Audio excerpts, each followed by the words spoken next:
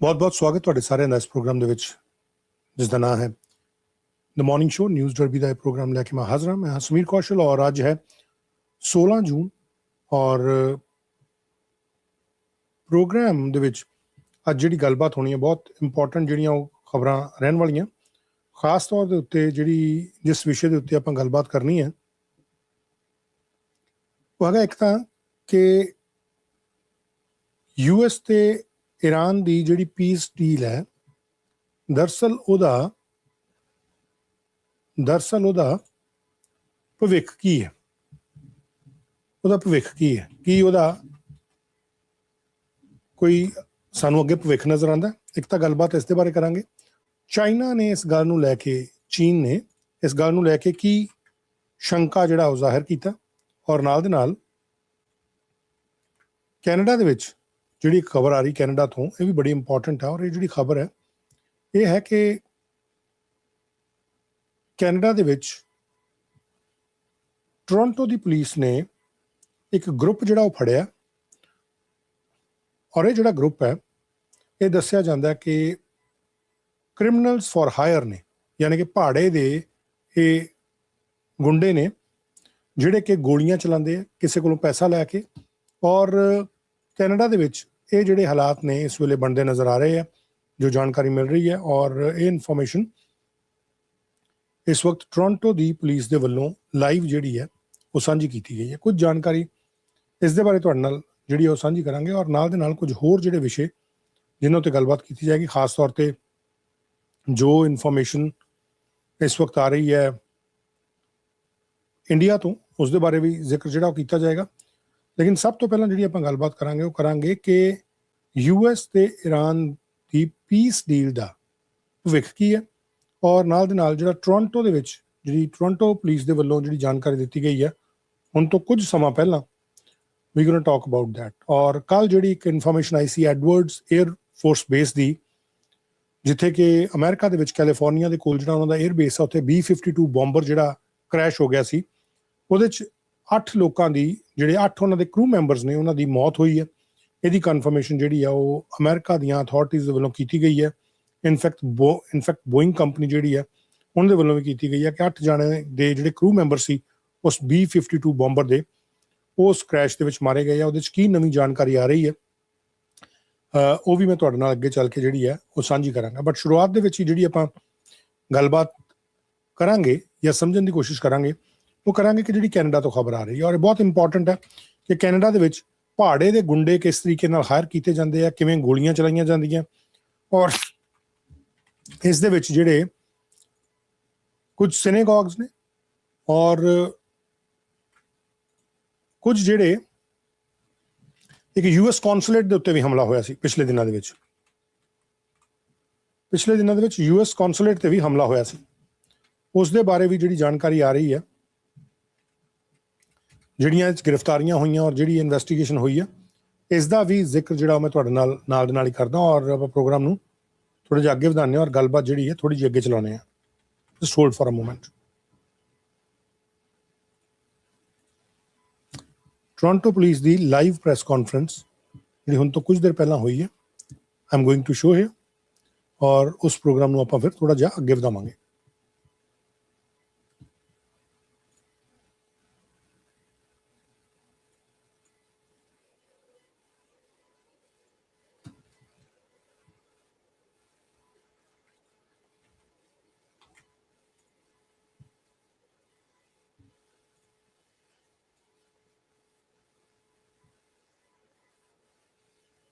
March 10th.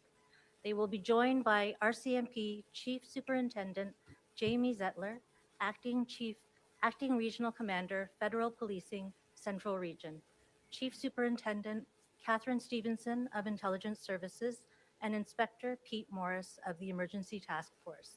Following remarks, they will be available to take questions from media. Chief Demke.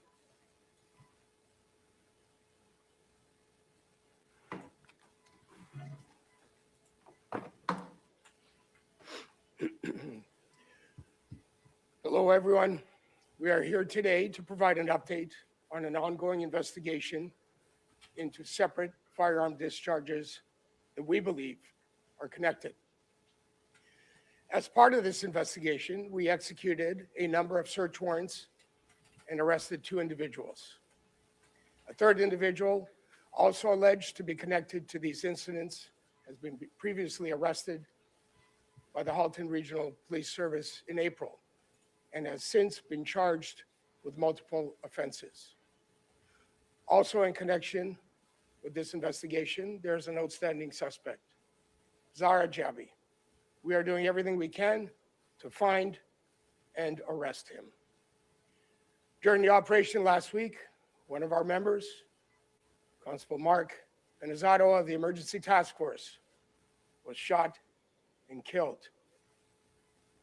This is an incredibly difficult moment for all of us. Mark's family has lost a husband, a father, and a son. And as a service, we've lost a colleague and a friend.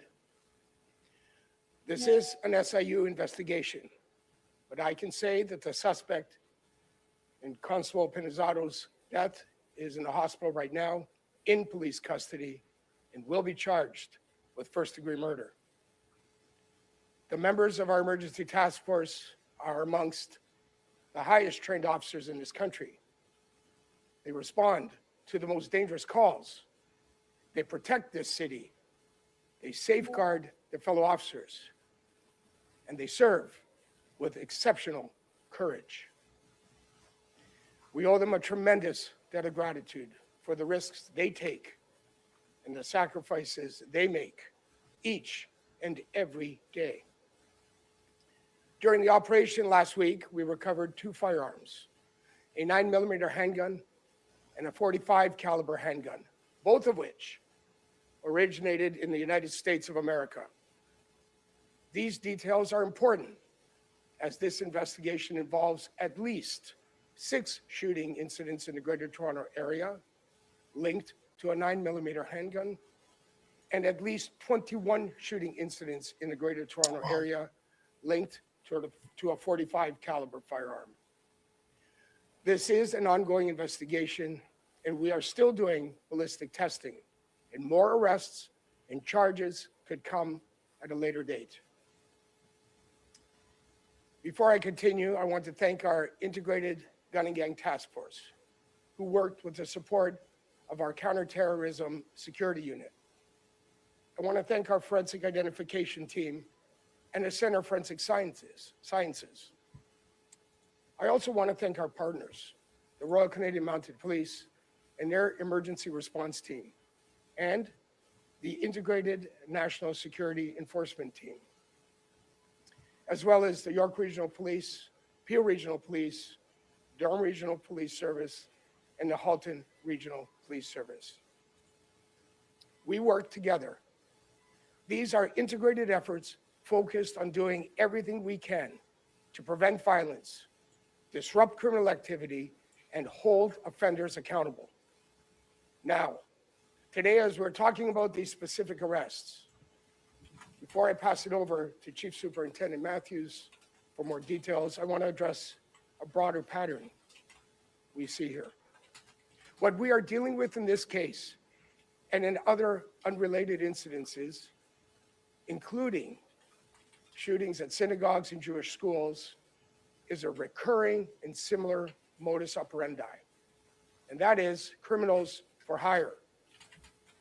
Through encrypted messaging apps, young people are hired to carry out attacks against various targets. And in order to get paid, they're required to film their attacks. Who is paying for this? This is what we are trying to determine, including by working with our RCMP and FBI colleagues. Now, I know there's been a lot of reporting about criminal groups and foreign actors, but what I can tell you is that we are still working actively to investigate who is responsible for orchestrating these criminal acts. What we know is that bad actors are using criminal elements in our city to carry out these dangerous incidents. And it is clear that some of the people hiring these criminals want to create a sense of fear in our communities, including in the Jewish community.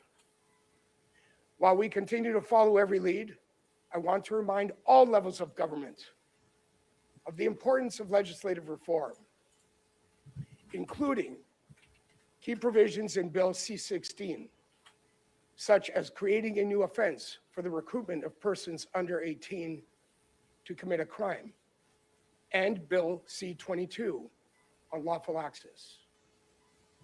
If law enforcement does not have the tools needed to prevent violence that is planned and paid for through encrypted messaging apps, it is all of us in our communities that suffer. And the risks and consequences are very real. Thank you, and I'll now pass it over to Chief Superintendent Matthews. Thank you, Chief. As you'll recall, on Tuesday, March 10th, 2026, two male suspects exited a Honda CR-V on University Avenue and fired multiple rounds into the U.S. Consulate. While the building was struck by gunfire, thankfully nobody inside was injured. Surveillance video later showed the suspects firing at the building while also recording the incident on their phones. The suspect vehicle, which was stolen just prior, was found abandoned in Scarborough. The Toronto Police Integrated Gun and Gang Task Force took the lead on the investigation with support from our Counterterrorism Security Unit. At the same time, our partners at the RCMP and the Integrated National Security Enforcement Team, better known as INSET, launched a parallel investigation and classified the incident as a national security matter. As our investigation progressed, we determined this incident was connected to several other firearm discharges investigations across the GTA, both in terms of the individuals involved and the firearms being used. One of those incidents took place in Scarborough, in the Markham Road and Eglinton Avenue East area on March 25th.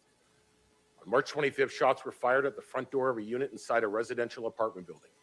Fortunately, no injuries were reported and the suspects fled the area. The following day, on March 26th, another shooting occurred in Etobicoke in the Islington and Lakeshore Boulevard West area. Shots were fired at a business, damaging the storefront. Responding officers observed a dark Honda Civic fleeing the area at a high rate of speed and initiated a pursuit. The vehicle eventually collided with a fence and the suspects fled on foot. Again, there were no reported injuries. Through the course of the investigation, the Toronto Police determined that 3 incidents were connected and identified several of the individuals alleged to be responsible. On April 14th, Jayon Berger, 18 years of age, of Barrie, was arrested by Halton Regional Police Service in connection with a separate shooting in Oakville. While in custody, he was charged by the Toronto Police Service with multiple firearm offenses related to the March 26th shooting in Etobicoke. Through these investigations, suspects were identified, and on June 11th, the Toronto Police Service and the RCMP executed multiple search warrants across Toronto. 2 individuals were arrested. Sheldon Tracy Stewart, 18, of Toronto, has been charged in relation to the shooting at the U.S. Consulate. He faces multiple firearms-related charges, as well as charges for failing to comply with his release order. The loaded firearm seized during his arrest, a Glock 17 9mm handgun, has since been connected to 6 additional shootings across the Greater Toronto Area, including incidents in Toronto, Peel, York, and Durham. Again, these were all firearm discharge incidents where no injuries were reported. During the execution of one of those search warrants, that same morning, we alleged that Nicholas Bennett, 19 years of age, of Toronto, shot and killed Toronto Police Service Constable Mark Pinizzato. He will be charged with first-degree murder. Nicholas Bennett will also be charged in connection with the March 25th shooting in Scarborough and the March 26th shooting in Etobicoke. These charges include multiple firearm-related offenses, as well as breach of probation charges. While ballistic testing remains ongoing, we believe the second firearm seized that morning, a Springfield Armory XT-45 caliber handgun, could be connected to 21 additional shooting incidents in Halton, Peel, and Toronto, including the shooting at the U.S. Consulate. During the execution of our search warrants on June 11th, we did not find 19-year-old Zara Jabi. He is outstanding and wanted in connection with the shooting at the U.S. Consulate. Jabi was a youth at the time this photograph was taken. While we received judicial authorization to publish his identity to assist us in locating him, that authorization expires on Friday, June 19th. This investigation remains ongoing, While we've been able to connect these firearms to numerous incidents, we are still working to identify not only the individuals responsible for pulling the triggers, but also those who may have directed or organized these acts of violence. I want to again acknowledge the outstanding work of Toronto Police Services Integrated Gun and Gang Task Force, our Counterterrorism Security Unit, our Forensic Identification Services Team, and the Homicide Squad, along with our partners at the RCMP, INSET, the Center of Forensic Sciences, and York, Peel, Durham, and Halton Police Services. We will continue to work together to identify everyone responsible for these crimes and ensure they are held accountable. Thank you, and we'll now take your questions. Can you speak to the nature of this gun for hire network? It sounds like there might be a sharing of weapons. Do you have any sense of the scope of this network? And if you could speak specifically to the age of the, at least of the young people that you're aware of being co-opted into this. Obviously, we have young people who are just barely of adult sentencing age. Just some of those details. Sure. The network, as we are investigating, as it's unfolding, it seems there are multiple networks, multi-layered, that the actual actors that are committing the violence are younger in age. In this case, we do not have anybody who is a young person. They're all adults that have committed these offenses, but it's not lost on us that the younger people are being recruited. But as far as these, we'll call them cells or networks go, we believe there's multiple. The sharing of firearms is common. We have 21 different shooting incidents with the .45 caliber, 6 with the 9mm, and we don't believe that it's the same person pulling the triggers in each one. We believe that the firearms are being swapped around. You mentioned synagogues and Jewish schools specifically. We haven't had a confirmation of that yet. Are there any shootings that you can tell us about that you believe are part of this network for hire being responsible? So the commonality is the MO, or the scheme, as we call it, where we do believe that the people that have committed the shootings at the Jewish schools and the synagogues are involved in a similar scheme. And we take the evidence from the scene of the members videotaping the acts, which is common to ensure that they're getting paid for what they've been sent out to do. What does this have to do, if anything, with GFL's tow trucks being cartel connected over the weekend? There definitely is an overlap. The shooting in Oakville was GFL related. Multiple shootings that are part of the linkages of the firearms are GFL related. I'm not going to go into detail with GFL as that investigation is ongoing, but what I will say is that through Project Resolute, Project Guardian, and Project Aegis, we have deployed multiple resources throughout the city in both uniform and plainclothes to keep the city safe. But the shootings related to GFL are ongoing. What are the encrypted apps that are being used to recruit the youth? And are there any social media apps that are also being used? So the information that we have thus far, WhatsApp, Telegram, and Signal, but we are expecting to uncover many more on device apps. And are the youth being initiated into these gangs, or are they simply being, sorry, I shouldn't say gangs, are they being initiated to participate in these crimes, or are they simply being paid and kind of cast aside when they've completed their task? So the information that we have, this is for monetary gain. Monetary gain. They're being paid for these acts. What spans of the network would you describe this as being? That's very difficult at this point to determine. We do know that there's multiple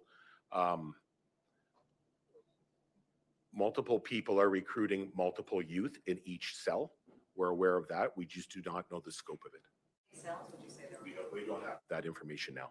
How are you able to navigate in terms of finding these cells? I mean, you're finding the end of it, you're finding people committing the act, but how difficult is it to try to actually uncover these cells and these networks and sort of where they originate from?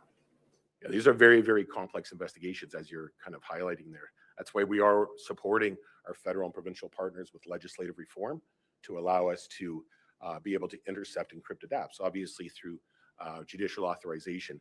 So it is incredibly complex, but I can tell you the work of the members of the Toronto Police Service, all of our partners in both municipal, regional, provincial, and federal are working together, as well as international entities, to try to identify we'll call them back ends of these incidents. That said, there are these networks, do you believe they go beyond the city scope, you believe in national, possibly international?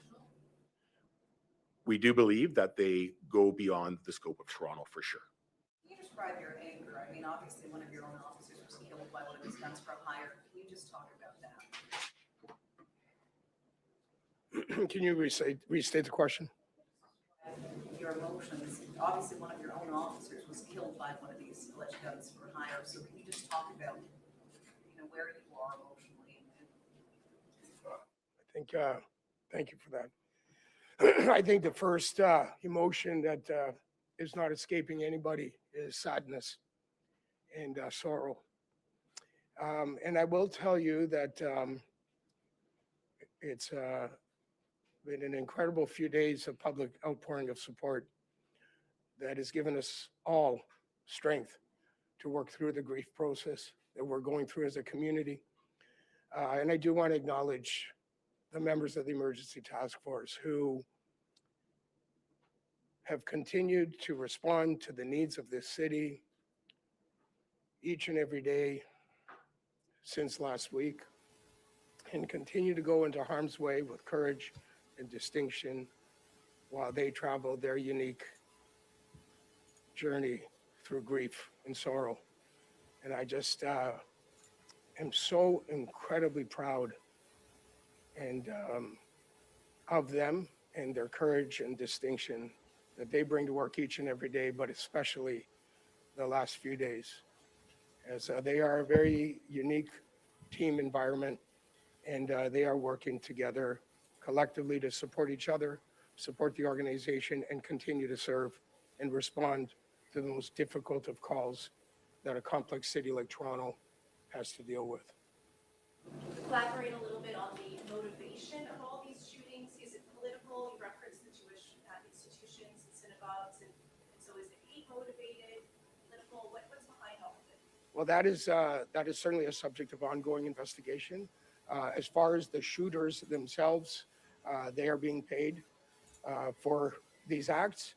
As far as the organizers and orchestrators in the background, there are multiple dimensions to that. That is very much a subject of ongoing investigation.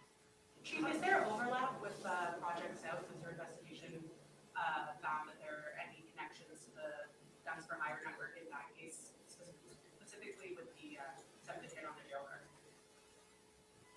Well, I think the modus operandi are, can't escape us being an element of consideration in the investigation as we uncover more and more about what's happening. I don't want to comment too much about Project South as York Region is leading that investigation, but the MO we're describing today continues to be something of an ongoing concern. Can you describe how the networks work? Is there do clients pay the shooters directly, or are they going to a middleman? So while that maintains to be part of the ongoing investigation, the belief is that the middle person involved in the scheme would be the one paying the actual shooters or committing the acts. We're under the impression that there was going to be an RCMP representative here, chief superintendent. Oh, sorry. Could I ask you a question about the U.S. Consulate shooting? As you'll be aware, the FBI has identified Mohammed al-Sadi as the person who orchestrated this based on a phone call where he's been identified as saying who orchestrated a consulate shooting and a shooting at a synagogue here in Toronto. Has that recording been shared with the RCMP, and what is your understanding of whether it's a group or individual who orchestrated these shootings? So I am aware of the media reports with regards to this. Certainly, we engage with our international partners as we do with our provincial municipal partners to gather information. We take a look at the information, we evaluate it, and we collaborate and corroborate it, and we use that evidence to try and move that into evidence and allow us to move forward with the investigation. The investigation is still ongoing. I do not want to comment as to whether or not the validity or not validity of that information, but it is part of our investigation. We're aware of it, and we're continuing to follow up on it. And perhaps a question for Chief Deputy. Thank you very much. The operation last week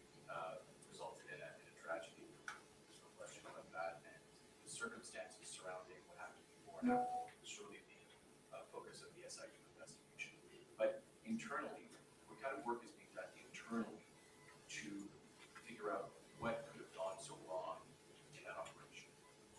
I think first and foremost, it's important to recognize it is an SIU investigation, and we're doing what we need to do with our homicide squad and others to advance the collection of evidence and the presentation of evidence and the SIU process, as well as the criminal process that we expect to unfold as a result of all the search warrants last week.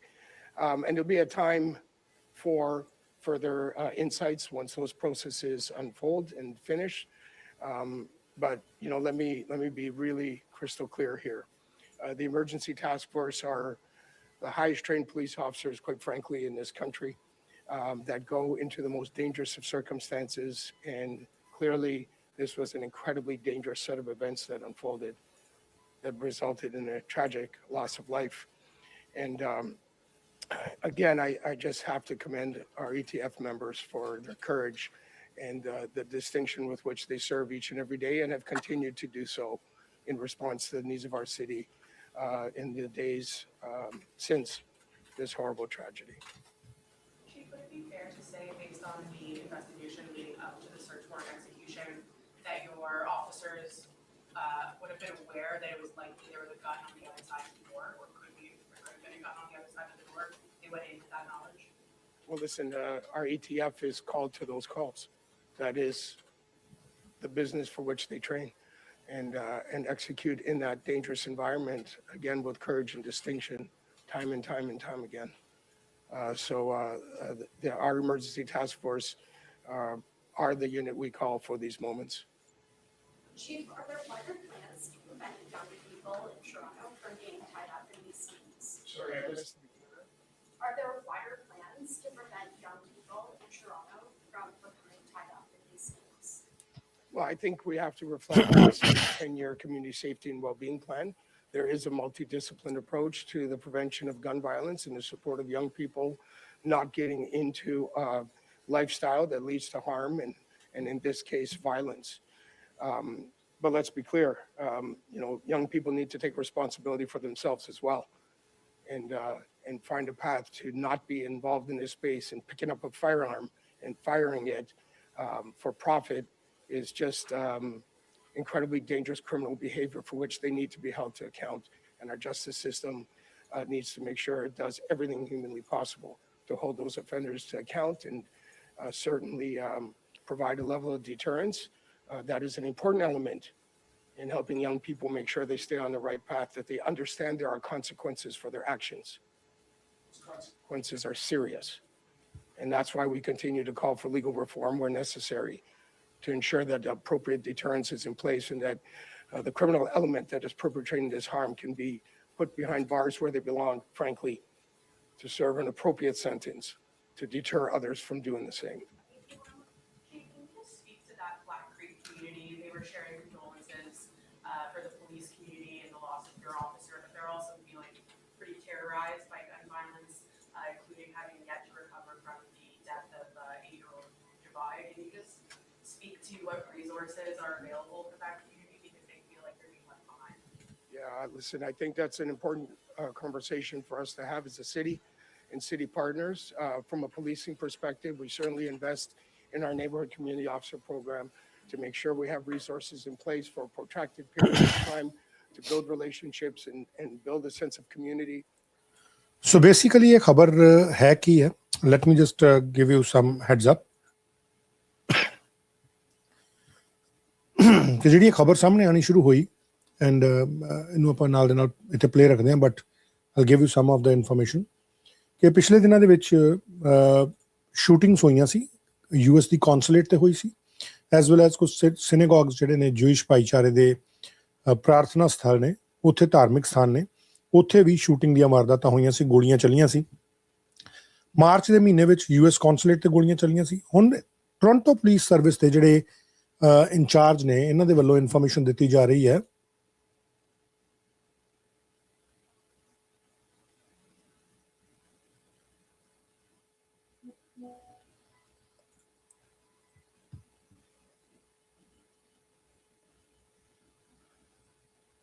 ਉਹਨਾਂ ਦੇ ਵੱਲੋਂ ਇਹ information ਜਿਹੜੀ ਦਿੱਤੀ ਜਾ ਰਹੀ ਹੈ, ਕਹਿੰਦੇ US ਕੌਂਸੂਲੇਟ ਦੇ ਉੱਤੇ ਜਿਹੜਾ ਹਮਲਾ ਹੋਇਆ ਸੀ ਉਹ ਜਿਹੜੇ ਲੋਕਾਂ ਵੱਲੋਂ ਕੀਤਾ ਗਿਆ ਸੀ ਉਹ ਭਾੜੇ ਦੇ ਗੁੰਡੇ ਸੀ, ਕ੍ਰਿਮੀਨਲਸ ਫॉर ਹਾਇਰ ਸੀ, ਯਾਨੀ ਕਿ ਉਹਨਾਂ ਨੂੰ ਹਾਇਰ ਕੀਤਾ ਗਿਆ ਸੀ। ਕਿਹਦੇ ਵੱਲੋਂ ਕੀਤਾ ਗਿਆ ਸੀ ਇਹ ਅਜੇ ਜਾਣਕਾਰੀ ਇਹਦੇ 'ਚ ਉਸ ਲੈਵਲ ਤੇ ਮਤਲਬ ਨਹੀਂ ਦਿੱਤੀ ਗਈ, ਲੇਕਿਨ ਜਿਹੜੀ ਦਿੱਤੀ ਗਈ ਜਾਣਕਾਰੀ ਜੋ ਪੁਲਿਸ ਨੇ ਦੱਸਿਆ ਉਹਦੇ ਵਿੱਚ ਉਹਨਾਂ ਨੇ ਕਿਹਾ ਕਿ ਇਹੀ ਜਿਹੜੇ ਭਾੜੇ ਦੇ ਕ੍ਰਿਮੀਨਲ ਨੇ, ਕ੍ਰਿਮੀਨਲਸ ਫॉर ਹਾਇਰ ਨੇ, ਇਹਨਾਂ ਨੇ ਲਗਭਗ ਦਰਜਨਾਂ ਹੀ ਸ਼ੂਟਿੰਗਸ ਦੀਆਂ ਵਾਰਦਾਤਾਂ GTA ਦੇ ਏਰੀਆ ਦੇ ਵਿੱਚ ਕੀਤੀਆਂ ਔਰ 2 ਹੈਂਡਗਨ ਸੀਜ਼ ਕੀਤੀਆਂ ਗਈਆਂ ਜਿਹੜੀਆਂ ਪਿਛਲੇ ਦਿਨਾਂ ਦੇ ਵਿੱਚ ਰੇਡਸ ਹੋਈਆਂ ਸੀ ਔਰ 27 ਸੈਪਰੇਟ ਸ਼ੂਟਿੰਗਸ ਨੇ ਜਿਹੜੀਆਂ ਕਨੈਕਟ ਹੋ ਸਕਦੀਆਂ ਉਹਨਾਂ ਦੇ ਨਾਲ। ਉਹ ਕਹਿੰਦੇ ਕਿ ਗਨ ਸਵੈਪ ਕਰ ਲਿੱਤੀਆਂ ਜਾਂਦੀਆਂ ਸੀ ਗ੍ਰੇਟਰ ਟੋਰਾਂਟੋ ਏਰੀਆ ਦੇ ਵਿੱਚ ਔਰ ਕਹਿੰਦੇ ਕਿ ਜਿਹੜੀਆਂ ਇਹ ਰੇਡਸ ਇਨਵੋਲਵ ਹੋਈਆਂ ਇਹਦੇ 'ਚ ਹੀ ਵਨ ਆਫ ਦ ਜਿਹੜੇ ਇਹਨਾਂ ਦੇ ਕਾਂਸਟੇਬਲ ਸੀ ਮਾਰਕ ਪਿਨੀਜ਼ੋਟੋ, ਉਹਨਾਂ ਦੀ ਮੌਤ ਵੀ ਹੋਈ ਸੀ ਉਸੇ ਰੇਡ ਦੇ ਦੌਰਾਨ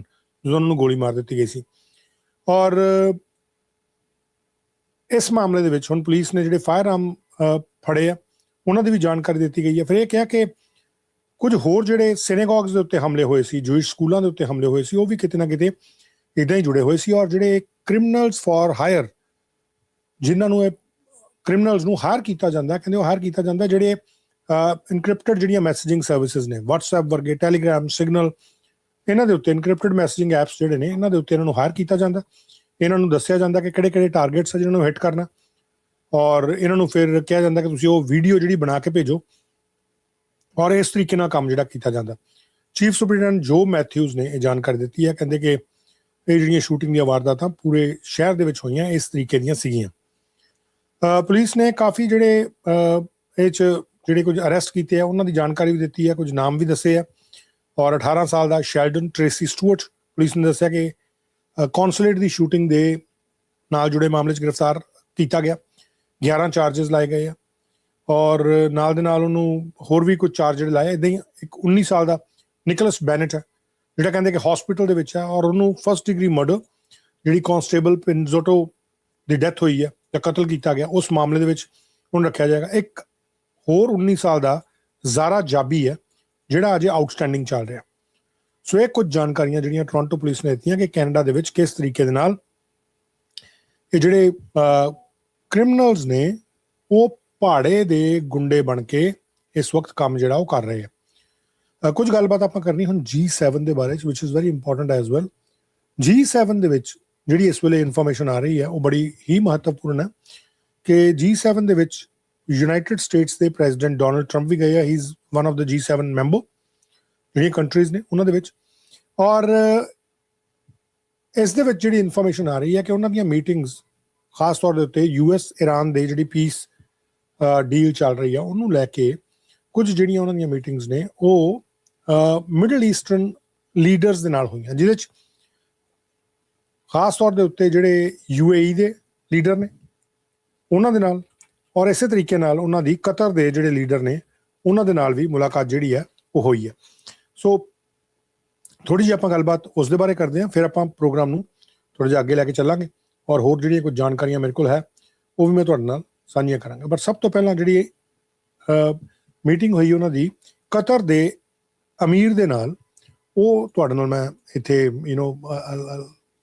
share some of that information ਕਿ ਉਹ 'ਚ ਕੀ ਗੱਲਾਂ ਬਾਤਾਂ ਹੋਈਆਂ। ਖਾਸ ਤੌਰ 'ਤੇ ਇਜ਼ਰਾਈਲ ਨੂੰ ਲੈ ਕੇ ਜਦੋਂ ਕੁਝ ਸਵਾਲ ਜਵਾਬ ਹੋਏ ਪ੍ਰੈਜ਼ੀਡੈਂਟ ਡੋਨਲਡ ਟਰੰਪ ਤੋਂ, ਤਾਂ ਇਜ਼ਰਾਈਲ ਨੂੰ ਲੈ ਕੇ ਉਹਨਾਂ ਨੇ ਕਿਹਾ ਕਿ ਲੈਬਨਾਨ ਵਾਲਾ ਮਾਮਲਾ ਸੀਰੀਆ ਦੇ ਕੋਲ ਵਧੀਆ ਤਰੀਕੇ ਨਾਲ ਸੀਰੀਆ ਨੂੰ ਡੀਲ ਕਰ ਸਕਦਾ ਸੀ। ਆਈ ਡੋਂਟ ਨੋ ਕਹਿੰਦੇ ਇਹਨਾਂ ਨੇ ਕਿਉਂ ਕੀਤਾ ਜਿਹੜੇ ਇਜ਼ਰਾਈਲ ਵਾਲੇ ਆ। ਸੋ ਇਹ ਬਹੁਤ ਇੰਟਰਸਟਿੰਗ ਇਹ ਜਿਹੜੀ ਵਾਰਤਾਲਾਪ ਜਿਹੜੀ ਸਾਹਮਣੇ ਆਈ ਹੈ। ਆਈ ਐਮ ਸਰਪ੍ਰਾਈਜ਼ਡ ਕਿ ਅੱਜ ਆਈ don't know what is the reason, ਲੇਕਿਨ ਅੱਜ ਇੰਟਰਨੈਟ ਦੇ ਉੱਤੇ ਜਿਹੜੇ ਇਹ ਪਲੇਟਫਾਰਮਸ ਦੇ ਉੱਤੇ ਅਸੀਂ ਪ੍ਰੋਗਰਾਮ ਕਰਦੇ ਹਾਂ, ਅੱਜ ਇਹਨਾਂ ਦੀ ਰੀਚ ਬਹੁਤ ਘੱਟ ਹੈ ਅਦਰ ਡੇਜ਼ ਦੇ ਨਾਲੋਂ। ਮੈਂ ਦੇਖ ਰਿਹਾ ਬਾਕੀਆਂ ਦੀ ਵੀ ਜਿਹੜੀ ਹੋਸਟਿੰਗ ਕੀਤੀ ਜਾ ਰਹੀ ਹੈ, ਬਾਕੀਆਂ ਵੱਲੋਂ ਵੀ ਲਾਈਵ ਪ੍ਰੋਗਰਾਮਸ ਜਿਹੜੇ ਕੁਝ ਹੋਰ ਸੋਸ਼ਲ ਮੀਡੀਆ ਦੇ ਜਰਨਲਿਸਟ ਨੇ ਜਾਂ ਰਿਪੋਰਟਰਸ ਨੇ ਜਾਂ ਇਨਫਲੂਐਂਸਰਸ ਨੇ, ਅੱਜ ਰੀਚ ਬਹੁਤ ਘੱਟ ਆ ਰਹੀ ਹੈ। I don't know what is the reason, ਲੇਕਿਨ ਖੈਰ ਆਪਾਂ ਆਪਣੀ ਜਿਹੜੀ ਹੈ ਇਹ ਗੱਲਬਾਤ ਇਹਨੂੰ ਅੱਗੇ ਵਧਾਉਂਦੇ ਹਾਂ ਔਰ ਜਿਹੜੀ ਪ੍ਰੈਜ਼ੀਡੈਂਟ ਡੋਨਲਡ ਟਰੰਪ ਦੀ ਬੈਠਕ ਕਤਰ ਦੇ ਅਮੀਰ ਦੇ ਨਾਲ ਹੋਈ ਹੈ ਉਹਦੀ ਆਪਾਂ ਗੱਲਬਾਤ ਥੋੜੀ ਜਿਹੀ ਕਰਦੇ ਹਾਂ, ਜਿਹੜੀਆਂ ਬਾਇਲੇਟਰਲ ਮੀਟਿੰਗਸ ਟਰੰਪ ਦੀਆਂ ਹੋਈਆਂ। Let's listen to Thank you very much, everybody.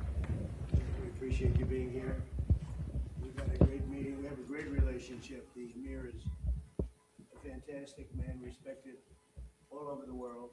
Prime Minister likewise. But we have to go the Emir first. Do you agree, Mr. Prime Minister? First him. But highly respected people, great people.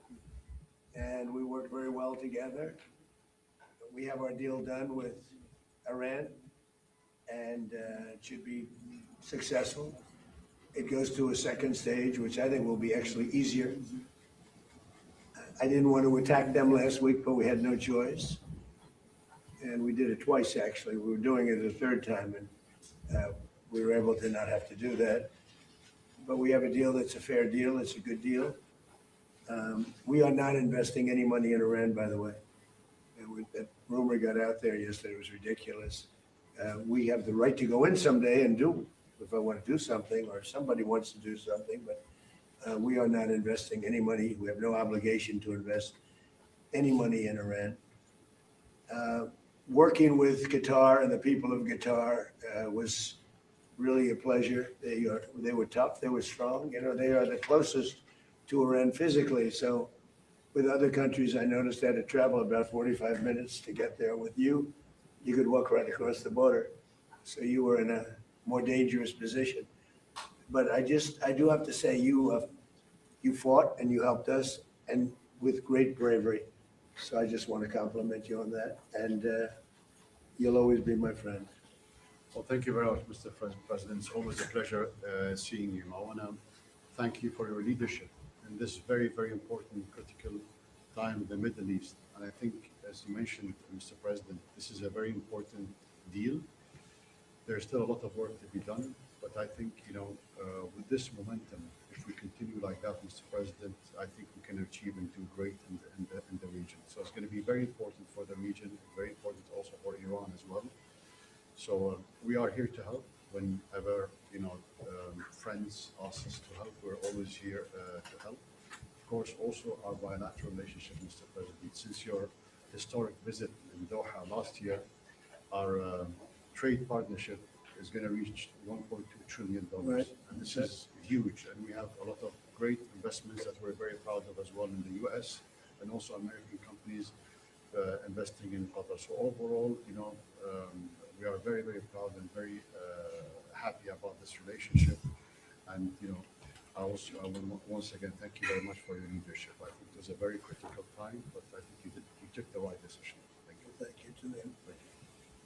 Qatar is going to be investing much more than $1 trillion in the United States. We have over 18. It's going to be 19.4 or so when it figures out. But, we set a record. There's never been anything like it. No country in history has had that kind of investment. We'll be having almost $19.2 trillion invested in the United States. The record was 10 years ago from another country when it was hot. We have the hottest country in the world right now. But Qatar's been a great investor. We really rekindled ourselves when I met with you last year, a year ago, probably 13, 14 months. That was a good trip. And It was May. so they're going to. May, last May, I think. Yeah, I mean, yeah. That was a great trip, and we established. We've been friends for a long time. We've known each other for a long time. But Qatar is investing tremendous amounts of money in our country, and we appreciate that. Our country's we're building more factories, AI. We're leading AI by a lot. We're building automobile factories. We're building more than we've ever built in the history of our country. No country is ever doing what we're doing right now. No country has ever been able to do. And those factories will be opening over the next year and a half. Some are already open very soon. The pharmaceutical companies are coming back. The car companies are coming back from Germany, from Japan, from so many other places, Mexico and Canada. They're all coming back. We lost them foolishly years ago because we had presidents that didn't really know what they were doing. They should have never lost. But they're all coming back in beautiful, brand new, gleaming factories. In fact, there are a couple of big old plants. And I said, are you going to use that plant? And they said, no, we're building brand new. They're knocking it down. Everything's built brand new, beautiful. It's jobs. and the auto business. We're going to bring back probably, we lost 57% of our automobile business. I think we're going to bring it mostly back. And for chips, we were the king of chips, and then it got stolen from us. We went from being the king to having basically no chip business.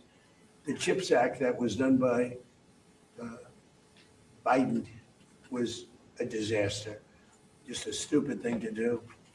You handed billions and billions of dollars to people, and then they didn't build a factory.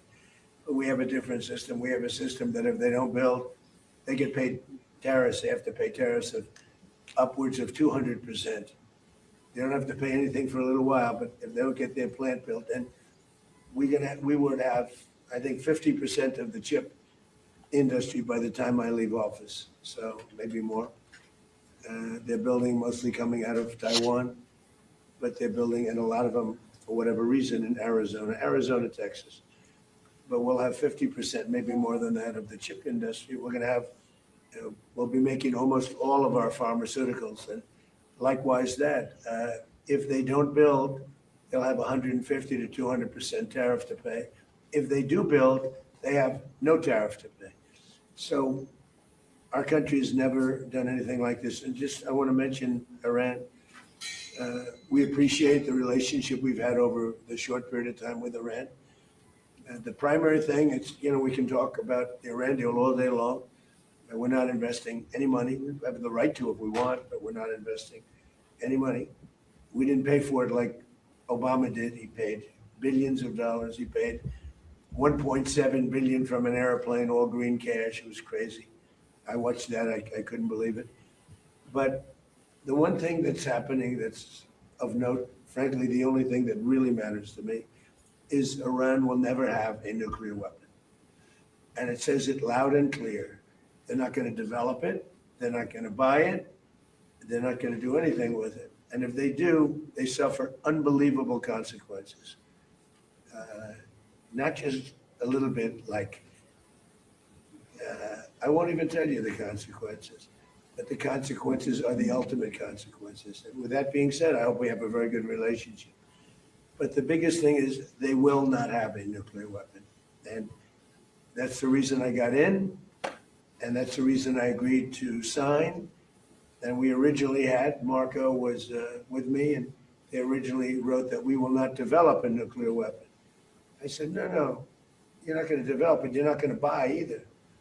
So we have, that took another couple of days of time. Everything was, it's ridiculous. But so we have, they will not develop, purchase, buy, or any other thing. They're not going to acquire a nuclear weapon. If they do, all hell will rain down on them.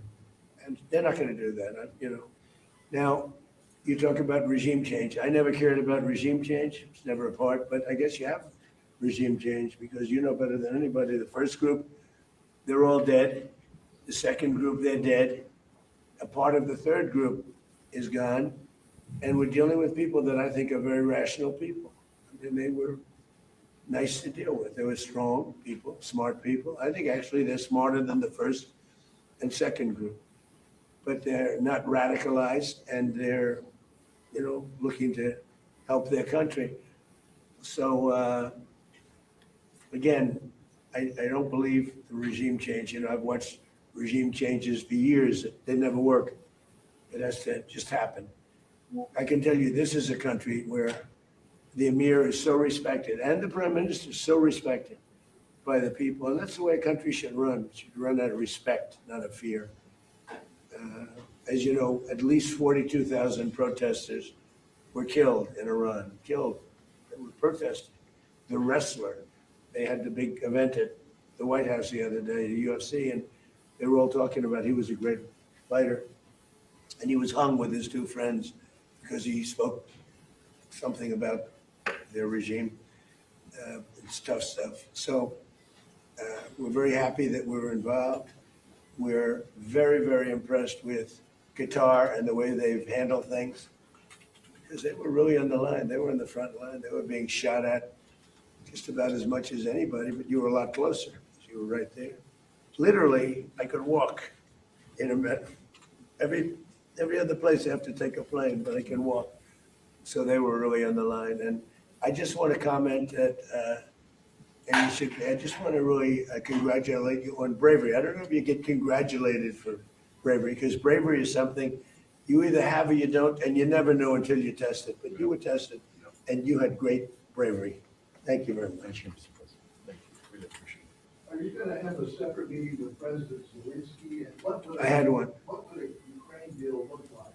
Well, we have one, but we had a good meeting. I'm meeting him later on. We had a very good meeting. Look, Russia should make a deal. Russia's lost tremendous amounts of people, and so has Ukraine.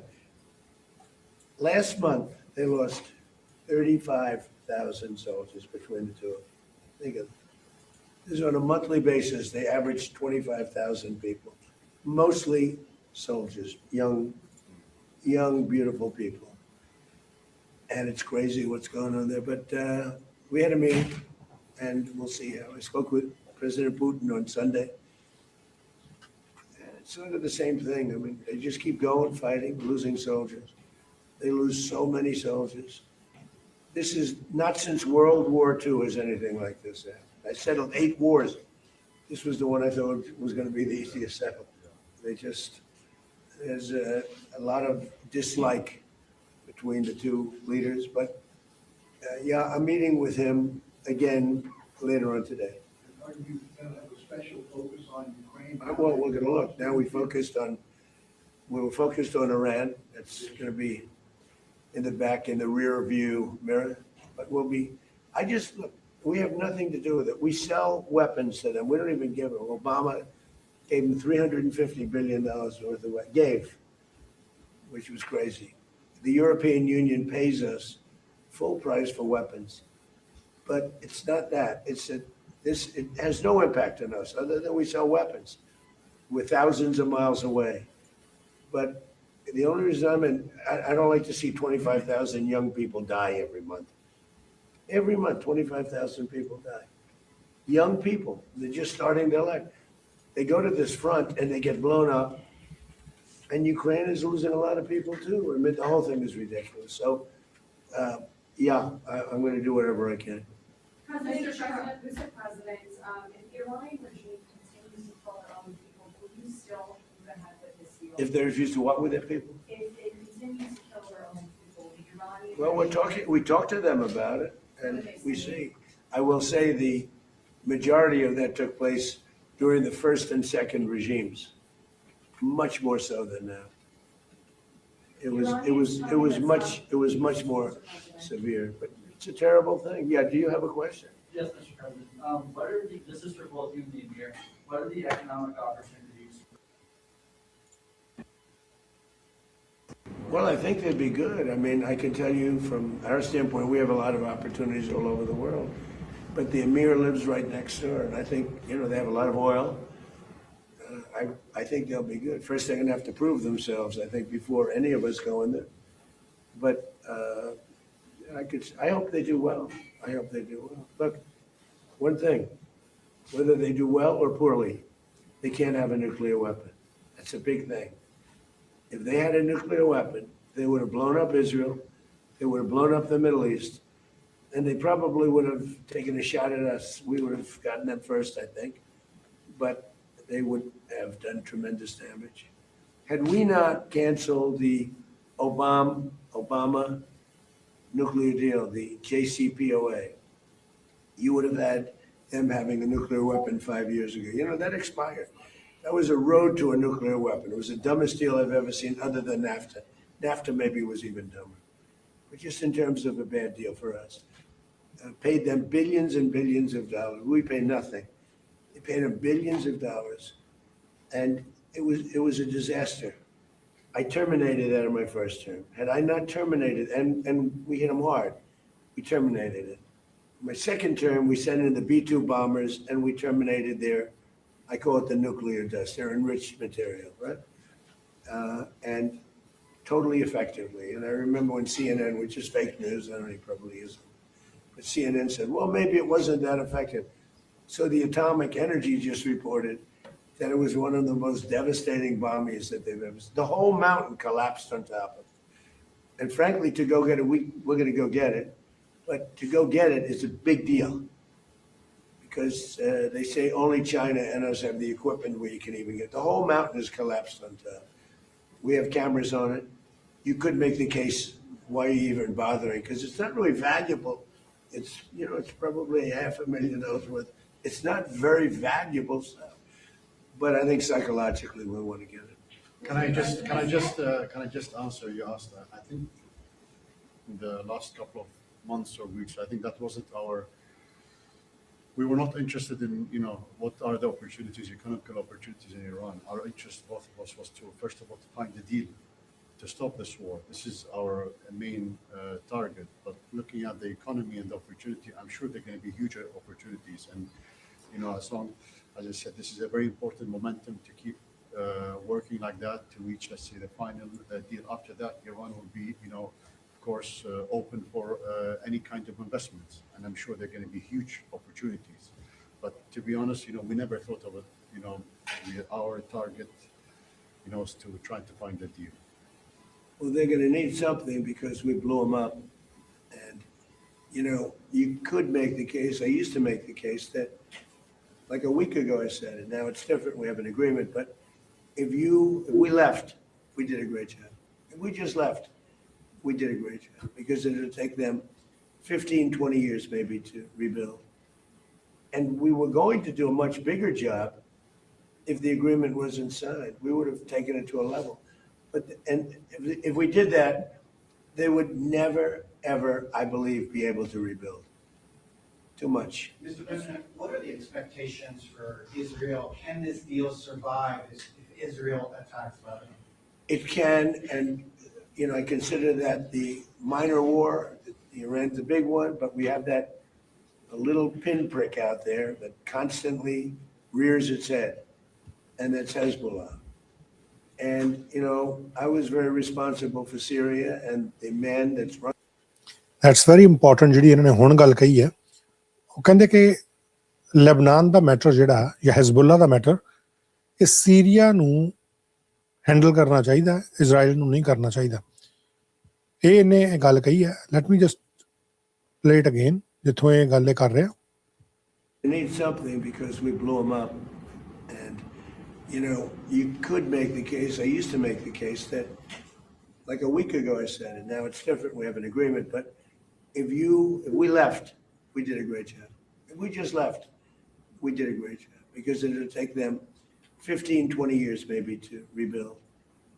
And we were going to do a much bigger job if the agreement wasn't signed. We would have taken it to a level.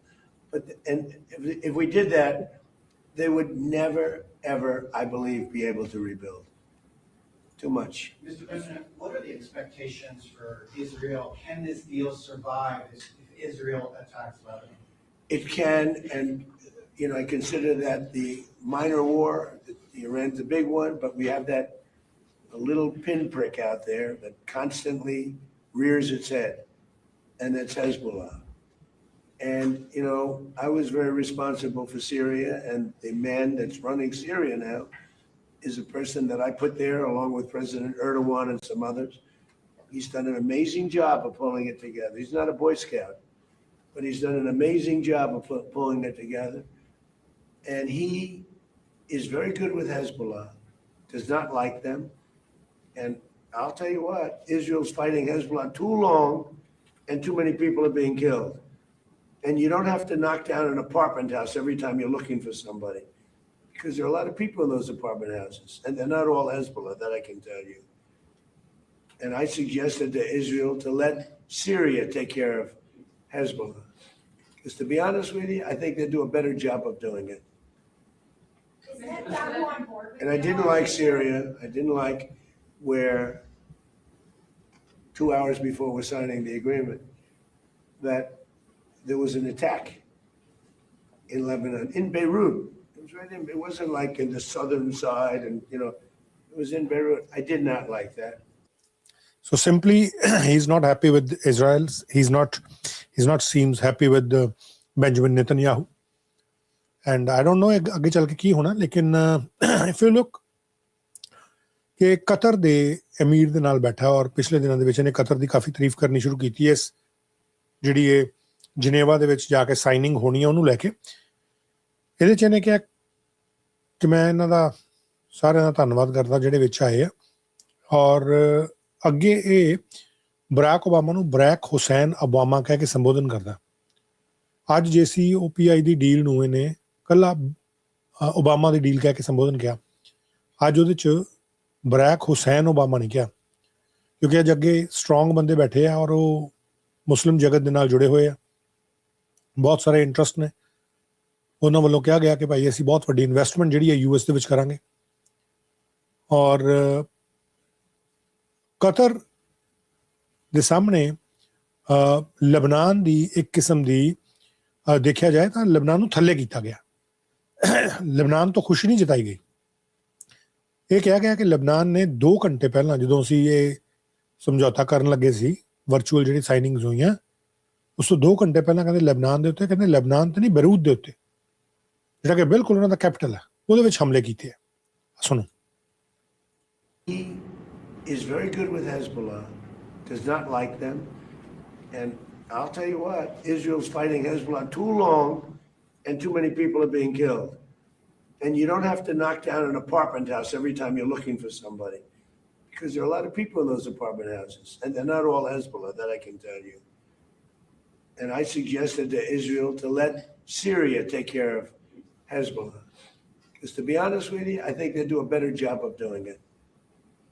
Is Netanyahu on board with And I didn't like Syria. I didn't like where 2 hours before we're signing the agreement, that there was an attack in Lebanon, in Beirut. It was right in, it wasn't like in the southern side and, it was in Beirut. I did not like that. I let them know that. I didn't like it, not at all. But I think that Syria, he's pulled that country together amazingly quickly. He's very capable.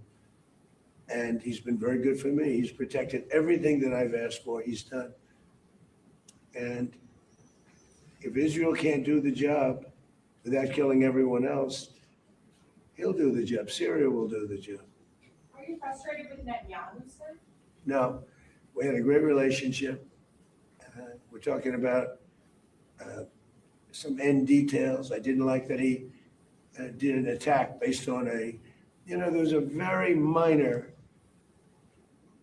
little thing with some drones that were released, and he ends up doing I saw that attack. I saw where that bomb went. Did you see what happened? That was a vicious, that was too much. You can do too much also. But we've had a very effective relationship. Without us, without the United States, there would be no Israel. Without me, there would be no Israel, because no other president was willing to do what I did. I've had a great relationship with Bibi, but now Bibi has to be more responsible with respect to Lebanon. Lebanon used to be a great country. It was a country where you had professors, doctors, lawyers. The great intellect was in Lebanon. Now it's terrible. I would say of all countries, they've been treated the worst. And they can't defend themselves. And they have Hezbollah, which is a problem for them. So, no, I'm not happy with the way Israel has handled themselves with Lebanon and with Hezbollah. They should have been able to do the job faster. It just goes on forever. And when that happens, it throws a negative light on the big deal, and that's the deal with Iran. So when you ask me about Bibi, an unbelievable relationship. But Israel would have been blown up a long time ago had I not gotten involved. 2 things I did. I terminated the Iran nuclear deal. Barack Hussein Obama sold out Israel for Iran. He went to Iran. He sold them out. How anybody can vote for this guy or the party, the Democrats I call them, because they're dumb. They're dumb people. That's number one. How anybody can vote for them. And the second was the B-2 bombers just totally destroyed. So they had the right, the JCPOA. I watch these politicians. I watch this Senator Reid that nobody ever heard of the other day. Well, this deal is the same as the deal with Barack Obama. No. This deal is a wall to a nuclear weapon. His deal was a road to a nuclear weapon. My deal, they can't have a nuclear. They get blown up. If they have a nuclear weapon, they get blown up. In his deal, they were allowed to have a nuclear weapon. And in all fairness to Bibi, I remember very well, Bibi came to Washington and he begged Obama not to make that deal. And Obama was on the side of Iran, not Israel. And he made the deal. That deal was a disaster. I terminated that deal. And if I didn't terminate, and was very tough after the termination, and if I didn't do that, Howard knows better than anybody. If I didn't terminate that deal, I believe that Israel wouldn't be here right now. And the second one was what we did with respect Israel to the won't be here right now. nuclear dust, as I call it, right? We blew it up. The mountain collapsed on top. You can't get to it. And they were 2 weeks away from having a nuclear weapon. And if they had a nuclear weapon, they would have used it on Israel, and I hate to say it, and probably the rest of the Middle East, because they had all those missiles aimed at the Emir, at Saudi Arabia, at UAE, at Kuwait, at Bahrain. I mean, the biggest surprise in this whole thing, I didn't think you guys would, I thought he would aim at Israel, but he didn't aim at Israel, much less. He aimed at your countries. And actually, that was a mistake for them because it brought us, these countries, in particular the 5 countries, it brought us, I mean, he even hit Turkey once. I never understood it. Nobody's going to understand it. That's the problem. They're totally irrational people. And those people are now gone. And I think Iran has rational leadership now. But you wouldn't have, if it weren't for the United States of America, with me, because Obama was the opposite, Israel would not exist right now. Israel would have been blown off the face of the earth, 100%. And every smart person in Israel knows that. Okay, thank you very much, everybody. Thank you. ਸੋ ਬਹੁਤ ਜ਼ਿਆਦਾ strong statement ਜਿਹੜੀ ਹੈ ਇਹਦੇ ਵੱਲੋਂ ਦਿੱਤੀ ਗਈ ਹੈ ਕਿ ਇਜ਼ਰਾਈਲ ਕਹਿੰਦਾ ਧਰਤੀ ਦੇ ਉੱਤੇ ਹੋਣਾ ਹੀ ਨਹੀਂ ਸੀ ਜੇ ਮੈਂ ਨਾ ਹੁੰਦਾ। ਇਹਦੇ ਵੱਲੋਂ ਗੱਲ ਕੀਤੀ ਹੈ। I don't know what is going to be the reaction on this, ਲੇਕਿਨ ਸਾਫ਼ ਤੌਰ ਤੇ ਇਹ ਹੈ ਕਿ ਕਿਉਂਕਿ ਇਹ ਬਾਹਰ ਨਿਕਲਣਾ ਚਾਹੁੰਦਾ, ਜਿਹੜਾ ਟਰੰਪ ਹੈ ਇਸ ਵੇਲੇ ਇਸ ਵਾਰ ਦੇ ਵਿੱਚੋਂ, ਜਿਹੜੀ ਇੱਕ ਅਨਨੈਸੈਸਰੀ ਵਾਰ ਖੁਦ ਟਰੰਪ ਨੇ ਸ਼ੁਰੂ ਕੀਤੀ ਹੈ ਔਰ ਹੁਣ ਉਹ 'ਚੋਂ ਬਾਹਰ ਨਿਕਲਣ ਦਾ ਰਸਤਾ ਨਹੀਂ ਮਿਲ ਰਿਹਾ। ਸੋ ਇਹਨੇ, ਜਿਵੇਂ ਇੱਕ ਕਹਾਵਤ ਹੁੰਦੀ ਹੈ ਕਿ ਬਿੱਲੀ ਆਪਣੇ ਬੱਚਿਆਂ ਨੂੰ ਪੈਰਾਂ ਥੱਲੇ ਲੈ ਲੈਂਦੀ ਜੇ ਅੱਗ ਲੱਗੀ ਹੋਵੇ, ਹੁਣ ਲਗਭਗ ਇਹਨੇ ਬੈਂਜਾਮਿਨ ਨੇਤਨਯਾਹੂ ਨੂੰ ਪੈਰਾਂ ਥੱਲੇ ਲੈ ਲਿਆ, ਇਨਫੈਕਟ ਇਜ਼ਰਾਈਲ ਨੂੰ ਪੈਰਾਂ ਥੱਲੇ ਲੈ ਲਿਆ। ਉਹਨੇ ਸਾਫ਼ ਕਹਿ ਦਿੱਤਾ ਕਿ ਇਜ਼ਰਾਈਲ ਜਿਹੜਾ ਧਰਤੀ ਦੇ ਉੱਤੇ ਹੋਣਾ ਹੀ ਨਹੀਂ ਸੀ ਜੇ ਮੈਂ ਨਾ ਹੁੰਦਾ। ਉਹ ਕਹਿੰਦਾ ਬਰਾਕ ਓਬਾਮਾ ਜਿਹੜਾ ਮੇਰੇ ਤੋਂ ਅਲੱਗ ਸੀ, ਲੇਕਿਨ ਜੇ ਮੈਂ ਨਾ ਹੁੰਦਾ ਤਾਂ ਹੁਣ ਤੱਕ ਕਹਿੰਦਾ ਤਬਾਹ ਹੋ ਜਾਣਾ ਸੀ ਇਜ਼ਰਾਈਲ। ਇਹਦੇ ਵੱਲੋਂ ਕਿਹਾ ਗਿਆ, ਲੇਕਿਨ ਇਸੇ ਮਾਮਲੇ ਨਾਲ ਜੁੜਿਆ ਕਿਉਂਕਿ ਇਹਨੇ ਕੁਝ ਹੋਰ ਜਿਹੜੇ UAE ਦੇ ਲੀਡਰ ਨੇ ਉਹਨਾਂ ਨਾਲ ਵੀ ਗੱਲਬਾਤ ਕੀਤੀ, ਮੈਂ ਉਹ 'ਤੇ ਵੀ ਤੁਹਾਨੂੰ ਸੁਣਾਉਣਾ। ਲੇਕਿਨ ਇੱਕ ਇੰਪੋਰਟੈਂਟ ਖਬਰ ਜਿਹੜੀ ਅਲ ਅਰੇਬੀਆ ਨੇ ਲਗਾਈ ਹੈ, ਅਲ ਅਰੇਬੀਆ ਨੇ, ਅਲ ਜਜ਼ੀਰਾ ਨੇ, ਸਾਰੇ ਮਿਡਲ ਈਸਟਰਨ ਜਿਹੜੇ ਹੈਗੇ ਆ ਨਿਊਜ਼ ਆਊਟਲੈਟਸ, ਉਹਨਾਂ ਦੇ ਵੱਲੋਂ ਇਹ ਖਬਰ ਲਗਾਈ ਗਈ ਹੈ which I am going to share. ਉਹਦੇ 'ਚ ਇਹ ਕਿਹਾ ਜਾ ਰਿਹਾ ਕਿ ਚਾਈਨਾ ਨੇ ਇਸ ਗੱਲ ਦੇ ਵਿੱਚ ਹੁਣ ਵਾਰਨਿੰਗ ਦਿੱਤੀ ਹੈ, ਜਿਹੜੀ ਇਹ US ਇਰਾਨ ਦੀ ਪੀਸ ਨੈਗੋਸੀਏਸ਼ਨ ਡੀਲ ਚੱਲ ਰਹੀ ਹੈ, US ਇਰਾਨ ਦੀਆਂ ਟਾਕਸ ਚੱਲ ਰਹੀਆਂ, ਉਹ ਕਹਿੰਦਾ ਇਹਦਾ ਅਗਲਾ ਫੇਜ਼ ਜਿਹੜਾ ਹੋਰ ਮੁਸ਼ਕਿਲ ਹੋ ਸਕਦਾ, ਚਾਈਨਾ ਦੇ ਵੱਲੋਂ ਇਹ ਗੱਲ ਕਹੀ ਗਈ ਹੈ। ਚਾਈਨਾ ਨੇ ਇਹ ਗੱਲ ਕਿੱਥੇ ਕਹੀ ਹੈ, ਲੈਟ ਮੀ ਜਸਟ ਸ਼ੇਅਰ। ਅਲ ਅਰੇਬੀਆ ਇੰਗਲਿਸ਼, ਇਹ ਅਰਬ ਦਾ ਮਿਡਲ ਈਸਟਰਨ ਕੰਟਰੀਜ਼ ਦਾ ਇੱਕ ਨਿਊਜ਼ ਆਊਟਲੈਟ ਹੈ, ਅਲ ਅਰੇਬੀਆ। ਇਹਨਾਂ ਦੇ ਵੱਲੋਂ ਇਹ ਖਬਰ ਜਿਹੜੀ ਲਗਾਈ ਗਈ ਹੈ ਐਂਡ ਯੂ ਕੈਨ ਸੀ ਇਹਨਾਂ ਦੇ ਵੈਬ ਪੇਜ ਦੇ ਉੱਤੋਂ ਮੈਂ ਤੁਹਾਨੂੰ ਇਹ ਲਾਈਵ ਜਿਹੜੀ ਇਨਫੋਰਮੇਸ਼ਨ ਦਿਖਾ ਰਿਹਾ। ਇਹਨਾਂ ਨੇ ਕਿਹਾ ਕਿ China wants next phase of US Iran talks will be more difficult. ਔਰ ਇਹਨਾਂ ਨੇ ਕਿਹਾ ਕਿ China's, let me just make it more closer, China's top diplomat ਜਿਹੜੇ ਕਿ ਵੋਂਗ ਜੀ ਨੇ, ਇਹਨਾਂ ਦੇ foreign affairs minister, told his Pakistani counterpart, Pakistan ਦੇ ਫੋਰਨ ਮਿਨਿਸਟਰ ਜਿਹੜੇ ਇਸ਼ਾਕ ਡਾਰ ਨੇ, ਉਹਨਾਂ ਨੂੰ ਕਹਿੰਦੇ ਮੰਗਲਵਾਰ ਨੂੰ ਕਿਹਾ, ਯਾਨੀ ਕਿ ਅੱਜ, that the next phase of negotiation between the United States and Iran, which Pakistan has helped mediate, will be more difficult.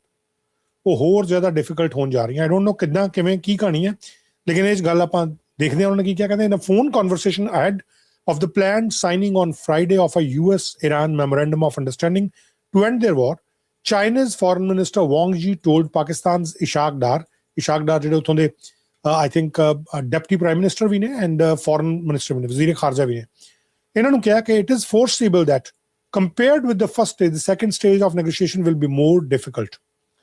Wang added that the United Nations Security Council, UNSC, should also play a greater role in supporting these talks, according to a statement from Beijing's foreign ministry. Well, the reason is that UNSC ਦੀ ਇਸ ਵੇਲੇ ਪ੍ਰਧਾਨਗੀ ਜਿਹੜੀ ਹੈ ਉਹਨਾਂ ਦੇ ਕੋਲ ਵੀ ਹੈ. Wang ne said the current consensus is far from the final destination. Rather, it is a new starting point. The current consensus is far from the final destination. ਅਜੇ ਵੀ ਬਹੁਤ ਦੂਰ ਹੈ, ਦਿੱਲੀ ਬਹੁਤ ਦੂਰ ਹੈ, ਬਹੁਤ ਦੂਰ ਹੈ ਜੀ ਕਹਿੰਦੇ ਜਿਹੜੀ ਗੱਲਬਾਤ ਹੈ. Achieving lasting peace in the Middle East and Gulf region still requires unremitting efforts from all parties. Wang added that China was willing to work with Pakistan to promote peace.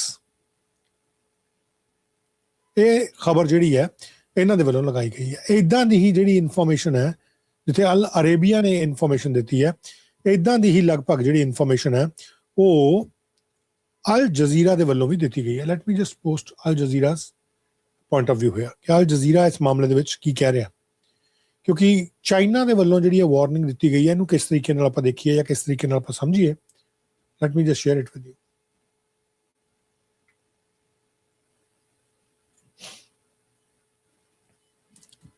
Al Jazeera ਤੇ ਜਿਹੜੀ ਖਬਰ ਆਈ ਹੈ ਆਈ ਹੈ. Al Jazeera ਨੇ ਇਹ ਖਬਰ ਦਿੱਤੀ, China wants next phase of Iran.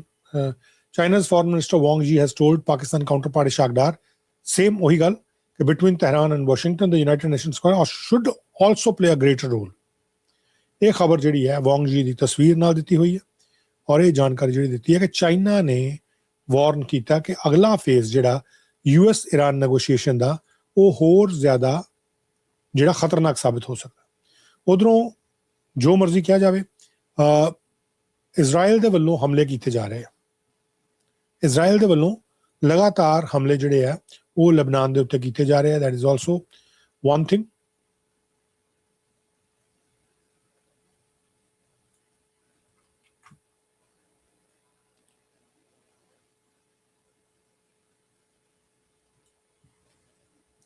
And not just only this, ਜਿਹੜੇ ਡੋਨਲਡ ਟਰੰਪ ਨੇ ਇਹਨਾਂ ਦੀ ਮੀਟਿੰਗ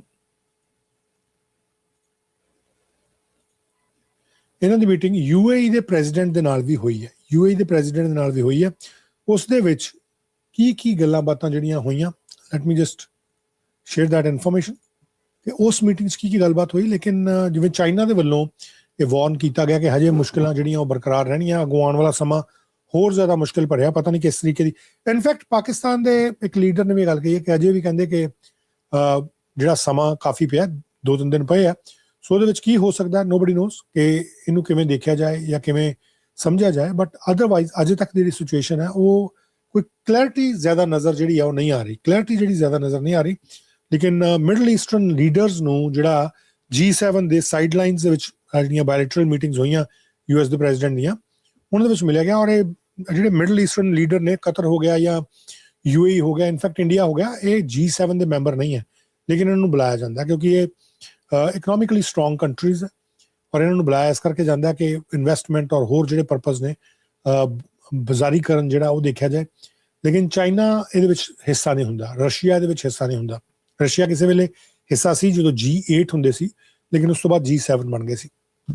ਸੋ ਮੌਜੂਦਾ ਸਮੇਂ ਦੇ ਵਿੱਚ ਯੂਕਰੇਨ ਤੇ ਰਸ਼ੀਆ ਦੀ ਵਾਰ ਜਿਹੜੀ ਆ ਉਹਨੂੰ ਲੈ ਕੇ ਵੀ ਗੱਲਬਾਤ ਕੀਤੀ ਗਈ ਹੈ. ਬਟ ਇੰਪੋਰਟੈਂਟ ਜਿਹੜੀ ਇਹਦੇ 'ਚ ਗੱਲਬਾਤ ਰਹੀ ਹੈ ਉਹ ਇਹੀ ਰਹੀ ਹੈ ਕਿ ਇਹਨਾਂ ਨੇ ਲੈਬਨਾਨ ਨੂੰ ਲੰਮੇ ਹੱਥੀ ਲਿਆ. That is for sure. Trump ਨੇ ਜਿਹੜੀ ਇਹ ਮੀਟਿੰਗ ਕੀਤੀ ਹੈ UAE ਦੇ ਪ੍ਰੈਜ਼ੀਡੈਂਟ ਦੇ ਨਾਲ, light me just post that for you.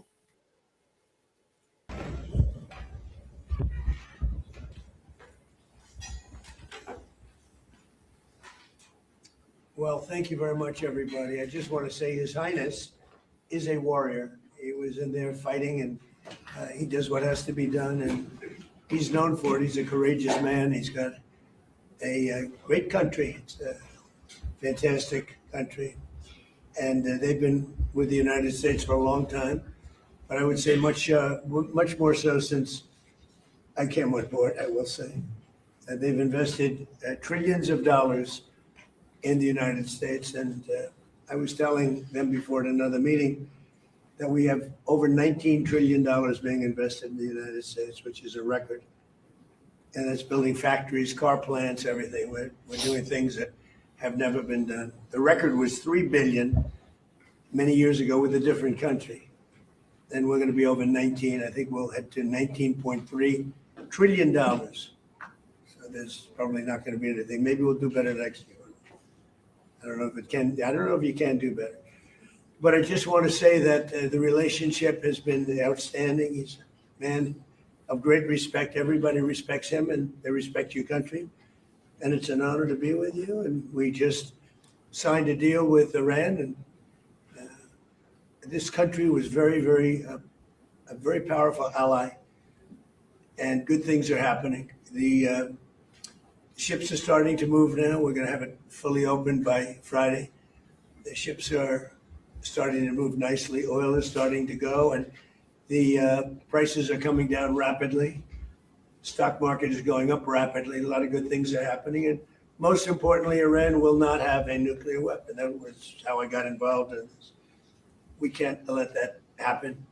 So they will not have a nuclear weapon. And other than that, I'd like to ask His Highness to say a few words. And if you want, we can take a couple of questions, please. Well, it's really my pleasure, Mr. President, to be with you here.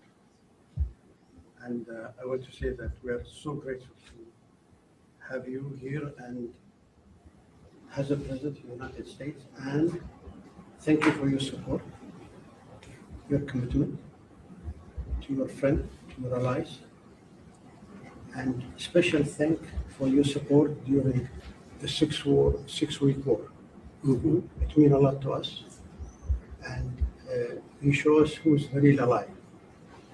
And without your support, your commitment, Mr. President, not my country only, but the Middle East will be in a different part, a different situation today.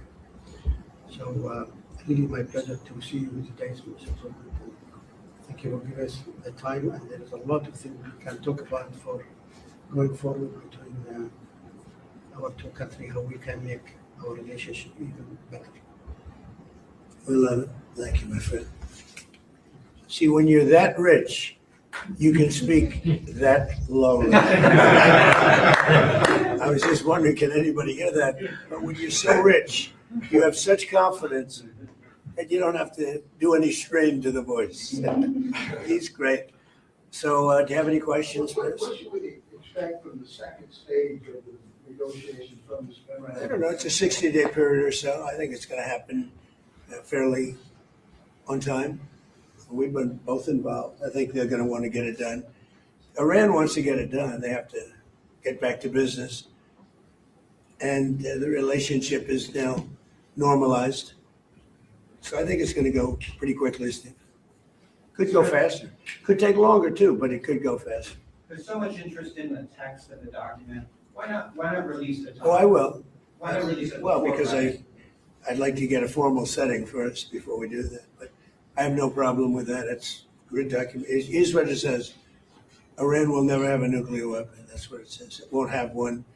To buy, to develop, they will not have a nuclear weapon.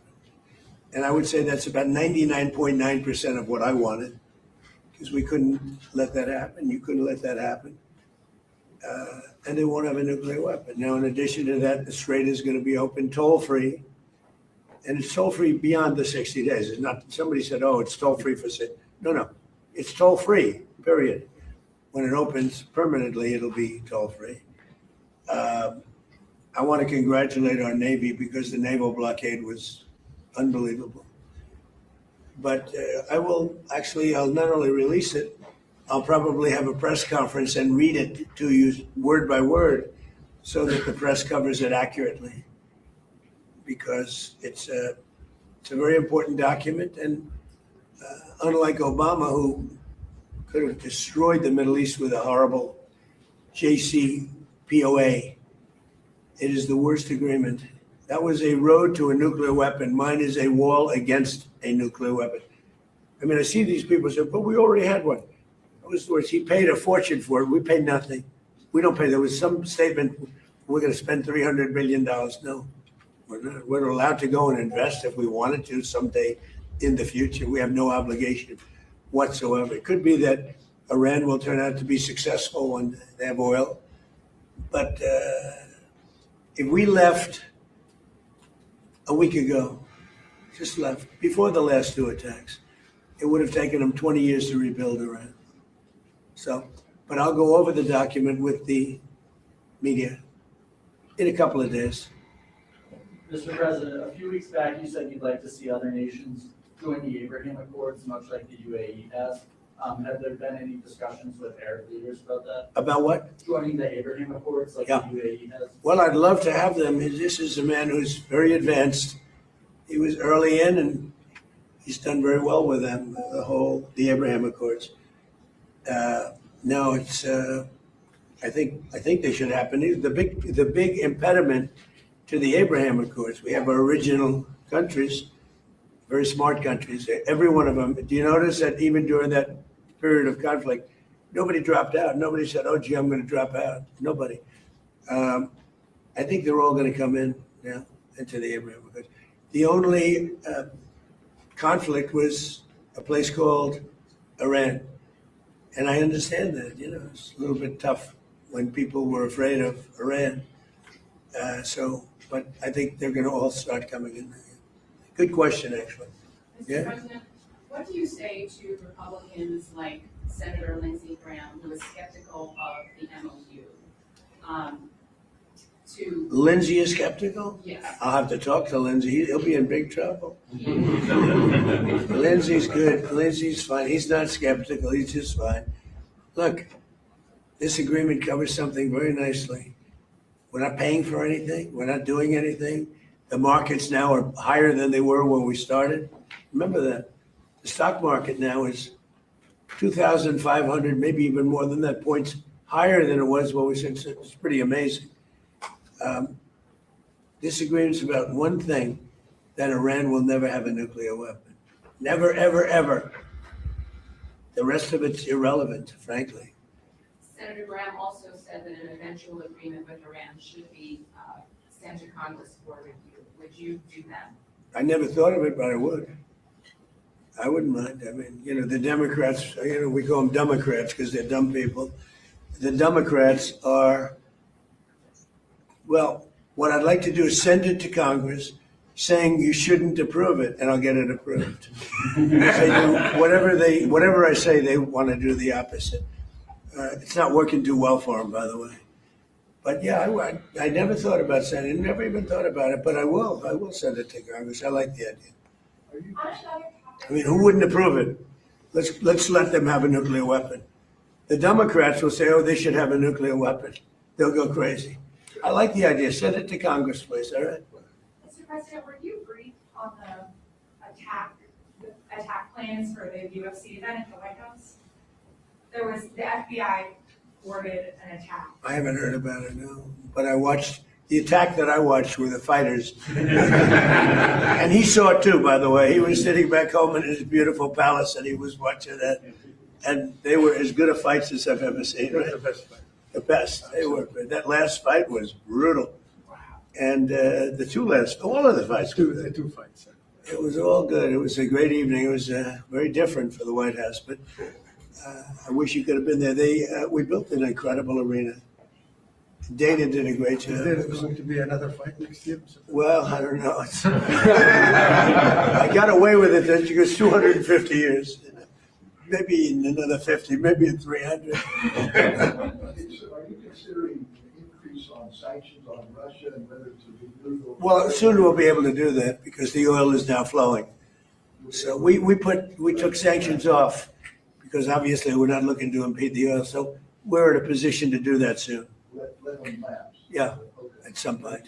Mr. President, I have a question. Yes. Regarding this. What a nice looking person. Is he from your country? Is he from your country? Absolutely. No, he's got such a nice way about him. My people are so mean. Look at him. The handsome guy can put him. Be careful. No, I can put him in a movie right now. Go ahead. Mr. How can we make sure that straight performance is lasting open for lasting and navigation in the future? Have a United States with a strong president. It's the only way you can do it, I guess, when you think we have all the agreements you want. The agreements for bad people don't mean anything. Look, we were the ones that blockaded the sheet. They blockaded it. And we then said, well, we blockaded it for them, so they didn't get any oil.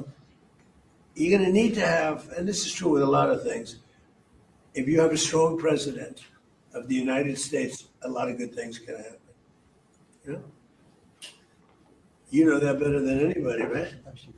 You know it better than anybody. Stability of the Middle East. Can you talk a little bit more about the plan for the enriched uranium that is in the mountains? Yeah, we do. We'll take it. Has Iran said they would welcome the U.S. coming in? How specific? Iran will be just fine. What's happening is that at an appropriate time, there's no rush at all. We have cameras from space on it. We know everybody that goes there, which is like nobody. The B-2 bombers hit it. The entire mountain collapsed inside it. It's a very tough excavation. Nobody else can do it but us and probably China. They have the equipment. We have the equipment. We're in no rush, but we get it. And when we get it, we'll destroy it. Is that part We're not looking to take it. We're looking to destroy it. We have plenty of it. Tell us the Versailles dinner tomorrow night. What prompted you to go to that? The dinner tomorrow night in Versailles. So, well, I'm a fan of beautiful places. And I was leaving in the afternoon, and then the French president, who happens to be a very nice man, invited me to dinner at Versailles. And Versailles is not a gold leaf. Versailles is the real deal. And I said, I'd like to do it. I mean, all it means is that I get home later in the evening, meaning early in the morning, and I'm not a big sleeper anyway. I'll be in the Oval Office I won't lose any time in the Oval Office. So I have to say this, our country is doing really well. We're doing better than we've ever done as a country. The stock market's the highest, everything's the highest. 401ks are the highest they've ever been by 25%. And we're doing really well. And now you're going to see prices coming down. When I took over, prices were very high. We had the worst inflation in the history of our country. Prices were high, eggs were high, bacon was high, everything was high. And the first question I got asked, what about affordability? I did a news conference one day after I took over, and these people said, what about affordability? I said, I didn't cause it, but I'm bringing it down. And now with the fuel going way down, you saw yesterday it went down $6, $7. With fuel going down, as goes fuel, so goes everything. I've always seen that, right? Fuel, you're in a very good business because as goes fuel, so goes everything. Fuel is dropping. It's now in the 70s per barrel. And I think we'll get it down. When I say I was in Iowa and we had great victories in Iowa. And when I left, I noticed in a gas station, $1.85 a gallon. That's where we were. It's a little bit higher generally, but I saw two stations, $1.85, one had $1.91. And, we're going to get around those levels. So very honored. Thank you very much, everybody. ਲੇਕਿਨ ਕੱਲੀਆਂ ਇਹੀ press conference ਜਾਂ ਇਹੀ ਜਿਹੜੀਆਂ meetings ਆ ਉਹ ਨਹੀਂ ਹੋਈਆਂ। ਇਸ ਤੋਂ ਇਲਾਵਾ ਵੀ ਜਿਹੜੀਆਂ ਮੀਟਿੰਗਸ ਹੋਈਆਂ, in fact prime minister Mark Carney ਜਿਹੜੇ ਕੈਨੇਡਾ ਦੇ, ਉਹਨਾਂ ਦੀ ਵੀ ਜਿਹੜੀ ਮੀਟਿੰਗ ਹੈ ਉਹ ਹੋਈ ਹੈ। ਔਰ ਮੀਟਿੰਗ ਤੋਂ ਇਲਾਵਾ ਇੱਕ ਹੌਟ ਮਾਈਕ ਮੂਵਮੈਂਟ ਜਿਹੜਾ ਕਿਹਾ ਜਾ ਰਿਹਾ ਉਹ ਸਾਹਮਣੇ ਆਇਆ ਔਰ ਬੜਾ ਇੰਟਰਸਟਿੰਗ ਇਹ ਸਾਹਮਣੇ ਆਇਆ। ਔਰ ਇਹਦੇ 'ਚ ਇਸ ਮੂਵਮੈਂਟ ਦੇ ਵਿੱਚ ਜਿਹੜੇ ਸਾਡੇ ਪ੍ਰਧਾਨ ਮੰਤਰੀ ਨੇ ਪ੍ਰਾਈਮ ਮਿਨਿਸਟਰ ਮਾਰਕ ਕਾਰਨੀ, ਦੱਸਿਆ ਜਾਂਦਾ ਕਿ ਉਹ ਟਰੰਪ ਦੇ ਨਾਲ ਚਾਈਨੀਜ਼ ਈਵੀ ਜਿਹੜੀਆਂ ਇਲੈਕਟ੍ਰੋਨਿਕ ਵਹੀਕਲਸ ਨੇ ਉਹਨਾਂ ਦੇ ਉੱਤੇ ਗੱਲ ਕਰਦੇ ਦਿਖੇ ਔਰ ਉਹਨਾਂ ਨੇ ਕਿਹਾ ਕਿ ਇੰਨੀਆਂ ਜ਼ਿਆਦਾ ਵੱਡੀ ਗਿਣਤੀ 'ਚ ਨਹੀਂ ਹੋਣੀਆਂ। ਸੋ ਕੋਈ ਇੱਦਾਂ ਦੀ ਗੱਲਬਾਤ ਨਹੀਂ ਹੈ। ਇੱਦਾਂ ਦੀ ਗੱਲਬਾਤ ਜਿਹੜੀ ਸਾਹਮਣੇ ਆਈ ਹੈ, let me just share it with you.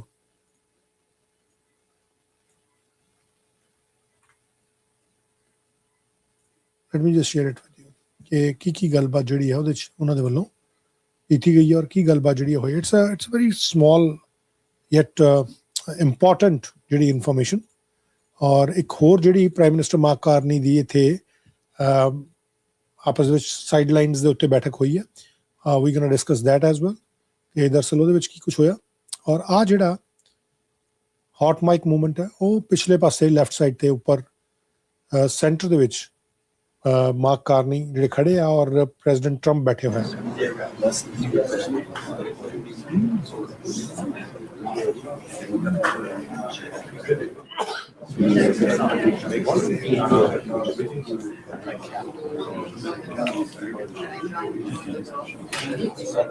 I thought you'd actually love it.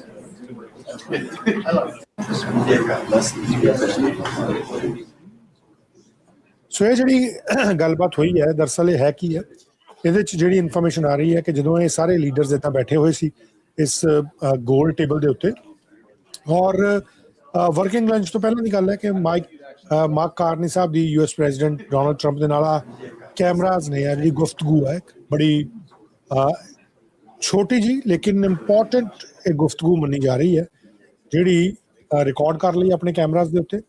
ਔਰ ਇਹਦੇ 'ਚ ਕਾਰਨੀ ਜਿਹੜੇ ਆ ਉਹ ਲੀਨ ਹੋਏ ਆ, ਮਤਲਬ ਥੋੜ੍ਹਾ ਝੁਕੇ ਹੋਏ ਆ ਔਰ US ਦੇ ਪ੍ਰੈਜ਼ੀਡੈਂਟ ਜਿਹੜੇ ਨੇ ਡੋਨਲਡ ਟਰੰਪ ਉਹ ਬੈਠੇ ਹੋਏ ਆ ਔਰ ਮਾਈਕਰੋਫੋਨ ਦੇ ਵਿੱਚ ਜਿਹੜੀ ਕਨਵਰਸੇਸ਼ਨ ਆਈ ਹੋਈ ਹੈ ਕਿ ਦੋਹੇ ਲੀਡਰ ਜਿਹੜੀ ਗੱਲ ਕਰ ਰਹੇ ਆ ਉਹ ਇਲੈਕਟ੍ਰੋਨਿਕ ਵਹੀਕਲਸ ਜਿਹੜੇ ਚਾਈਨਾ ਤੋਂ ਕੈਨੇਡਾ ਨੇ ਹਰੀ ਝੰਡੀ ਦਿੱਤੀ ਹੈ ਕਿ ਆ ਜਾਣ ਉਹਨਾਂ ਦੇ ਬਾਰੇ ਗੱਲ ਕਰ ਰਹੇ ਆ। ਔਰ ਕੈਨੇਡਾ ਨੇ ਇਹ ਗੱਲ ਕੀਤੀ ਹੈ ਕਿ ਅਸੀਂ ਕੈਪ ਲਾਈ ਹੋਈ ਹੈ ਉੱਥੇ, ਇਹ ਨਹੀਂ ਹੈ ਕਿ ਖੁੱਲ੍ਹੇਆਮ ਜਿੰਨੇ ਮਰਜ਼ੀ ਵਹੀਕਲ ਆਈ ਜਾਣ। ਸੋ ਕਹਿੰਦੇ ਕਿ ਅਸੀਂ ਕੈਪ ਲਾਈ ਹੋਈ ਹੈ 49,000 ਚਾਈਨੀਜ਼ ਮੇਡ ਕਾਰਸ ਹਰ ਸਾਲ ਆਉਣਗੀਆਂ। ਕਹਿੰਦੇ ਇਟਸ ਅ ਕੈਪ, ਇਹ ਦੇਖਿਆ ਜਾ ਰਿਹਾ ਔਰ ਇਹ ਕਿਹਾ ਜਾ ਰਿਹਾ I thought you'd actually like that ਤੇ ਅਗੋ ਟਰੰਪ ਕਹਿੰਦਾ that's good I like it. ਇੱਦਾਂ ਦੀ ਗੱਲਬਾਤ ਜਿਹੜੀ ਸਾਹਮਣੇ ਆਈ। Let's listen once again then we gonna move forward. I thought you'd actually love it. I love it. I love it.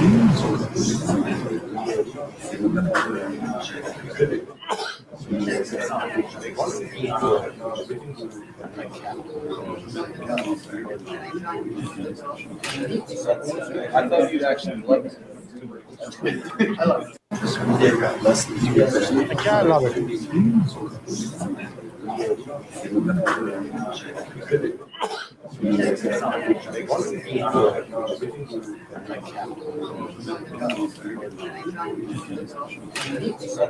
I thought you'd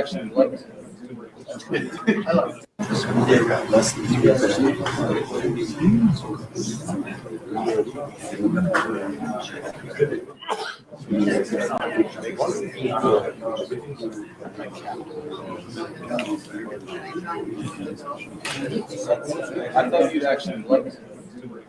I love it. I thought you'd actually love it.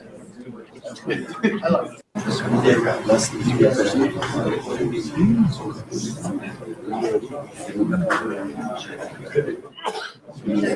और कल यही meeting नहीं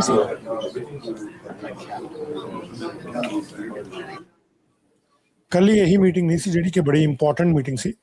ਇਸ ਤੋਂ ਇਲਾਵਾ ਵੀ ਜਿਹੜੀਆਂ meetings ਨੇ ਕੁਝ ਹੋਈਆਂ ਐਂਡ ਉਹਦੇ ਵਿੱਚ ਖਾਸ ਤੌਰ ਦੇ ਉੱਤੇ ਭਾਰਤ ਦੇ ਪ੍ਰਾਈਮ ਮਿਨਿਸਟਰ ਜਿਹੜੇ ਨੇ ਨਰਿੰਦਰ ਮੋਦੀ ਉਹਨਾਂ ਦੀ ਬੈਠਕ ਜਿਹੜੀ ਹੈ ਇੱਕ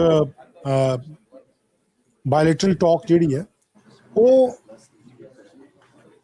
ਕੈਨੇਡਾ ਦੇ ਪ੍ਰਾਈਮ ਮਿਨਿਸਟਰ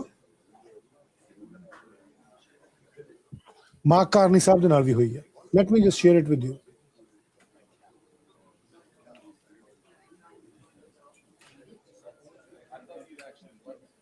ਜਿਹੜੀ ਇਹ ਮੀਟਿੰਗ ਹੋਈ ਹੈ ਇਹਦਾ ਵੀ ਮੈਂ ਜ਼ਿਕਰ ਤੁਹਾਡੇ ਨਾਲ ਇੱਥੇ ਤੁਹਾਡੇ ਸਾਹਮਣੇ ਕਰਦਾ ਕਿ ਜਿਹੜੀ Indian prime minister Narendra Modi ਦੀ ਮੀਟਿੰਗ ਹੋਈ ਹੈ and that is also very important.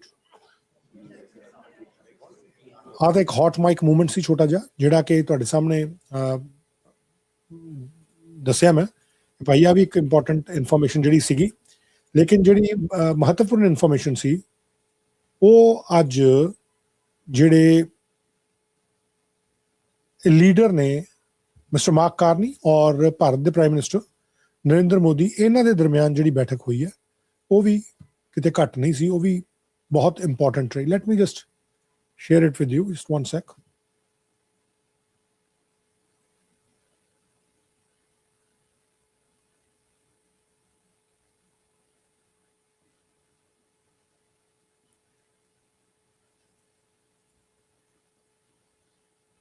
ਜਿਹੜੀ ਮੀਟਿੰਗ ਹੋਈ ਹੈ ਉਹ ਕਿਉਂ ਇੰਪੋਰਟੈਂਟ ਹੈ ਔਰ ਕੀ ਉਹਦਾ ਰੀਜ਼ਨ ਹੈ। ਸੀਪਾ ਦੇ ਬਾਰੇ ਗੱਲ ਹੋਈ ਹੈ, ਜਿਹੜਾ ਕੰਪਰੀਹੈਂਸਿਵ ਇਕਨੋਮਿਕ ਪਾਰਟਨਰਸ਼ਿਪ ਅਗਰੀਮੈਂਟ ਹੈ ਇੰਡੀਆ ਦਾ ਕੈਨੇਡਾ ਦੇ ਨਾਲ ਹੋਣ ਜਾ ਰਿਹਾ, ਉਹਦੇ ਬਾਰੇ ਗੱਲਬਾਤ ਹੋਈ ਹੈ। Let me just play that so that ਕਿ ਆਪਾਂ ਉਹਦੇ ਥੋੜੀ ਜਿਹੀ ਗੱਲਬਾਤ ਕਰ ਸਕੀਏ। ਕੈਨੇਡਾ ਦੇ prime minister mister mark Carney, ਉਹਨਾਂ ਨੇ ਕੀ ਕੁਝ ਕਿਹਾ ਔਰ ਭਾਰਤ ਦੇ ਜਿਹੜੇ ਪ੍ਰਾਈਮ ਮਿਨਿਸਟਰ ਨੇ ਉਹਨਾਂ ਨੇ ਕੀ ਕੁਝ ਕਿਹਾ। 4 meetings, 1 year that we had. Yes. And right from the start, ਇੱਕ ਸਾਲ ਪਹਿਲਾਂ ਮਿਲੇ ਸੀ Kananaskis ਦੇ ਵਿੱਚ ਅਲਬਰਟਾ 'ਚ। Canada, and thank you for honoring us with that visit. Right from the start, you've set a high bar for the relationship and what we can do together. Very pleased and very honored by your reception of me a few months ago. Of course, be honored to reciprocate visit to Canada. We are making very good progress. On fait de bons progrès en ce qui concerne notre partenariat économique compréhensif, our SIPA partnership. To be clear, His Excellency likes the deadline. I like one as well. And our deadline is to complete by the G20. Our teams are aware of that and what we're discovering in the negotiations, but also with the exchanges of our universities, cultural exchanges of our businesses, including the largest trade delegation from India, and a big reciprocal one coming from Canada to India, is that there's so much more to do together. And it's just one objective, which you've set, is to double our trade by the end of this decade. We think we can do more and with this partnership. ਸੋ ਇਹ ਤਾਂ ਹੋਈ ਜਿਹੜੀ Canadian prime minister ਨੇ ਗੱਲ ਕੀਤੀ। ਜਿਹੜੀ ਭਾਰਤੀ prime minister ਨੇ ਗੱਲ ਕੀਤੀ ਉਹਨਾਂ ਦੇ ਨਾਲ, ਉਹ ਵੀ ਮੈਂ ਤੁਹਾਡੇ ਨਾਲ ਸਾਂਝੀ ਕਰ ਦਿੰਦਾ ਸੋ ਦੈਟ ਕਿ ਆਪਾਂ ਉਹਨੂੰ ਵੀ ਸੁਣ ਲਈਏ। हमारी पहली मुलाकात भी जिस दिन में हुई थी और आज हमें बात है कि हमारी पहली मुलाकात भी जिस दिन में हुई थी और आज हम 1 साल के बाद मिल रहे हैं। और जैसा आपने कहा, हम 4 बार मिल चुके हैं और लगातार फोन पर भी हमारा संपर्क हो रहा है। हम बायलैटरल रिलेशंस को लेकर के भी और अंतर्राष्ट्रीय परिस्थितियों के संबंध में भी खुल करके अपने विचार रखते रहे हैं और हमने एक अच्छी परिस्थिति में एक मित्र देश के रूप में बहुत प्रगति हो रही है। भारत का डायस्पोरा की आप जिस प्रकार से चिंता करते हैं, मैं आपका बहुत आभारी हूँ और भारत के डायस्पोरा के प्रति उनका भी कुछ न कुछ योगदान आपके यहाँ हमेशा रहता है। इसलिए से आपको सहमत सही है कि हम फ्री ट्रेड एग्रीमेंट को लेकर के बहुत ही उत्सुक हैं और शायद जैसा आपने मुझे निमंत्रित किया है कनाडा आने के लिए, मेरा भी प्रयास है कि इसी वर्ष में आऊं और मेरे आने से पहले ही हम इस एग्रीमेंट को पूरा करें। हम टेक्नोलॉजी के अंदर बहुत कुछ आगे करना चाहते हैं। एनर्जी सिक्योरिटी में कनाडा हमारा बहुत बड़ा पार्टनर बन सकता है। तो ये सारे क्षेत्र हैं जिसको लेकर के आज हमारी काफी चर्चाएं भी होगी और मैं आपका बहुत आभारी हूँ कि सबसे साथियों से आज मुझे मिलने का मौका मिल रहा है। Thank you. सो कुल मिला के 1 meeting, 1 year that we had. Yes. And right from the start, at the G7 in Kananaskis in Canada, and thank you for honoring us with that visit.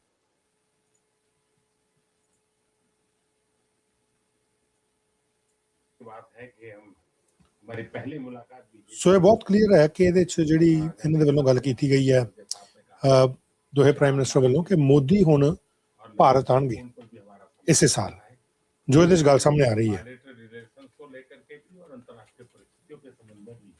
खुल करके अपने विचार रखते रहे हैं और हमने एक अच्छी परिस्थिति में एक मित्र देश के रूप में बहुत प्रगति हो रही है। भारत का डायस्पोरा की Just 1 second, let me just चिंता करते हैं। ये आवाज में थोड़ी ऊंची कर दें। बात है कि हमारी पहली मुलाकात भी जिस दिन में हुई थी और आज हम 1 साल के बाद मिल रहे हैं और जैसा आपने कहा, हम 4 बार मिल चुके हैं और लगातार फोन पर भी हमारा संपर्क हो रहा है। हम बायलैटरल रिलेशंस को लेकर के भी और अंतर्राष्ट्रीय परिस्थितियों के संबंध में भी खुल करके अपने विचार रखते रहे हैं और हमने एक अच्छी परिस्थिति में एक मित्र देश के रूप में बहुत प्रगति हो रही है।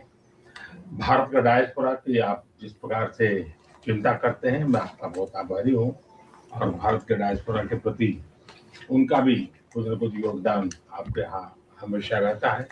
इस तरह से आपको सहमत सही है कि हम फ्री ट्रेड एग्रीमेंट को लेकर के बहुत ही उत्सुक हैं और शायद जैसा आपने मुझे निमंत्रित किया है कनाडा आने के लिए, मेरा भी प्रयास है कि इसी वर्ष में आऊं और मेरे आने से पहले ही हम इस एग्रीमेंट को पूरा करें। हम टेक्नोलॉजी के अंदर बहुत कुछ आगे करना चाहते हैं।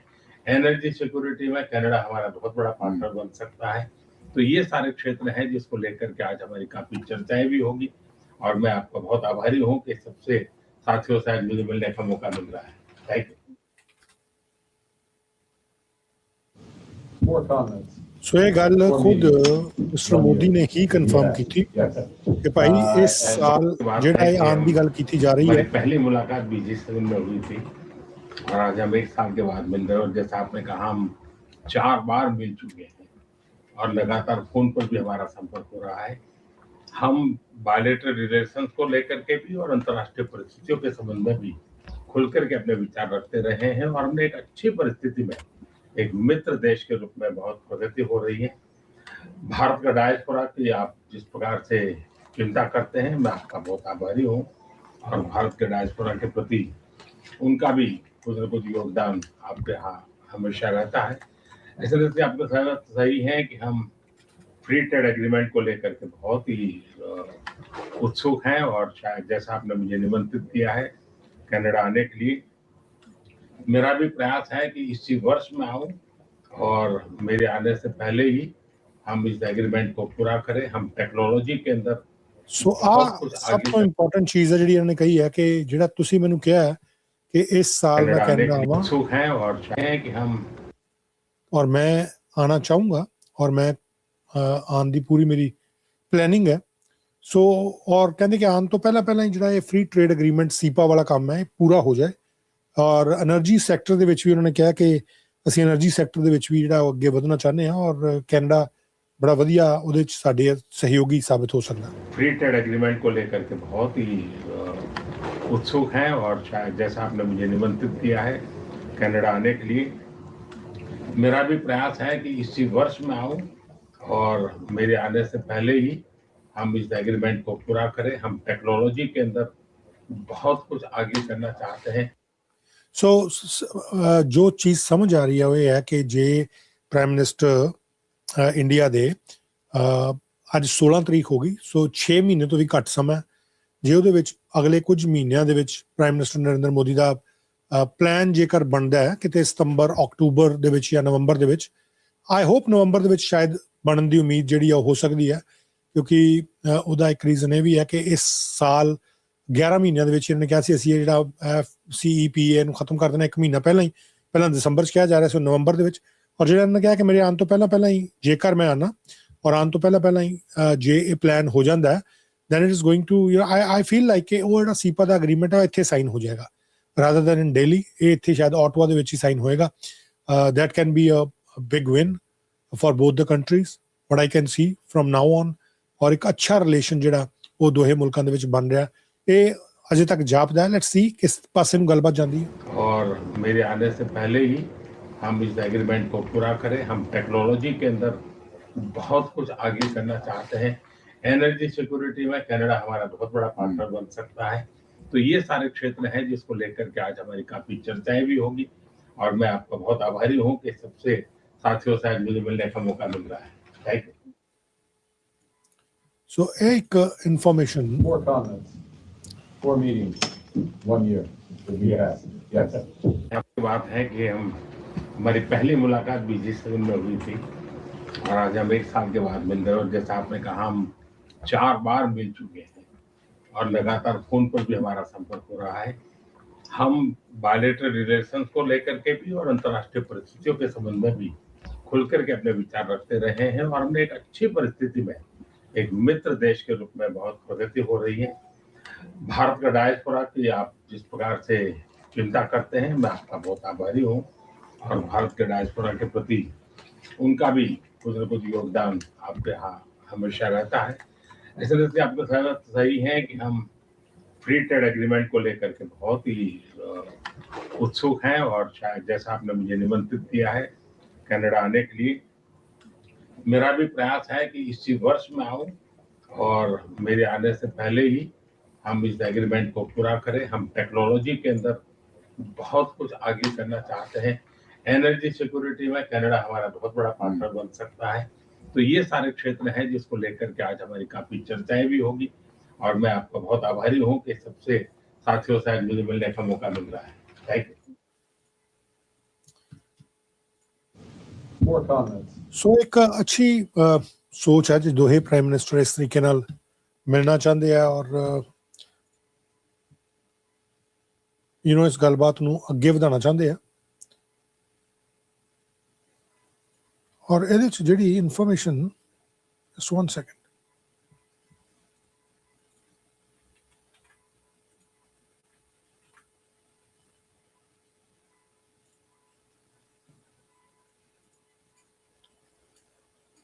ਜਿਹੜੀ ਇਨਫੋਰਮੇਸ਼ਨ ਇਹਦੇ 'ਚ ਹੈ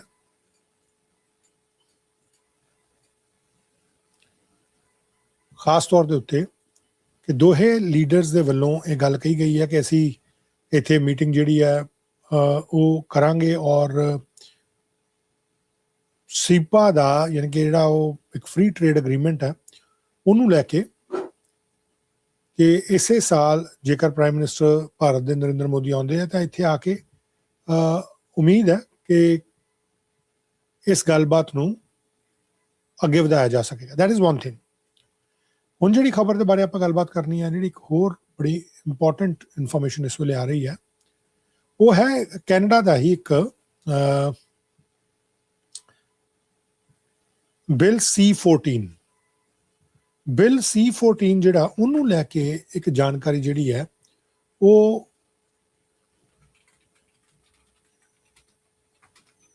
ਜਸਟਿਸ ਮਿਨਿਸਟਰ ਸ਼ੌਨ ਫਰੇਜ਼ਰ ਦੇ ਵੱਲੋਂ ਦਿੱਤੀ ਗਈ ਹੈ, ਜਿਹੜੇ ਬੇਲ ਰਿਫਾਰਮਸ ਨੂੰ ਲੈ ਕੇ ਔਰ ਹੋਰ ਜਿਹੜੀਆਂ ਗੱਲਾਂ ਬਾਤਾਂ, ਜਿਹੜਾ ਇੱਕ ਬੇਲ ਰਿਫਾਰਮ ਦਾ ਬਿੱਲ ਸੀ ਹੁਣ ਇਹ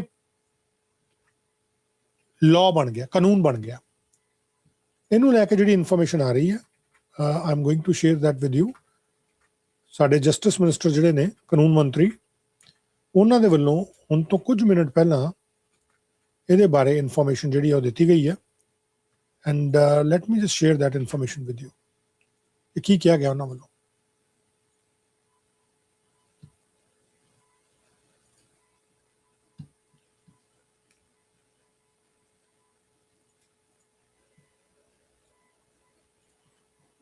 ਜਸਟਿਸ ਮਿਨਿਸਟਰ ਸ਼ੌਨ ਫਰੇਜ਼ਰ ਦੇ ਵੱਲੋਂ।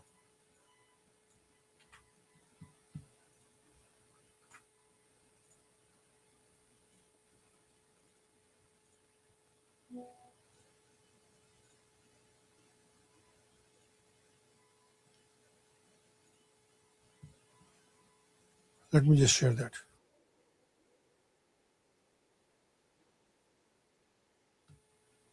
Just 1 sec.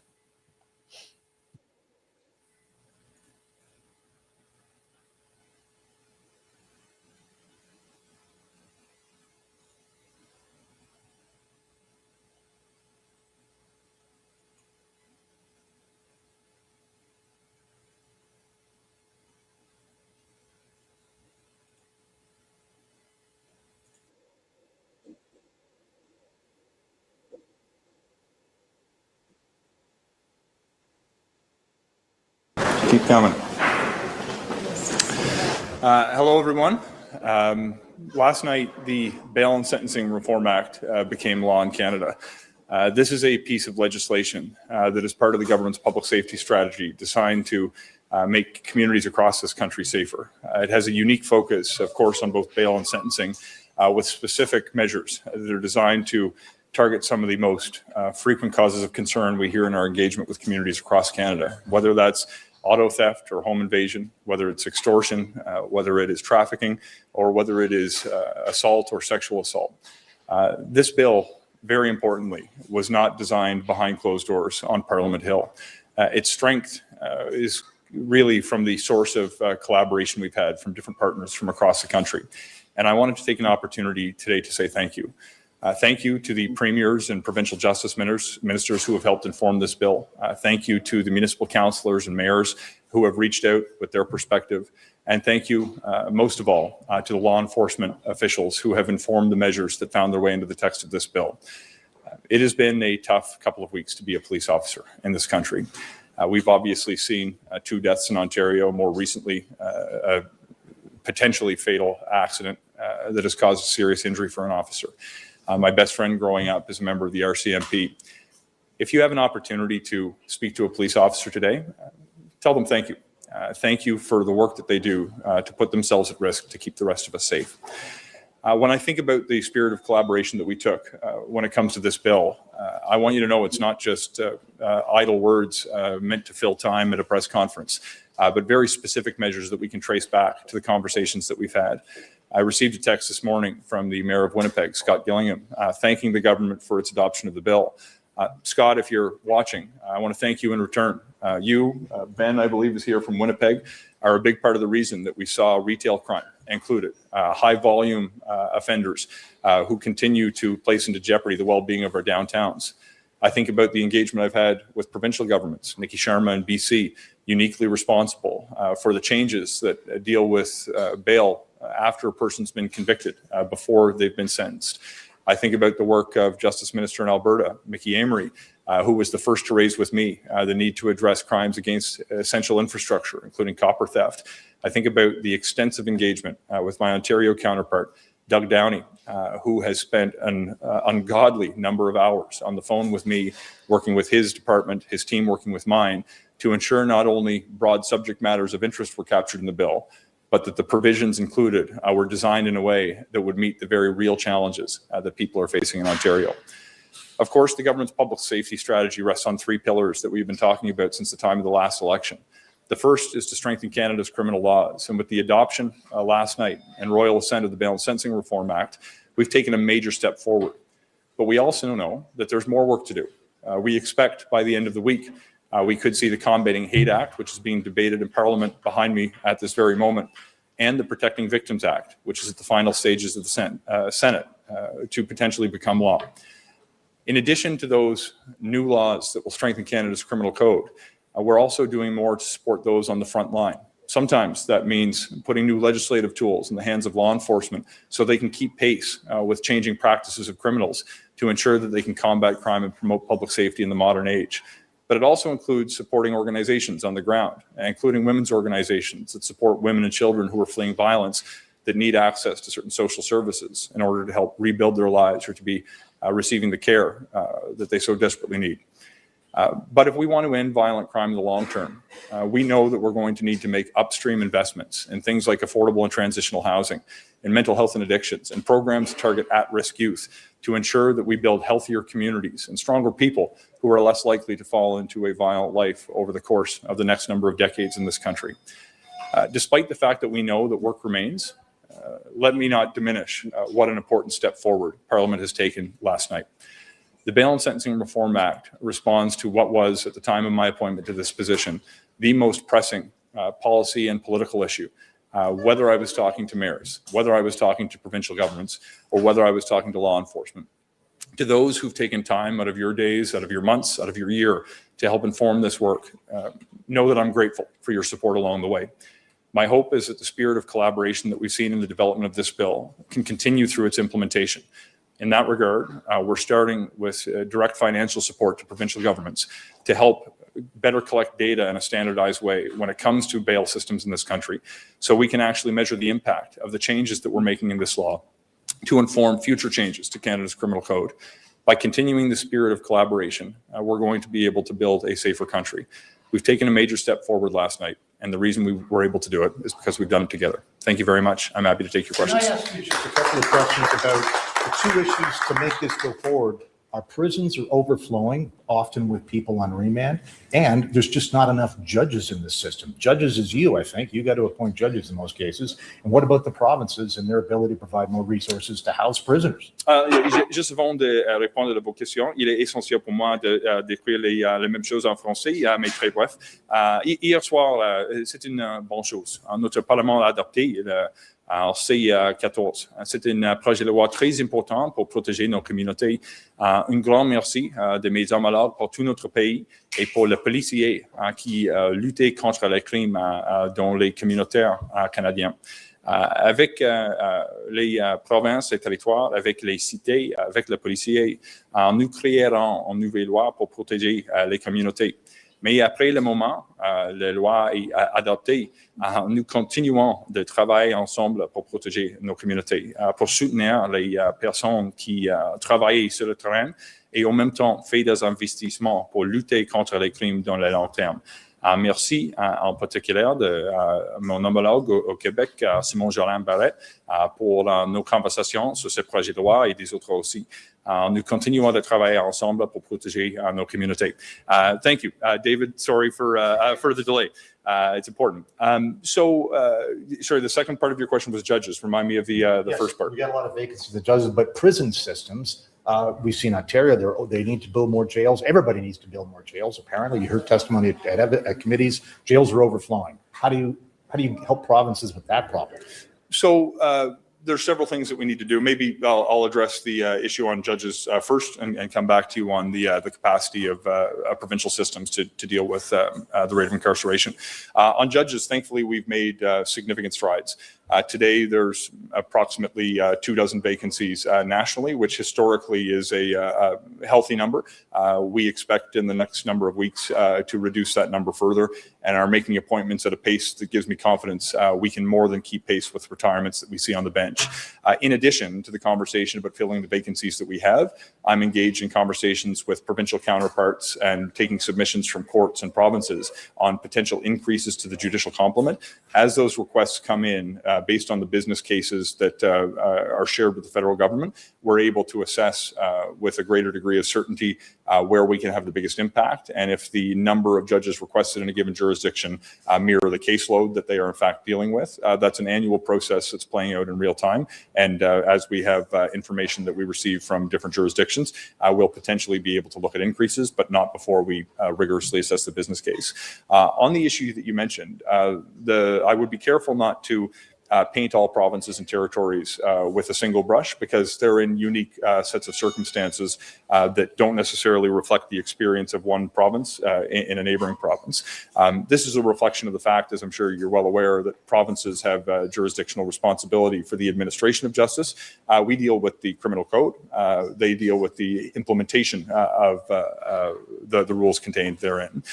There are some things we can do that will help diminish the volume in the courts, which will help the processing in the court system with procedural changes to the rules that are in place.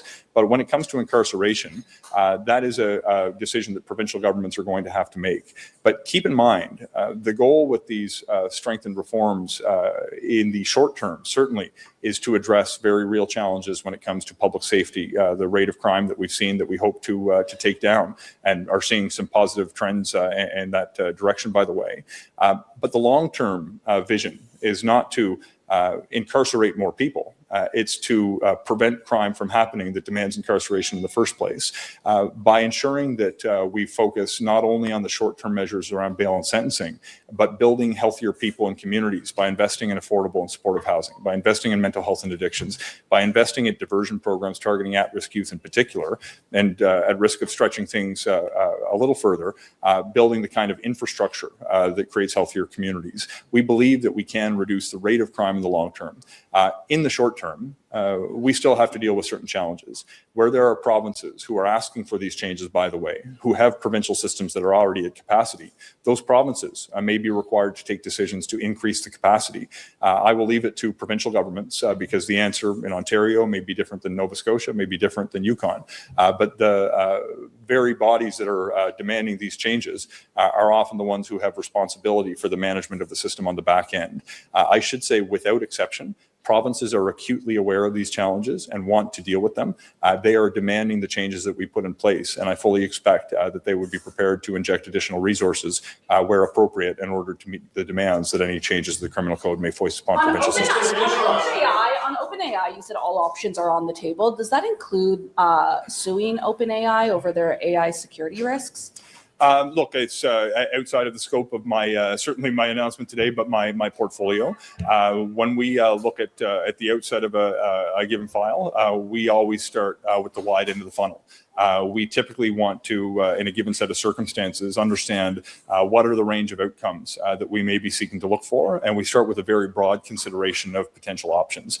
So when we say all options are on the table at the beginning of these conversations, we mean it. Through the process of identifying the path towards the solutions that we hope to adopt, those options become narrower. But I'll leave it to my colleagues for any future announcements as it may impact an individual player in the AI sphere. Services, though, I know you're saying it's going to be up to the provinces to make those investments, but I know that your predecessor said when this debate first emerged that we don't have even provincial statistics on terms of what's driving people getting out on bail. Like, are you confident that they're actually going to hold up their end of the bargain? And if so, what reassurances can you offer Canadians that you're actually going to see those investments happen on the provincial level? Sorry, that's not an alarm for us, is it? Yeah, okay. Yeah, you and me both. You and me both. So there's a couple elements to your question. There is a paucity of data when it comes to the criminal justice system and to the bail system in particular in Canada. And in addition to the challenges that we see on a national scale, where there is data, it's not necessarily collected consistently as between jurisdictions, and the sharing of the information that currently is collected typically by provincial governments as the custodian of this information. We don't necessarily have the best practices in place to share that data, despite the fact that we know very well offenders may cross borders, ironically, more readily than data is being shared across those same provincial boundaries. In addition to discussing with and working with provinces to identify where these gaps exist, we're putting money on the table. We're starting with a short-term investment that's going to provide a few $1 million nationally to collectively to each province to standardize the practice of data collection when it comes to the bail system, and importantly, have that information accessible to other provinces and to the federal government, so we can actually measure with a higher degree of rigor the impact of the measures that we're putting in place today.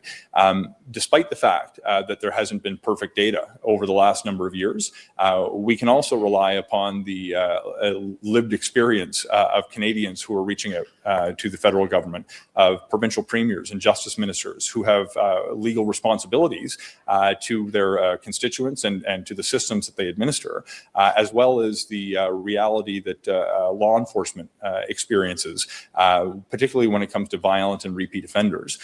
There are some bright spots across the country that do a better job, typically at a municipal level, of collecting data when it comes to the criminal justice system, but it's not done in a uniform way and shared as wisely as it should be. With the support that we're putting in place, we will position provinces and territories better than they are positioned today in order to collect and share this data, so we can learn lessons for policy changes, not just at the federal level, but potentially at provincial levels as well. But just a final point on this piece. Provincial governments were some of the first demanding the federal government make these changes. During the conversations that I had with them, including at our meeting of federal and provincial ministers in Kananaskis last year, they know that there's going to be an obligation on provincial governments to run provincial systems, but they're still asking us to make these changes because they believe it's going to promote public safety. There may be a cost, but there's a unique appreciation which each and every one of my counterparts that cost is well worth it, given the public safety outcomes they hope to achieve. You mentioned that you, as you know, last October, last fall, almost every single trial court in Canada had asked for an increase in the complements. That didn't happen in the last budget. Now that you said that you're reevaluating those needs, and I'm assuming those requests remain the same at the trial court level especially, are you going into it with a new perspective? Are you more open to increases in judicial complements this year than last fall? So I wouldn't assume that identical requests will be submitted. Some may have higher numbers, some may have lower numbers. We're going to assess them on a case-by-case basis. One nuance that I'd like to insert into this conversation is that the experience over the last number of years, particularly coming out of the pandemic, for different provincial systems when they looked at the federally appointed judges at the superior courts, was that we had too many vacancies for a few years. A huge credit to one of my predecessors, Arif Irani, who dramatically increased the rate of appointments, which we've been able to maintain. The reality that was facing provincial systems in some instances was due not to a complement of justices that was too low, but the de facto number of judges who were working given the vacancies that existed. With more and more of those vacancies being filled, we have a better sense of what the true baseline is going to look like in provinces across the Federation. With that new baseline in mind, we expect provincial systems, superior courts and provincial governments to update based on the reality that they're living with today. And on a case-by-case basis, we'll make that assessment and determine at the next budget the level of funding we're going to make available to potentially increase the complement. La police de Montréal est sous enquête pour des actes racistes. Montreal Police civil officers are under investigation for collecting trophy pieces of hair from suspects, which is seen as a racist act, and they're under investigation for that. Do you think this is a demonstration of systemic racism? J'ai lu les articles ce matin sur cet enjeu, mais je n'ai pas beaucoup de détails. Mais si le détail est vrai, c'est un dommage. Ce n'est pas possible pour accepter le racisme si la personne a collecté des trucs comme ça. We have to be very mindful that as we try to strengthen the justice system, we strengthen it in a way that works for everybody. For too long, marginalized communities have faced disproportionate treatment by the justice system. Sometimes the nature of those differential treatments are systemic, tied to social and economic factors that we need to work to cure. There are other instances of blatant racism. Without passing judgment on the specifics of a scenario which I've read a news article about but haven't confirmed, I want to hesitate before I use such a serious label against any individual. But I think communities who have long faced discrimination are right to ask questions and to speak up when we see details like this emerge. I'll be taking an opportunity, hopefully later today and through tomorrow, to better understand the facts on the ground, to make an assessment as to the appropriate role for the federal government, of course, in collaboration with my colleague, the Public Safety Minister. So Toronto police are searching for a 19-year-old suspect in connection with the U.S. Consulate shooting and numerous other shootings in the GTA. They had a press conference this morning. And at the press conference this morning, they said they're distributing a photo of the suspect from when he was 17. He's now 19. He's an adult. But they say the judicial authorization for this photo of when he's 17 will expire on Friday. They can apply for an extension, but how helpful is it for public safety that police have to, even when they're when the suspect is now an adult and they're using an old photo of him, that they have to do all this work to get his image out there for the public? So look, thank you. I think there are some unique nuances that play out in the real world that don't necessarily reflect the intent of the rules that were put in place. And other times we have rules in place that are designed to, for good reason, protect the identity of youth offenders. In this instance, we're dealing with an adult who is alleged to have killed a police officer. We need to make sure that the police have the ability to do everything they can, not only to protect themselves, but to protect the public against a very dangerous offender. In this regard, we are making certain legislative changes that will make it easier, particularly in emergency situations that pose a danger to the public, for people to more readily disclose the identity of a person who may pose such a danger. We need to do what we can to protect the privacy interests of individuals and public safety outcomes. And sometimes procedures like this may reflect the rules that exist today. But in the present instance, legislative changes that are not yet in place won't help on a 48-hour turnaround. But my hope is that the courts will be ready to respond. I read the changes. They wouldn't apply to this situation as I read them. They allow the police to make changes, to publish an image when there's an imminent threat from a youth offender who's on the loose. But it doesn't do anything. This suspect is an adult, and the photo is from when they're 17. The legislation doesn't change any of that, change the rules around that. Is that something that you'd be open to changing? Does that issue concern you? So I would first need to understand that there's a unique nuance and an issue that I've not delved into. This is the first time actually that I've learned of a case where effectively a youth offender has aged out of the youth status, where the only pictures that law enforcement would have were taken from a different time. There would be a question I would have as to whether that would still legally be considered picture of a youth offender or whether indeed that is now a picture of an adult offender. That's a piece of legal work and policy analysis that we've not done, having not been made aware of that circumstance playing out. Should we, in fact, need to look at legislative options to cure defects where we do have an adult offender who's potentially committed such a heinous crime, it would be something that I would be open to, but I would reserve the opportunity to do the policy work first. Minister, where are you at on MAID, and are you willing to accept whatever the committee that's studying MAID recommends? Are you willing to accept whatever they recommend and put that forward? Look, I'm never going to accept something before I've had an opportunity to review it for myself. I do expect in the very near term, we're going to have a report tabled from the committee. I want to give them the space to complete the exercise to table the report. I will be reviewing the recommendations, but importantly to me, I'm also going to be reviewing the witness testimony upon which those recommendations were based.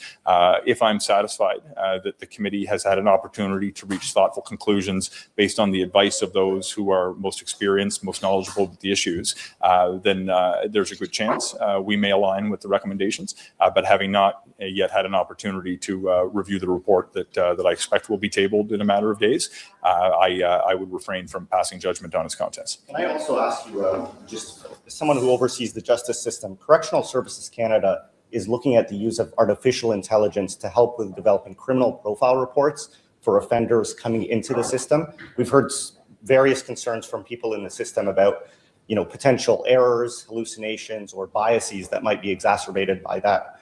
They're just considering it at this point. Are you concerned at all about that type of use in the criminal justice system of artificial intelligence? So I've got a very vague familiarity on the very specific issue that you've raised, again, falling into the purview of my colleagues in public safety. But I think it touches on a broader issue of social concern. And I think we need to recognize that AI is rapidly changing the world in which we live. With such rapid change, there will be challenges we need to protect against and opportunities that we must avail ourselves of if we want to deliver higher quality of governance and quality of life for Canadians. We need to be very careful not to cheerlead for the technology or be afraid to embrace the opportunities it creates. In the present instance, the right path forward will involve careful steps where we use new tools to ensure that we can deal with backlogs in systems, to ensure that we're reducing the reliance on taxpayers' money to deliver services to Canadians.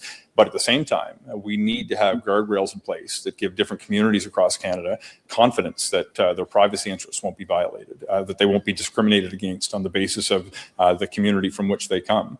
This is an interesting time filled with rapid technological developments, and it's easy to become excited about those opportunities. But every time we take a step forward to embrace the technology, we need to take 2 steps forward to give confidence to Canadians. Our ability to move forward will be limited to the speed of trust. And we're going to do everything we can to make sure we put measures in place so Canadians can trust the technology we use. Does this specific example, though, concern you, given all the effort that you're trying to make to speed up the system?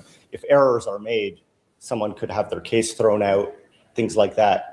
Does it concern you, this specific example? So, look, yes and no, and I apologize for giving an answer on both sides. It concerns me in the same way that I'm concerned generally about how we embrace AI as a government and as a society. But make no mistake, the world is changing, whether we like it or not. It's up to us not to choose some future where technology runs everything, or to go to some time in the past in a manner that we remember that likely never existed quite that way. The option we have is how to manage the change that's taking place.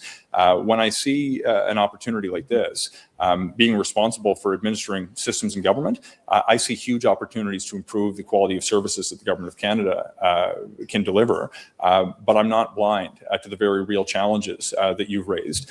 So in all instances, including the example that you cited, we need to accept that AI is going to be part of the future, but we need to move forward at a pace that gives us confidence we can protect against the social harms you've identified. So regarding MAID, the committee was mandated to report back to Parliament by October 1st. The Liberal co-chair has been really clear that there was pressure to get it done quickly, that they wanted to have this back before Parliament, before it rose for the summer. Where's that coming from? Why do you want this on your desk sooner than October? I'm not aware of what pressure was applied. I've deliberately had very limited engagement with any members of the committee.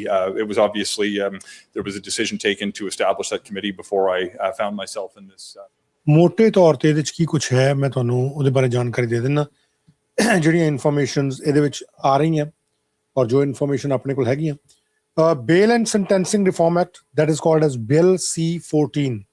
Bill C14 Canada ਦੇ ਵਿੱਚ ਜਿਹੜੇ ਬੇਲ rules ਨੇ, ਜ਼ਮਾਨਤ ਦੇ ਕਾਨੂੰਨ ਨੇ, ਸੈਂਟੈਂਸਿੰਗ ਹੈ, youth justice ਹੈ, ਇਹ ਵਾਲੇ ਜਿਹੜੇ ਅਪਰਾਧ ਨੇ ਇਹਨਾਂ ਦੇ ਵਿੱਚ ਕੁਝ ਤਬਦੀਲੀਆਂ ਕੀਤੀਆਂ ਗਈਆਂ ਔਰ ਕੱਲ ਰਾਤ ਇਹਨੂੰ ਰਾਇਲ ਐਕਸੈਂਟ ਮਿਲੀ ਹੈ, ਯਾਨੀ ਕਿ ਰਾਜਾ ਸ਼ਾਹੀ ਤੋਂ ਜਿਹੜੀ ਮਾਨਤਾ ਮਿਲ ਗਈ ਹੈ। 80 ਦੇ ਕਰੀਬ ਚੇਂਜਸ ਇਹਦੇ 'ਚ ਆਈਆਂ, ਅਪਰੋਕਸੀਮੇਟਲੀ 80 ਚੇਂਜਸ ਜਿਹੜੀਆਂ ਬੇਲ ਔਰ ਸੈਂਟੈਂਸਿੰਗ ਦੇ ਵਿੱਚ, ਖਾਸ ਤੌਰ ਦੇ ਉੱਤੇ ਕ੍ਰਿਮੀਨਲ ਕੋਡ ਦੇ ਵਿੱਚ ਕੈਨੇਡਾ ਦੇ ਯੂਥ ਕ੍ਰਿਮੀਨਲ ਜਸਟਿਸ ਐਕਟ ਜਿਹਨੂੰ YCJA ਕਿਹਾ ਜਾਂਦਾ ਔਰ NDA ਨੈਸ਼ਨਲ ਡਿਫੈਂਸ ਐਕਟ, ਇਹਨਾਂ ਦੇ ਵਿੱਚ ਇਹ 80 ਚੇਂਜਸ ਜਿਹੜੀਆਂ ਆਈਆਂ ਔਰ ਬੇਲ ਐਂਡ ਸੈਂਟੈਂਸਿੰਗ ਰਿਫਾਰਮ ਐਕਟ ਨੂੰ ਰਾਇਲ ਐਸੈਂਟ ਜਿਹੜਾ ਉਹ ਮਿਲ ਗਿਆ। ਹੈ ਕੀ ਇਹਦੇ 'ਚ? ਇੱਕ ਤਾਂ ਬੇਲ ਦੇ ਕੰਡੀਸ਼ਨਸ ਜਿਹੜੀਆਂ ਹੁਣ ਸਖਤ ਹੋ ਜਾਣਗੀਆਂ, ਖਾਸ ਤੌਰ ਤੇ ਰਿਪੀਟ ਅਫੈਂਡਰਸ ਦੇ ਵਾਸਤੇ, ਜਿਹੜੇ ਬਾਰ-ਬਾਰ ਲੋਕ ਜ਼ਮਾਨਤਾਂ ਕਰਾ ਕੇ ਬਾਹਰ ਆ ਕੇ ਫਿਰ ਦੁਬਾਰਾ ਜੁਰਮ ਕਰਦੇ ਆ, ਉਹਨਾਂ ਲਈ ਖਾਸ ਤੌਰ ਤੇ ਵਾਇਲੈਂਟ ਅਫੈਂਡਰਸ ਨੇ, ਹਿੰਸਕ ਅਪਰਾਧੀ ਨੇ, ਉਹਨਾਂ ਲਈ ਹੁਣ ਜ਼ਮਾਨਤ ਮਿਲਣੀ ਹੋਰ ਮੁਸ਼ਕਿਲ ਹੋ ਜਾਏਗੀ। ਫਿਰ ਇੱਕ ਰਿਵਰਸ ਓਨਰਸ ਇਹਦੇ 'ਚ ਜਿਹੜੀ ਬੇਲ ਹੈ ਉਹਨੂੰ ਐਕਸਪੈਂਡ ਕੀਤਾ ਗਿਆ। ਰਿਵਰਸ ਓਨਰਸ ਦੇ ਵਿੱਚ ਇਹ ਹੈ ਕਿ ਕਈ ਮਾਮਲਿਆਂ ਦੇ ਵਿੱਚ ਜਿਹੜੇ ਦੋਸ਼ੀ ਹੋਣਗੇ ਉਹਨੇ ਪੁਲਿਸ ਨੂੰ ਨਹੀਂ ਸਾਬਤ ਕਰਨਾ ਪਏਗਾ, ਇਹ ਦੋਸ਼ੀਆਂ ਨੂੰ ਸਾਬਤ ਕਰਨਾ ਪਏਗਾ ਕਿ ਉਹਨਾਂ ਨੂੰ ਰਿਹਾ ਕਿਉਂ ਕੀਤਾ ਜਾਏ। ਜਦੋਂ ਕਹਿੰਦੇ ਆ ਕਿ ਸਾਨੂੰ ਰਿਹਾ ਕਰੋ, ਸਾਨੂੰ ਬੇਲ ਦਿਓ, ਤਾਂ ਇਸ ਰਿਵਰਸ ਓਨਰਸ ਜਿਹੜੀ ਇਹ ਹੈਗਾ ਐਕਸਪੈਂਸ਼ਨ, ਇਹਦੇ ਵਿੱਚ ਇਹਨਾਂ ਕੋਲੋਂ ਪੁੱਛਿਆ ਜਾਏਗਾ ਕਿ ਭਾਈ ਤੁਸੀਂ ਦੱਸੋ ਕਿ ਆਖਰਕਾਰ ਤੁਹਾਨੂੰ ਰਿਹਾ ਕਿਉਂ ਕੀਤਾ ਜਾਏ, ਕੀ ਐਸੇ ਰੀਜ਼ਨ ਹੈ ਜਿਨ੍ਹਾਂ ਕਰਕੇ ਤੁਹਾਨੂੰ ਰਿਹਾ ਜਿਹੜਾ ਉਹ ਕੀਤਾ ਜਾਏ। Let me just put this bill C14 here.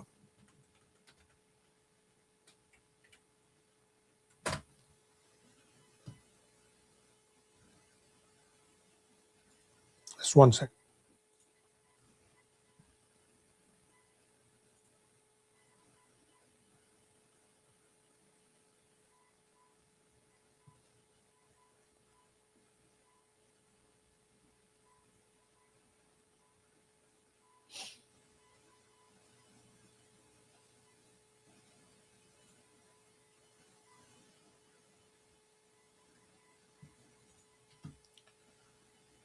Just one second.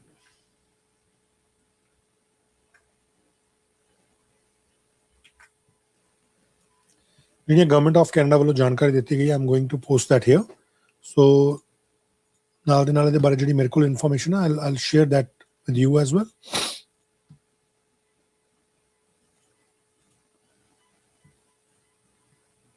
So that's the information ਜਿਹੜੀ ਮੇਰੇ ਕੋਲ ਹੈ।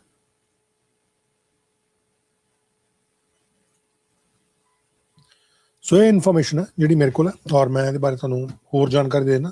ਇੱਕ ਇਹ 'ਚ ਹੈਗਾ ਕਿ ਰਿਵਰਸ ਓਨਸ ਜਿਹੜੀ ਐਕਸਪੈਂਸ਼ਨ ਆ ਉਹ ਕੀਤੀ ਗਈ ਹੈ ਬੇਲ ਰਿਫਾਰਮ ਦੇ ਵਿੱਚ।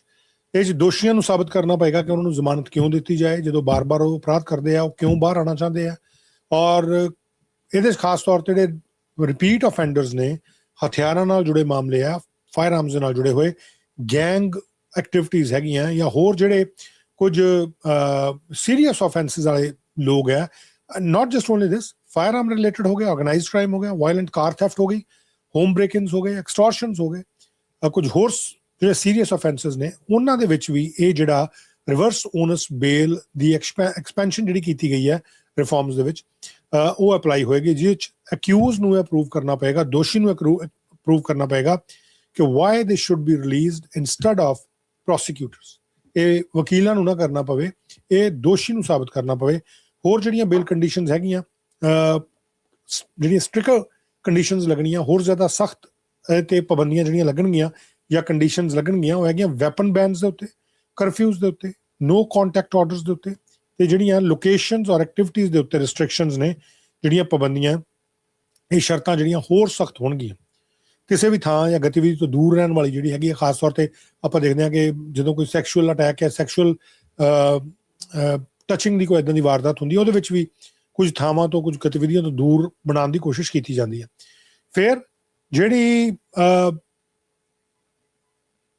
ਰਿਪੀਟ ਤੇ ਵਾਇਲੈਂਟ ਕ੍ਰਾਈਮਸ ਨੇ, ਜਿਨ੍ਹਾਂ ਦੇ ਵਿੱਚ ਰਿਪੀਟ ਵਾਇਲੈਂਟ ਆਫੈਂਡਰਸ, ਫਸਟ ਰਿਸਪੌਂਡਰਸ ਦੇ ਉੱਤੇ ਅਟੈਕ ਹੁੰਦਾ, ਜਿਵੇਂ ਹੁਣੇ ਪਿੱਛੇ ਜੇ ਮਾਰੇ ਗਏ ਇੱਕ ਪੁਲਿਸ ਅਧਿਕਾਰੀ, ਲੇਕਿਨ ਇੱਦਾਂ ਹੀ ਫਸਟ ਰਿਸਪੌਂਡਰਸ ਨੇ, ਕਈ ਵਾਰੀ ਜਿਹੜੇ ਪੈਰਾਮੈਡਿਕਸ ਵਾਲੇ ਆਉਂਦੇ ਉਹਨਾਂ ਦੇ ਉੱਤੇ ਹਮਲਾ ਕਰ ਦਿੱਤਾ ਜਾਂਦਾ। ਅਸੌਲਟ ਔਨ ਟ੍ਰਾਂਜ਼ਿਟ ਵਰਕਰਸ, ਇਹਦੇ ਵਾਸਤੇ ਵੀ ਹੁਣ ਜਿਹੜੇ ਬੱਸਾਂ ਦੇ ਵਿੱਚ ਬੱਸਾਂ ਚਲਾਉਣ ਵਾਲੇ ਨੇ, ਸਕਾਈ ਟ੍ਰੇਨ ਦੇ ਅਧਿਕਾਰੀ ਨੇ ਜਾਂ ਹੋਰ ਨੇ ਜਿਹੜੇ ਟ੍ਰਾਂਜ਼ਿਟ ਦੇ ਨਾਲ ਜੁੜੇ ਹੋਏ, ਉਹਨਾਂ ਦੇ ਉੱਤੇ ਵੀ ਜੇ ਅਟੈਕ ਹੁੰਦਾ ਤਾਂ ਕੰਡੀਸ਼ਨ ਜਿਹੜੀਆਂ ਵਾਇਲੈਂਟ ਕ੍ਰਾਈਮਸ ਨੂੰ ਲੈ ਕੇ ਬਹੁਤ ਟਫਰ ਸੈਂਟੈਂਸਿੰਗਸ ਹੋਣੀਆਂ, ਬਹੁਤ ਜ਼ਿਆਦਾ ਇਹਨਾਂ 'ਚ ਹੁਣ ਜਿਹੜੇ ਆ ਸਜ਼ਾਵਾਂ ਮਿਲਣੀਆਂ ਸ਼ੁਰੂ ਹੋ ਜਾਣੀਆਂ। ਆਰਗੇਨਾਈਜ਼ਡ ਰੀਟੇਲ ਥੈਫਟ, ਇਹ ਵੀ ਬਹੁਤ ਵੱਡੀ ਸਮੱਸਿਆ ਕੈਨੇਡਾ ਦੀ, ਇਹਦੇ ਵਿੱਚ ਵੀ, ਔਰ ਇੰਟਰਫੇਰੈਂਸ ਵਿਦ ਕ੍ਰਿਟੀਕਲ ਇਨਫਰਾਸਟਰਕਚਰ, ਇਹਦੇ ਵਿੱਚ ਵੀ ਜਿਹੜੀ ਇਨਫੋਰਮੇਸ਼ਨ ਹੈ ਉਹ ਸਟ੍ਰਿਕਰ ਕੰਡੀਸ਼ਨ ਜਿਹੜੀਆਂ ਬਣਨੀਆਂ। ਇਹ ਖਬਰ ਜਿਹੜੀ ਹੈ ਬ੍ਰੇਕਿੰਗ ਆ ਰਹੀ ਹੈ, and it is very important information ਜਿਹੜੀ ਮੈਂ ਤੁਹਾਡੇ ਨਾਲ ਸ਼ੇਅਰ ਕਰਨ ਜਾ ਰਿਹਾ। ਇਹ ਬਹੁਤ ਹੀ ਵੱਡੀ ਇਨਫੋਰਮੇਸ਼ਨ ਹੈ। ਅਲ ਅਰੇਬੀਆ ਨਿਊਜ਼ ਆਰਗੇਨਾਈਜੇਸ਼ਨ ਜਿਹੜੀ ਹੈ ਉਹਨਾਂ ਨੇ ਇੱਕ ਦਾਅਵਾ ਕੀਤਾ, ਉਹ ਕਹਿੰਦੇ ਕਿ ਜਿਹੜੀ ਇਹ US ਇਰਾਨ ਦਾ ਡੀਲ ਹੋ ਰਹੀ ਹੈ, ਮੈਮੋਰੈਂਡਮ ਆਫ ਅੰਡਰਸਟੈਂਡਿੰਗ ਹੈ, ਇਹਦਾ ਕਹਿੰਦੇ ਸਾਡੇ ਕੋਲ 14 ਪੁਆਇੰਟ ਦਾ ਡਰਾਫਟ ਸਾਡੇ ਕੋਲ ਆ ਚੁੱਕਾ, ਔਰ ਕਹਿੰਦੇ ਅਸੀਂ ਇਹ ਸਾਰਿਆਂ ਵਾਸਤੇ ਪਬਲਿਕ ਕਰ ਰਹੇ ਹਾਂ। ਇਹਨਾਂ ਨੇ ਪਬਲਿਕ ਕਰ ਦਿੱਤਾ, ਇਹਨਾਂ ਨੇ ਇਹ ਡਰਾਫਟ ਜਿਹੜਾ MOU ਜਿਹੜਾ ਹੈ ਪਬਲਿਕ ਕਰ ਦਿੱਤਾ। ਇਹਦੇ 'ਚ ਕਿਹੜੀਆਂ ਕਿਹੜੀਆਂ ਇਨਫੋਰਮੇਸ਼ਨਸ ਇਹਨਾਂ ਦੇ ਵੱਲੋਂ ਦਿੱਤੀਆਂ ਗਈਆਂ, ਜਸਟ ਫਿਊ ਮਿੰਟਸ ਅਗੋ ਇਹਨਾਂ ਨੇ ਇਹ ਜਾਣਕਾਰੀ ਸਾਰੀ ਹੈ ਉਹ ਸਾਂਝੀ ਕੀਤੀ ਹੈ, and I'm going to share that information with you directly from their page. Let me just share it with you.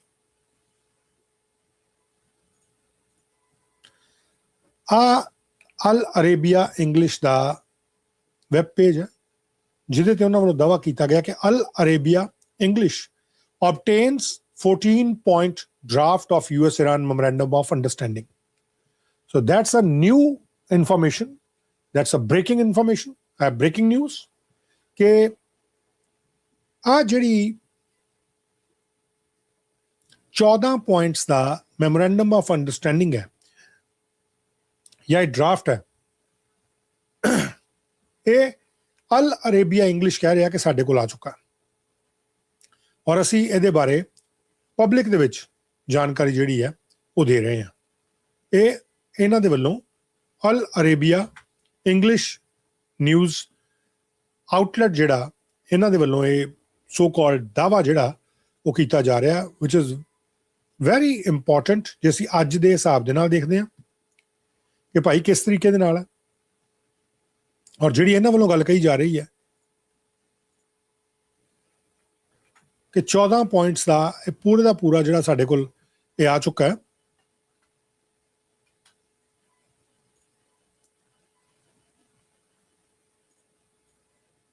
Just one second.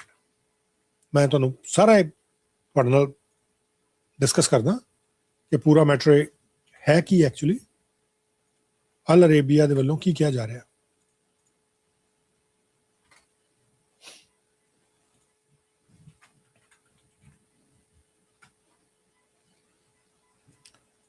Al Arabia ਦੇ ਵੱਲੋਂ ਕਿਆ ਕੀ ਜਾ ਰਿਹਾ। ਅਲ ਅਰੇਬੀਆ ਨੇ ਹੁਣ ਤੋਂ ਕੁਝ ਮਿੰਟ ਪਹਿਲਾਂ, if you look at this, that's time, published 16th June 8 PM, updated 9 PM. ਇਹ ਉਹਨਾਂ ਨੇ 8 ਵਜੇ ਸ਼ਾਮ ਨੂੰ, ਫਿਰ 9 ਵਜੇ ਉਹਨੂੰ ਅਪਡੇਟ ਕੀਤਾ ਅੱਜ ਹੀ ਅਲ ਅਰੇਬੀਆ ਨੇ। ਔਰ ਕੀ ਕਿਹਾ ਇਹਨਾਂ ਨੇ, light me just share that information with you. ਆਹ ਇਨਫੋਰਮੇਸ਼ਨ ਇਹਨਾਂ ਨੇ ਦਿੱਤੀ ਹੈ ਜਿਹੜੀ ਕਿ ਤੁਹਾਡੇ ਨਾਲ ਮੈਂ ਸਾਂਝੀ ਕਰ ਰਿਹਾ। Al Arabia English has obtained a copy of 14-point agreement. ਇਹ 14 point ਜਿਹੜੇ ਆ I'm going to read out loud with you ਔਰ ਆਪਾਂ ਡਿਸਕਸ ਕਰਦੇ ਹਾਂ। When they have obtained a copy of 14-point agreement expected to be signed on Friday between Washington and Tehran.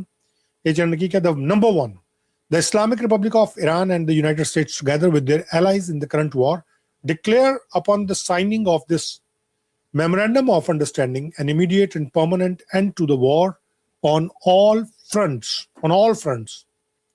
including Lebanon. So ਇਹਦੇ ਚ ਆ ਗੱਲ ਜਿਹੜੀ ਹੈ ਕਹੀ ਗਈ ਹੈ, ਜੇ ਅਸੀਂ ਇਸ ਦੇ ਦਾਅਵੇ ਨੂੰ ਸੱਚ ਮੰਨਦੇ ਹਾਂ ਕਿ 14 ਪੁਆਇੰਟਸ ਦਾ ਡਰਾਫਟ ਜਿਹੜਾ ਅਲ ਅਰੇਬੀਆ ਦੇ ਹੱਥ ਚ ਆਇਆ, ਜਿਹੜਾ ਇਹਨਾਂ ਨੇ ਪਬਲਿਕ ਕਰਤਾ, if we believe it is to be true, then ਇਹਦੇ ਚ ਫਸਟ ਪੁਆਇੰਟ ਲਿਖਿਆ ਗਿਆ the Islamic Republic of Iran and the United States, together with their allies in the current war, declare, together with their allies, matlab, Lebanon as well, Israel as well, declare upon the signing of this MOU an immediate and permanent, tatkal or hamesha vaste, end to the war on all fronts, including Lebanon. So it is clearly mentioned, including Lebanon, and undertake that from now on they will not launch any hostile action against each other, and will refrain from the threat or use of force against each other. The final agreement will confirm the provisions of this article and remaining articles. Final agreement ਦੇ ਵਿੱਚ ਇਸ article ਦੇ ਜਿਹੜੇ provisions ਨੇ ਉਹਨਾਂ ਦੀ ਜਾਣਕਾਰੀ ਦੇ ਦਿੱਤੀ ਜਾਏਗੀ. Number 2, the Islamic Republic of Iran and the United States undertake to respect each other's sovereignty and territorial integrity, and to refrain from interfering in each other's internal affairs.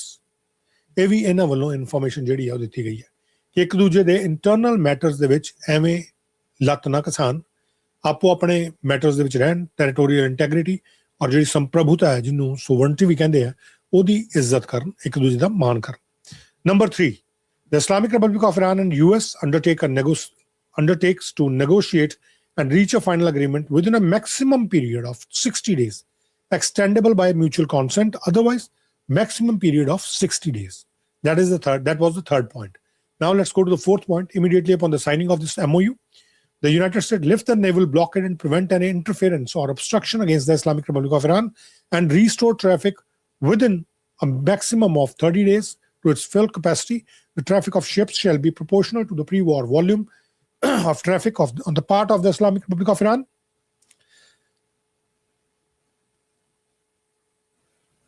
The United States also undertakes to withdraw its forces from the surrounding areas within 30 days after the final agreement.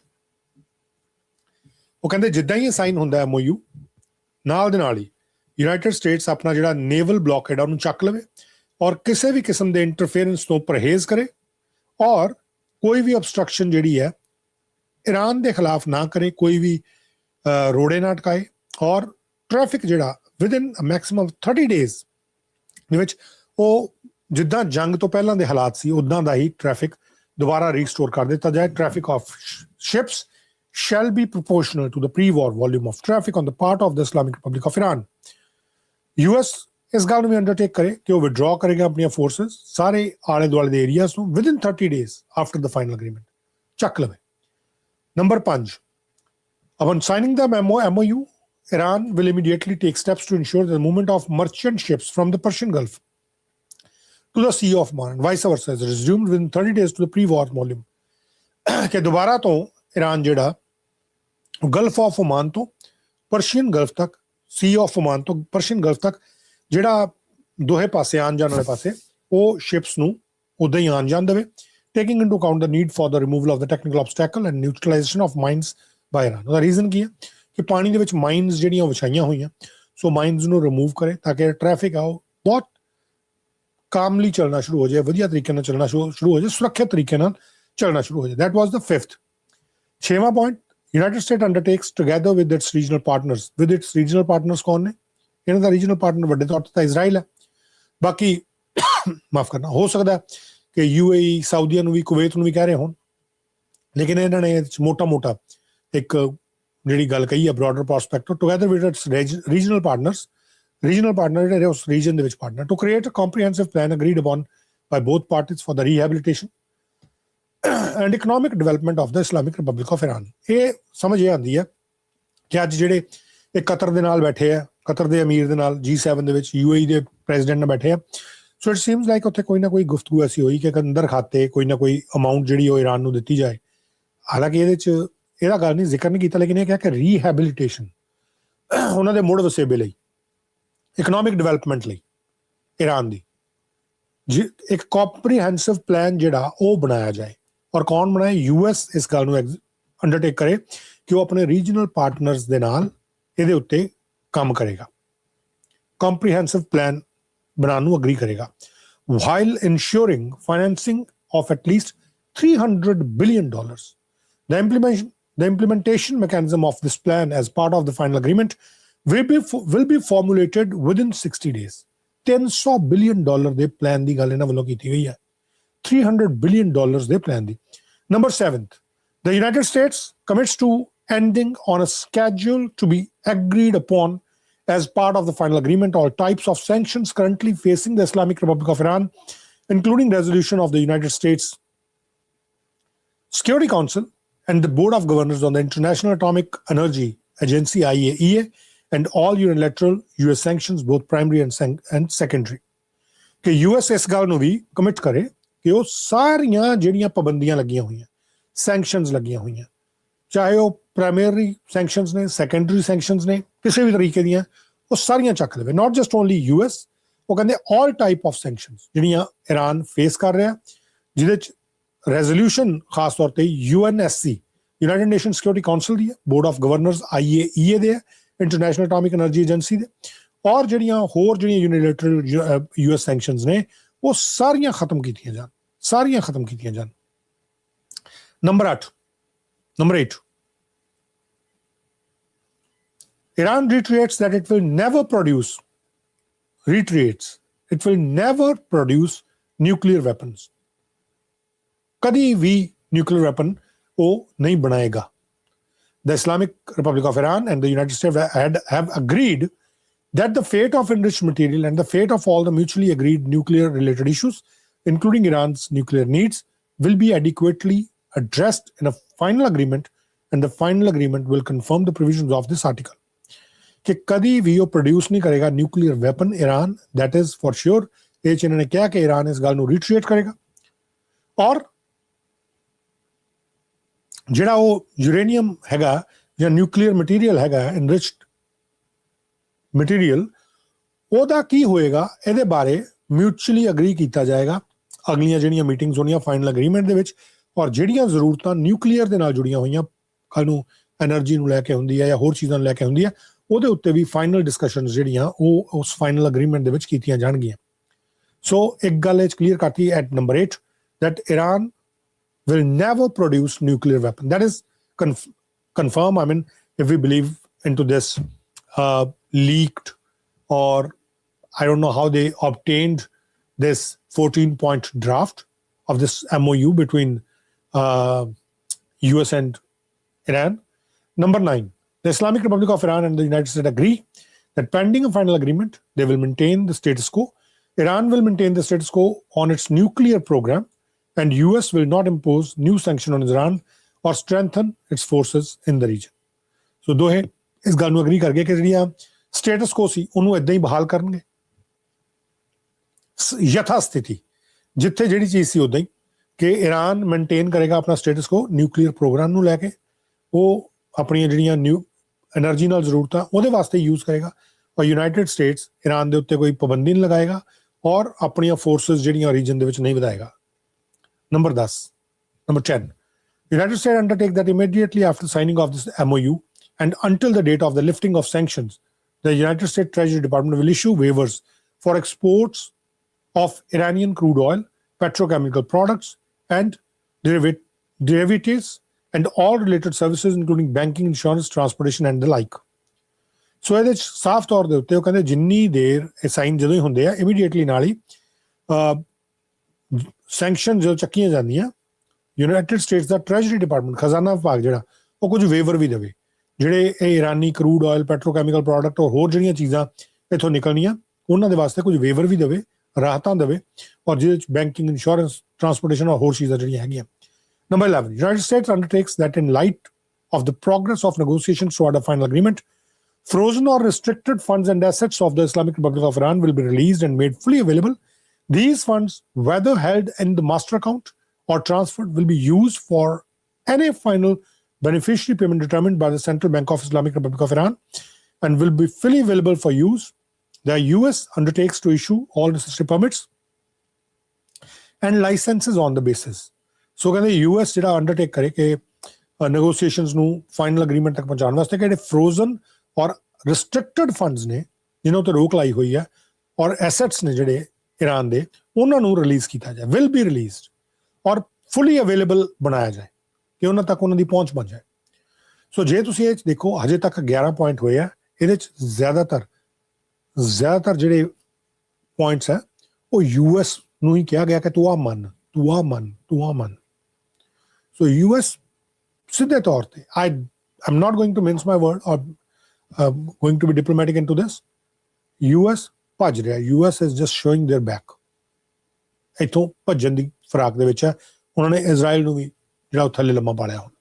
They throw Israel under the bus as well. Donald Trump. ਇਹਦੇ 'ਚ ਹੁਣ ਇਹਨਾਂ ਨੇ ਕਿਹਾ ਕਿ ਭਾਈ ਉਹ ਸਾਰੇ funds ਜਾਰੀ ਕਰੋ। 12 ਨੰਬਰ ਦੇ ਵਿੱਚ ਕਿਹਾ ਗਿਆ number 12, Iran and the US agree that an implementation mechanism will be established to oversee the successful implementation of and future commitment to the final agreement. Very common. Number 13, following the signing of the MOU and upon receipt of assurances regarding the commencement of implementation of Article 4, 5, 10 and 11 of the MOU, 4, 5, 10 and 11, and the continued implementation of these steps, the Islamic Republic of Iran and the United States will enter into negotiation for a final agreement solely with the respect of the remaining articles. So 4, 5, 10, 11 ਇਹ ਚ ਨੇ ਕਿਹਾ ਕਿ ਜਦੋਂ sign ਹੋ ਜਾਂਦਾ MOU ਤਾਂ ਜਿਹੜੀ ਉਹ ਅਸ਼ੋਰੈਂਸਿਸ ਉਹਦੇ 'ਚ ਆਉਣੀਆਂ ਜਿਹੜੀਆਂ 4, 5, 10, 11 ਵਿੱਚ ਲਿਖੀਆਂ ਹੋਈਆਂ ਉਹਦੀ ਇੰਪਲੀਮੈਂਟੇਸ਼ਨ ਕੀਤੀ ਜਾਂ 11 ਦੇ ਵਿੱਚ ਕੀ ਲਿਖਿਆ ਹੋਇਆ ਕਿ ਫਰੋਜ਼ਨ ਐਸਟ ਦਿਓ, 10 ਦੇ ਵਿੱਚ ਕੀ ਲਿਖਿਆ ਹੋਇਆ ਕਿ ਵੇਵਰ ਦਿਓ, 4 ਤੇ 5 ਦੇ ਵਿੱਚ ਕੀ ਲਿਖਿਆ ਹੋਇਆ ਇਹ 'ਚ ਕੀ ਲਿਖਿਆ ਕਿ ਨੇਵਲ ਬਲੌਕੇਡ ਜਿਹੜਾ US ਚੁੱਕੇ, 5 ਦੇ ਵਿੱਚ ਕੀ ਲਿਖਿਆ ਕਿ ਇਮੀਡੀਏਟਲੀ ਮੂਵਮੈਂਟ ਜਿਹੜੀ ਆ ਉਹ ਪਹਿਲਾਂ ਵਾਂਗੂ ਚੱਲਣੀ ਸ਼ੁਰੂ ਹੋ ਜਾਏ ਜਹਾਜ਼ਾਂ ਦੀ। ਸੋ ਆਹ ਜਿਹੜੀਆਂ ਚੀਜ਼ਾਂ ਨੰਬਰ 13 ਦੇ ਵਿੱਚ 4, 5, 10, 11 ਆਰਟੀਕਲ ਜਿਹੜਾ ਇਸ ਮੈਮੋਰੈਂਡਮ ਦੇ ਵਿੱਚ of this memorandum of understanding ਉਹ ਇੰਪਲੀਮੈਂਟੇਸ਼ਨ ਵਾਲੇ ਪਾਸੇ ਪਹੁੰਚ ਜਾਣ। ਉਹ ਇੰਪਲੀਮੈਂਟੇਸ਼ਨ ਵਾਲੇ ਪਾਸੇ commencement of the implementation of Article 4, 5, 10, 11 of this memorandum of understanding.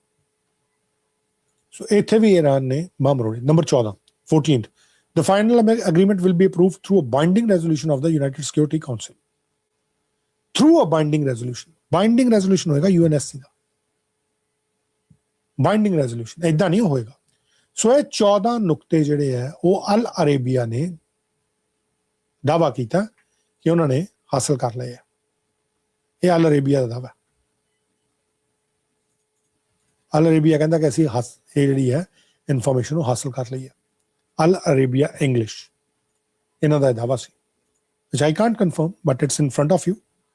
ਸੋ ਤੁਸੀਂ ਇਹਨੂੰ ਖੁਦ ਦੇਖ ਸਕਦੇ ਹੋ, ਇਸ ਨੂੰ ਸਮਝ ਸਕਦੇ ਹੋ ਕਿ ਇਹਨਾਂ ਦੇ ਵੱਲੋਂ ਕੀ ਗੱਲ ਜਿਹੜੀ ਉਹ ਕਹੀ ਗਈ ਹੈ ਔਰ ਕਿਸ ਤਰੀਕੇ ਨਾਲ ਇਹਨੂੰ ਦੇਖਿਆ ਜਾਏ ਜਾਂ ਸਮਝਿਆ ਜਾਏ।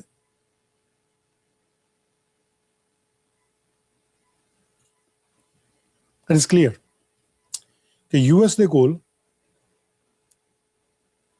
ਹੁਣ ਬਹੁਤਾ ਸਮਾਂ ਹੈ ਨਹੀਂ ਕਿ ਉਹ ਆਪਣੇ ਆਪ ਨੂੰ they just want to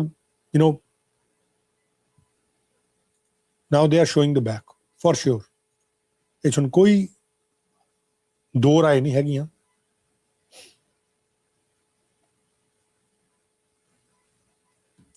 ਕੋਈ ਦੋ ਰਾਏ ਨਹੀਂ ਹੈਗੀਆਂ ਕਿ ਇਹਦੇ 'ਚ ਹੁਣ ਭੱਜਣ ਵਾਲੇ ਪਾਸੇ ਨੂੰ US ਜਿਹੜਾ ਉਹ ਲੱਗ ਗਿਆ। Let me get some other informations. ਜੇ ਕੋਈ ਨਵੀਂ ਇਨਫੋਰਮੇਸ਼ਨ ਕਿਸੇ ਕਿਸਮ ਦੀ ਆਈ ਹੈ।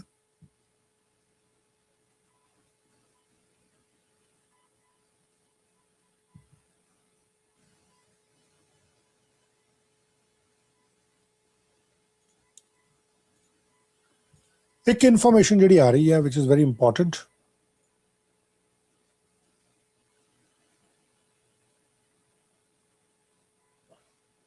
Let me check if I can pull that information for you.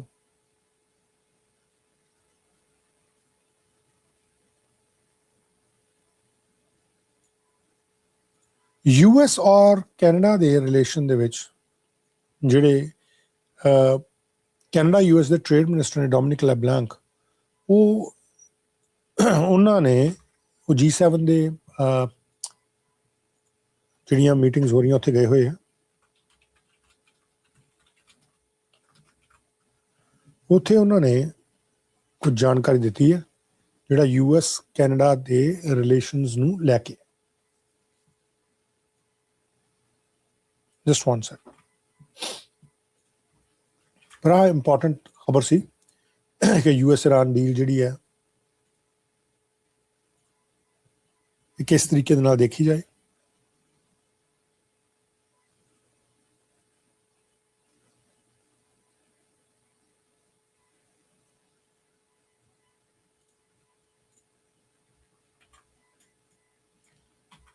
Al Arabia ਕਹਿੰਦੇ ਕਿ ਸਾਡੇ ਕੋਲ 14 ਪੁਆਇੰਟ ਦਾ ਇਹ ਜਿਹੜਾ ਮੈਟਰੋ ਹੈ ਉਹ ਆ ਚੁੱਕਾ, ਬਟ ਸਟਿਲ ਮੈਂ ਕੋਸ਼ਿਸ਼ ਕਰੂੰਗਾ ਕਿ ਕੁਝ ਹੋਰ ਥਾਵਾਂ ਤੋਂ ਵੀ ਜੇਕਰ ਇਹਦੇ ਬਾਰੇ ਕੋਈ ਇਨਫੋਰਮੇਸ਼ਨ ਮਿਲਦੀ ਹੈ ਮੈਂ ਉਹ ਵੀ ਤੁਹਾਡੇ ਨਾਲ ਜਿਹੜੀ ਉਹ ਸਾਂਝੀ ਕਰ ਦਿਆਂ।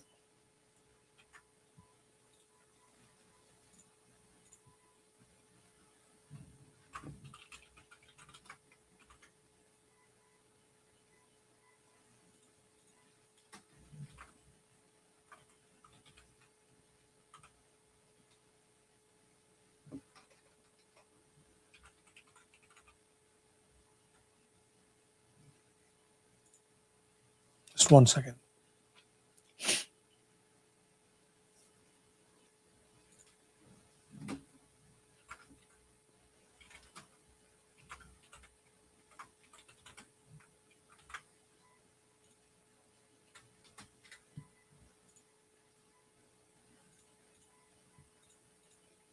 ਕੈਨੇਡਾ ਔਰ ਯੂਐਸ ਦਾ ਟ੍ਰੇਡ ਵੀ ਬਹੁਤ ਇੰਪੋਰਟੈਂਟ ਹੈ, ਇਹਨੂੰ ਵੀ ਅਸੀਂ ਅੱਖੋਂ ਪਰੇ ਨਹੀਂ ਕਰ ਸਕਦੇ। It is very important as well, same like India ਔਰ ਕੈਨੇਡਾ ਦੀ ਆਪਾਂ ਗੱਲ ਕੀਤੀ ਹੈ। ਸੋ ਇਹ ਵੀ ਬਹੁਤ ਇੰਪੋਰਟੈਂਟ ਹੈ ਜਿਹੜੀ ਇਸ ਵੇਲੇ ਇਨਫੋਰਮੇਸ਼ਨ ਹੁਣ ਤੋਂ ਕੁਝ ਮਿੰਟ ਪਹਿਲਾਂ ਜਿਹੜੀ ਸਾਹਮਣੇ ਆਈ ਹੈ। Let me just post that information for you.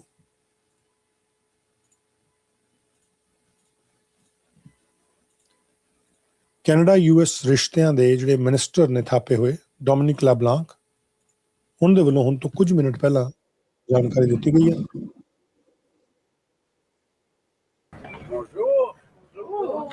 Ça va, M. Leblanc? Ça va toujours bien. Ça va toujours bien. Je suis tellement content de vous voir. Vous n'avez pas d'idée.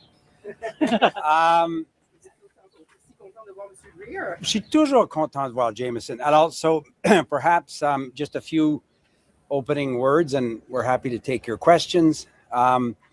So Janice Charette and I had a long and we think constructive meeting with Ambassador Greer.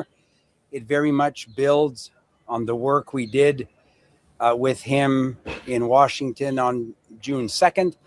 We have remained obviously in contact. I've had a number of conversations in the intervening days, and we agreed that it would be useful on the margins of this summit to have a conversation again and to build on what we thought were the substantive discussions that we had in Washington a couple of weeks ago.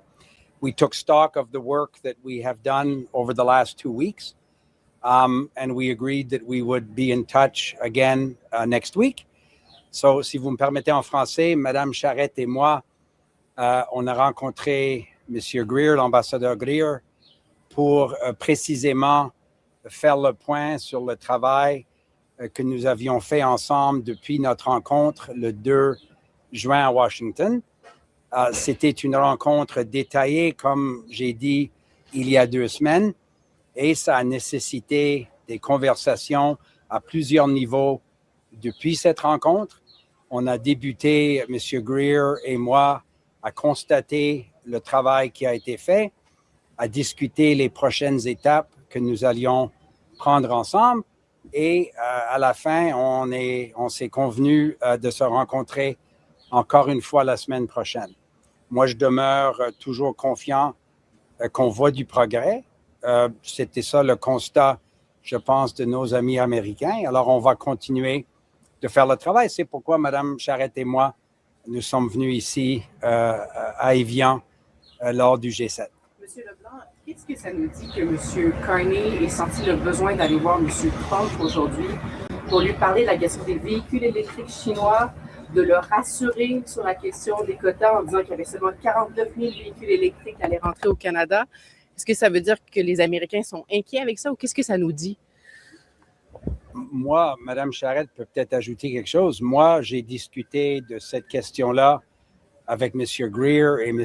Lutnick depuis déjà plusieurs mois. Il n'y a rien de nouveau dans la conversation que M. Carney a eue avec le président Trump.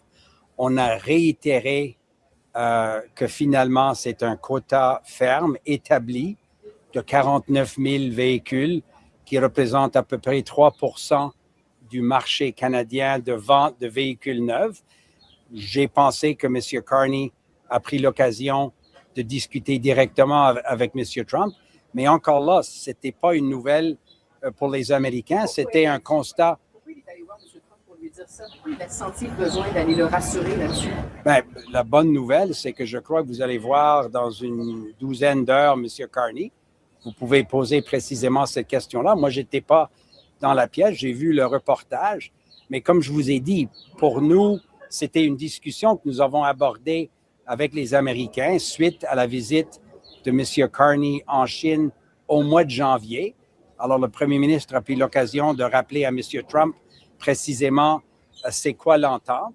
Il y a eu beaucoup de confusion aux États-Unis suite à cette entente avec les Américains. C'était une façon de clarifier précisément pour M. Trump.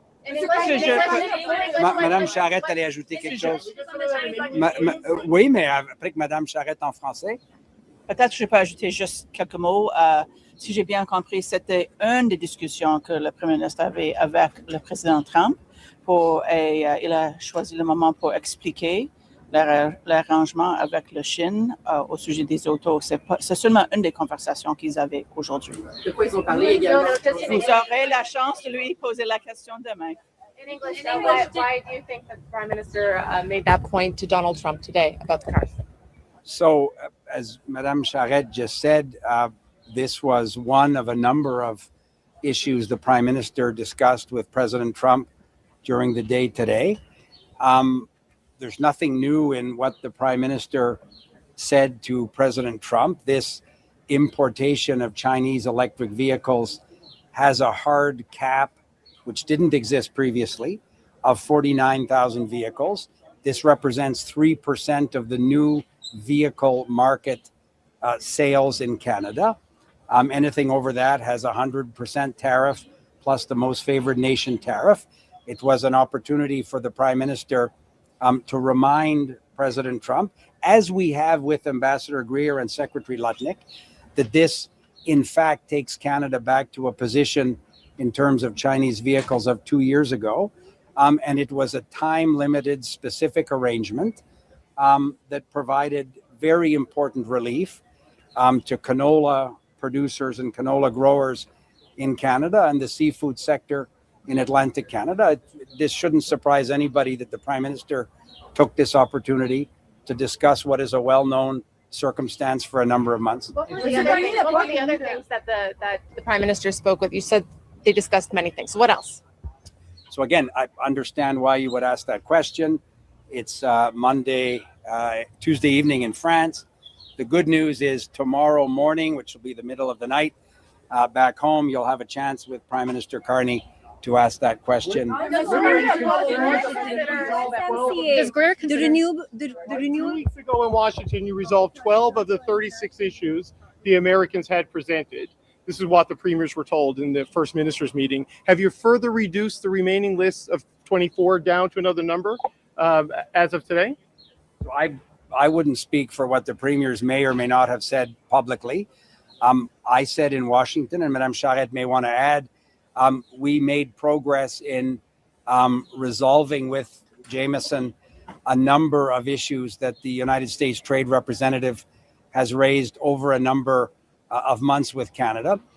In our conversation with Jameson today, we took stock of the progress over the last 2 weeks since that conversation with him in Washington. And we talked about a number of other issues that the United States raises with us. But we also talked about issues that are important to Canadian workers and the Canadian economy.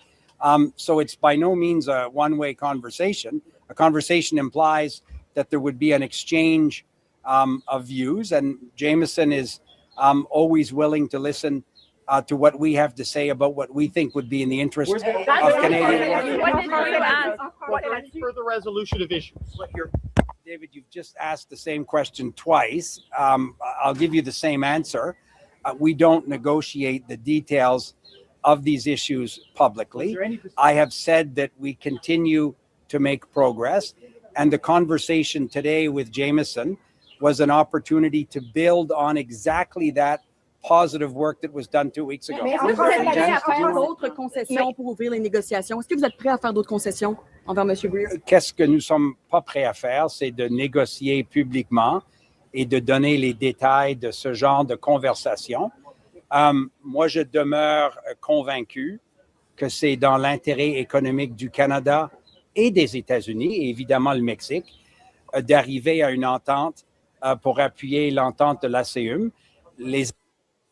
If you've ever tried to make a movie or a short series with AI,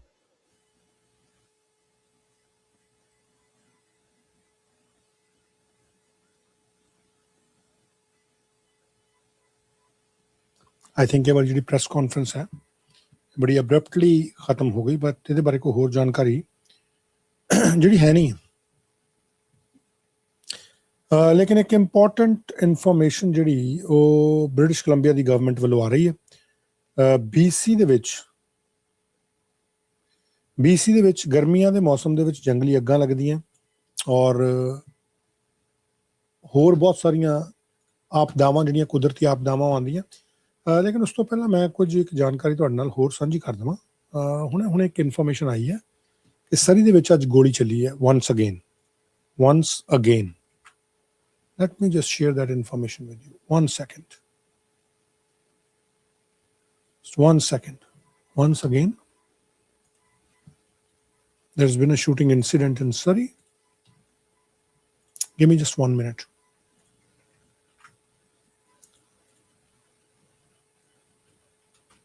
It's a big breaking.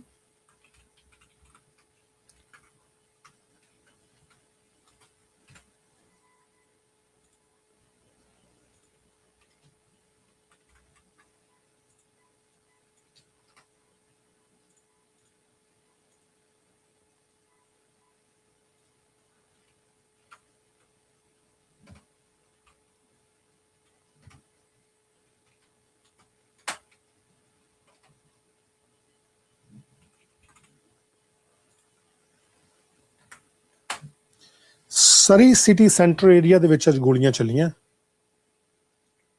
1 second. Surrey city centre area ਦੇ ਵਿੱਚ ਅੱਜ ਗੋਲੀਆਂ ਚੱਲੀਆਂ।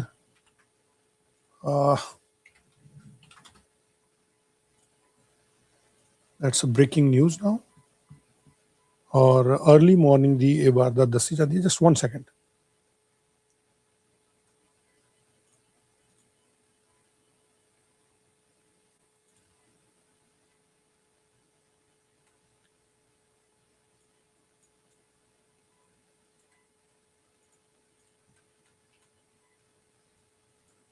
Extortion ਨਾਲ related ਨਹੀਂ ਹੈ। It is not at all related to extortion. Targeted, see, that is for sure, but not related to extortion. 1 second, guys.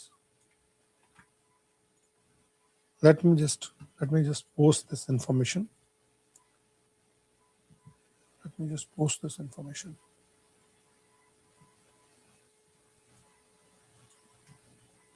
Sorry information ਜਿਹੜੀ ਤੁਹਾਡੇ ਨਾਲ 1 ਮਿੰਟ ਦੇ ਵਿੱਚ ਸਾਂਝੀ ਕਰ ਰਹੇ ਹਾਂ। Give me only 1 minute.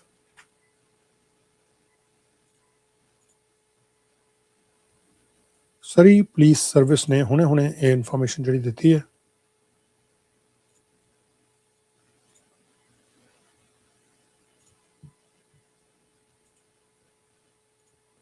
ਜਿਸ ਉਹਨਾਂ ਨੇ ਦੱਸਿਆ ਕਿ ਗੋਲੀਆਂ ਜਿਹੜੀਆਂ ਚੱਲੀਆਂ ਕੋਈ ਵਿਅਕਤੀ ਜ਼ਖਮੀ ਨਹੀਂ ਹੋਇਆ, ਕਿਸੇ ਦੇ ਨਹੀਂ ਲੱਗੀਆਂ।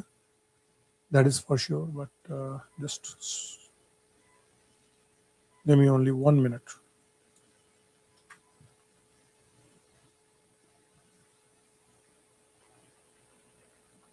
I'll give you all that information.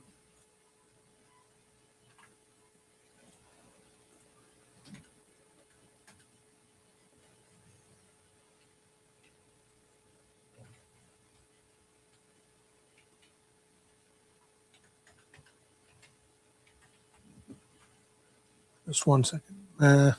केवल पोस्ट करना, then I'll share it with you. Yes.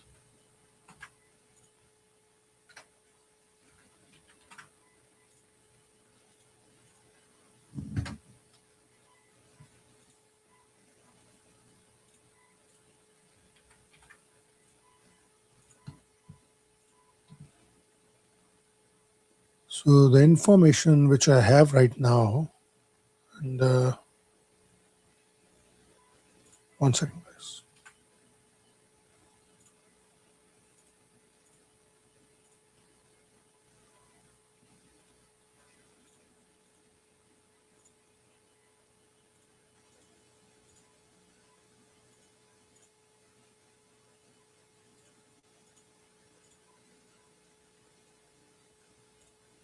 Yes. So ਜਿਹੜੀਆਂ ਗੋਲੀਆਂ ਚੱਲੀਆਂ ਇਹਦੇ ਬਾਰੇ ਪੁਲਿਸ ਨੇ just few minutes ago information ਦਿੱਤੀ ਹੈ. I'm going to share that information with you. Just give me only 1 minute. That's the information which has been shared by Surrey Police Service. ਕਦੋਂ ਆਈ ਹੈ information? 47 minutes ago. ਲੇਕਿਨ ਇਹ 'ਚ ਦੱਸਿਆ ਕੀ ਹੈ ਉਹਨਾਂ ਨੇ, ਅੱਜ अर्ली मॉर्निंग ਇਹ ਗੋਲੀਆਂ ਚੱਲੀਆਂ. SPS ਨੇ ਗੱਲ ਜਾਣਕਾਰੀ ਦਿੱਤੀ ਹੈ ਸਰੀ ਪੁਲਿਸ ਸਰਵਿਸ ਨੇ ਕਿ ਅੱਜ अर्ली मॉर्निंग ਗੋਲੀਆਂ ਚੱਲੀਆਂ ਸਰੀ ਸਿਟੀ ਸੈਂਟਰ ਦੇ ਇਲਾਕੇ ਦੇ ਵਿੱਚ. ਸਵੇਰੇ 2:04 ਦੇ ਕਰੀਬ ਇਹ ਗੋਲੀਆਂ ਚੱਲਣ ਦੀ ਵਾਰਦਾਤ ਹੋਈ ਹੈ. ਪੁਲਿਸ ਜਦੋਂ ਉੱਥੇ ਪਹੁੰਚੀ ਤਾਂ ਉਹਨਾਂ ਨੇ ਸਰੀ ਸਿਟੀ ਸੈਂਟਰਲ ਐਵਨਿਊ ਔਰ 133rd ਸਟਰੀਟ ਜਿਹੜੀ ਹੈ ਉੱਥੇ ਇੱਕ ਇਹ ਵਾਰਦਾਤ ਜਿਹੜੀ ਹੈ ਇਹਦੀ ਕਨਫਰਮ ਇਹਨੂੰ ਕੀਤਾ ਔਰ ਪੁਲਿਸ ਨੇ ਗਨ ਫਾਇਰ ਡੈਮੇਜ ਜਿਹੜਾ ਇੱਕ ਵਹੀਕਲ ਨੂੰ ਗੋਲੀਆਂ ਨਿਸ਼ਾਨਾ ਬਣਾਇਆ ਗਿਆ. ਇਹ ਅਨਆਕਿਊਪਾਈਡ ਵਹੀਕਲ ਸੀ ਜਿਹਨੂੰ ਨਿਸ਼ਾਨਾ ਬਣਾਇਆ ਗਿਆ. ਇਨਵੈਸਟੀਗੇਸ਼ਨ ਕਹਿੰਦੇ it's in its early stages and the motive for the shots fired is unknown but it's believed to be targeted and not extortion related. That is for sure. Still the motive for the shots fired is unknown, but it is believed to be targeted but not related to extortion. That is for sure. ਹੁਣ police ਨੇ ਇਹਦੀ ਜਾਣਕਾਰੀ ਸ਼ੁਰੂ ਕਰ ਦਿੱਤੀ ਹੈ. ਕਿਸੇ ਕੋਲ ਕੋਈ ਇਨਫੋਰਮੇਸ਼ਨ ਹੋਏ 6045990502 ਤੇ ਸੰਪਰਕ ਕੀਤਾ ਜਾ ਸਕਦਾ.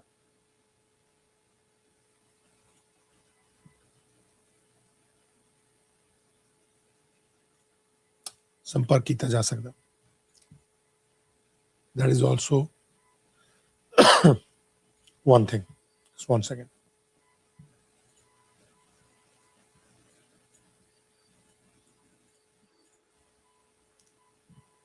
ਇੱਕ ਇਨਫੋਰਮੇਸ਼ਨ ਹੋਰ ਮੈਨੂੰ ਆ ਰਹੀ ਹੈ.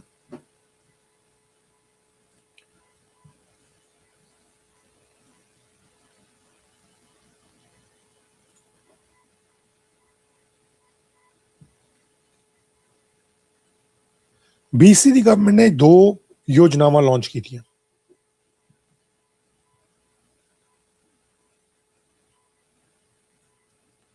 BC ਦੀ ਗਵਰਨਮੈਂਟ ਨੇ 2 ਯੋਜਨਾਵਾਂ ਅੱਜ ਲਾਂਚ ਕੀਤੀਆਂ.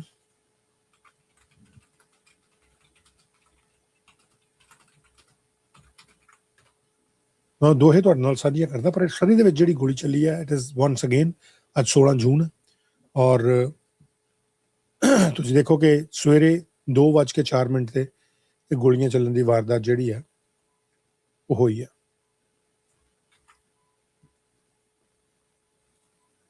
Just 1 second.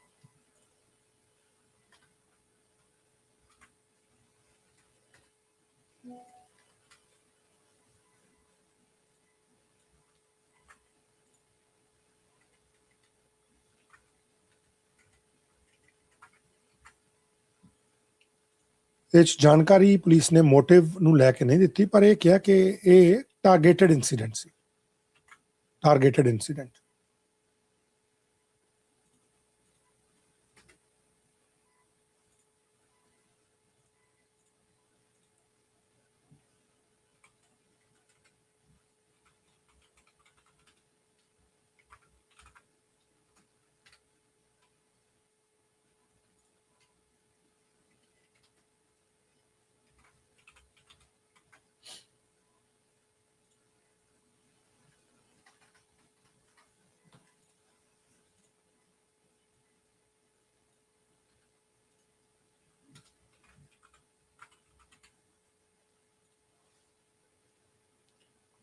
Light me just check ਇਹ ਜਿਹੜਾ ਏਰੀਆ ਜਿਵੇਂ ਤੁਹਾਡੇ ਨਾਲ ਇੱਥੇ ਸ਼ੇਅਰ ਕਰਦਾ.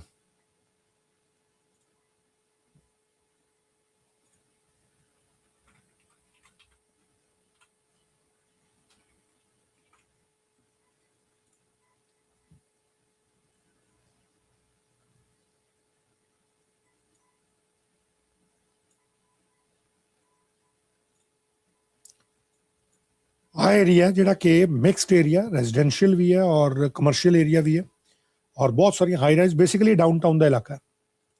If I tell you in another words ਇਹ ਡਾਊਨਟਾਊਨ ਦਾ ਇਲਾਕਾ ਹੈ ਆਹ ਵਾਲਾ। Let me just go on to this side. And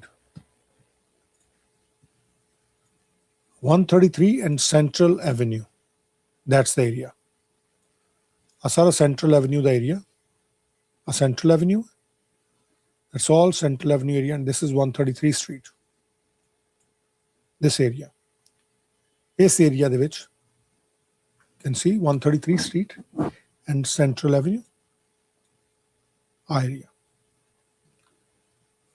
ਇਹ ਹਾਈ ਰਾਈਜ਼ ਵੀ ਹੈ, ਇੱਥੇ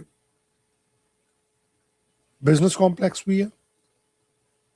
ਕੈਨ ਸੀ ਯੋਰਸੈਲਫ ਆ ਗੂਗਲ ਮੈਪਸ ਤੋਂ ਮੈਂ ਤੁਹਾਨੂੰ ਏਰੀਆ ਦਿਖਾ ਰਿਹਾ। ਨਵੀਂ ਇੱਥੇ ਜਿਹੜੀ ਕੰਸਟਰਕਸ਼ਨ ਉਹ ਚੱਲ ਵੀ ਰਹੀ ਹੈ। ਲੇਕਿਨ 133 ਐਂਡ ਸੈਂਟਰਲ ਐਵਨਿਊ ਦਾ ਏਰੀਆ ਕਾਫੀ ਇੱਥੇ ਗਤੀਵਿਧੀ ਜਿਹੜੀ ਹੁੰਦੀ ਹੈ ਔਰ ਇੱਥੇ ਇੱਕ ਵਹੀਕਲ ਜਿਹੜਾ ਉਹਨੂੰ ਗੋਲੀਆਂ ਮਾਰ ਕੇ ਡੈਮੇਜ ਕੀਤਾ ਗਿਆ, ਜਿਹੜਾ ਪੁਲਿਸ ਦੇ ਵੱਲੋਂ ਜਾਣਕਾਰੀ ਦਿੱਤੀ ਜਾ ਰਹੀ ਹੈ। ਆਈ ਹੋਪ ਇਹਦੇ 'ਚ ਕੋਈ ਨਾ ਕੋਈ ਇਨਫੋਰਮੇਸ਼ਨ ਬਹੁਤ ਛੇਤੀ ਨਵੀਂ ਜਿਹੜੀ ਹੈ ਉਹ ਸਾਹਮਣੇ ਆ ਜਾਏਗੀ। I'll try to keep an eye on that. I'll try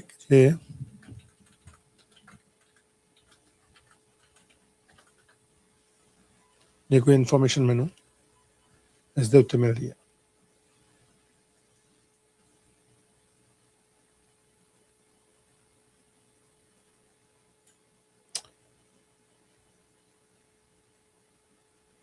police ਦੇ ਵੱਲੋਂ ਇੱਕ ਇਹੀ ਕਿਹਾ ਕਿ ਅਨਆਕਿਊਪਾਈਡ ਔਰ ਪਾਰਕਡ ਵਹੀਕਲ। ਸੋ ਰਾਤ ਦੇ ਟਾਈਮ ਉੱਥੇ ਵਹੀਕਲ ਜਿਹੜਾ ਇਕੱਲਾ ਪਾਰਕ ਹੀ ਹੋਣਾ ਬਸ, ਲੇਕਿਨ ਇਹ ਟਾਰਗੇਟਡ ਸੀ। ਸੋ ਪਤਾ ਸੀ ਕਿਹਦਾ ਵਹੀਕਲ ਹੈ। ਪੁਲਿਸ ਇਸ ਦੇ ਬਾਰੇ ਹੋਰ ਜਾਣਕਾਰੀ ਜਿਹੜੀ ਨਹੀਂ ਦੇ ਰਹੀ।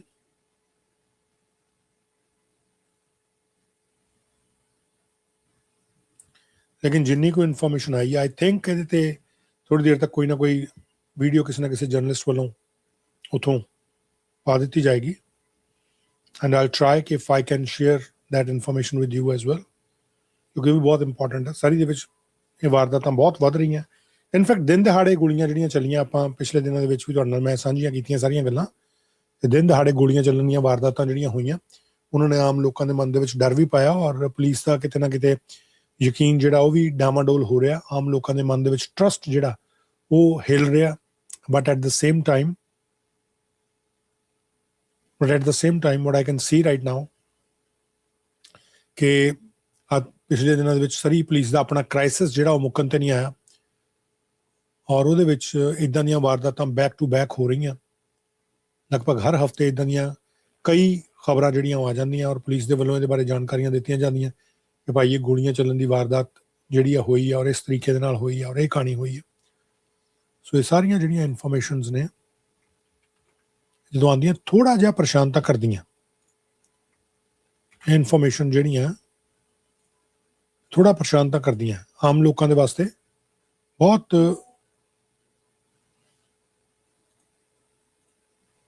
ਚਿੰਤਾ ਦਾ ਵਿਸ਼ਾ ਜਿਹੜਾ ਬਣ ਜਾਂਦੀ ਹੈ।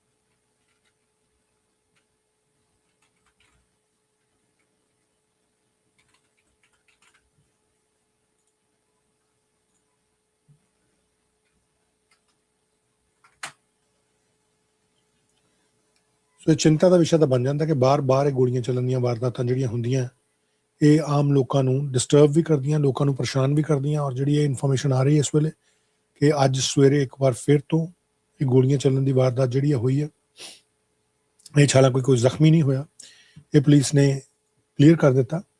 ਪੁਲਿਸ ਵੱਲੋਂ ਜਿਹੜੀ ਜਾਣਕਾਰੀ ਆਈ ਹੈ that is in front of you. Light me just make it bit bigger.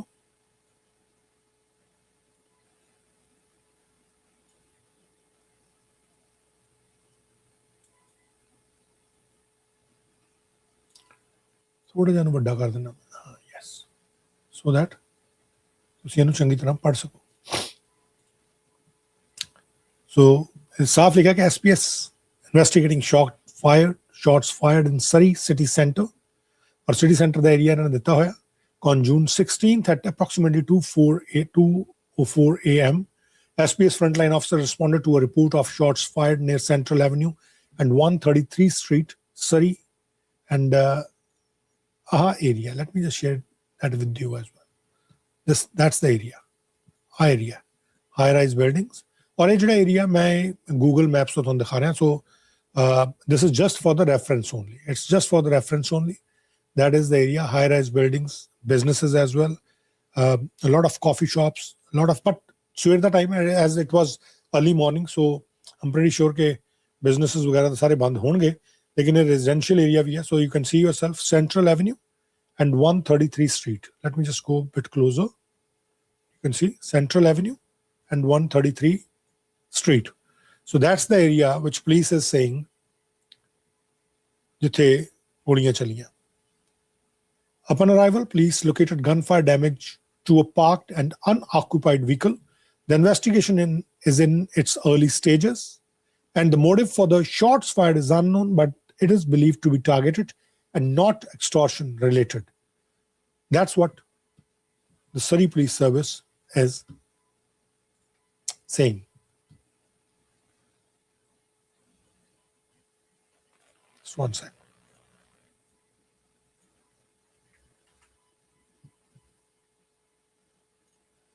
ਇਸ ਵਕਤ ਦੀ ਜਿਹੜੀ ਇਨਫੋਰਮੇਸ਼ਨ ਲੇਟੈਸਟ ਆਈ ਸੀ ਉਹ ਮੈਂ ਤੁਹਾਡੇ ਨਾਲ ਸਾਂਝੀ ਕੀਤੀ ਹੈ ਜਸਟ 1 ਸੈਕਿੰਡ ਗਾਇਸ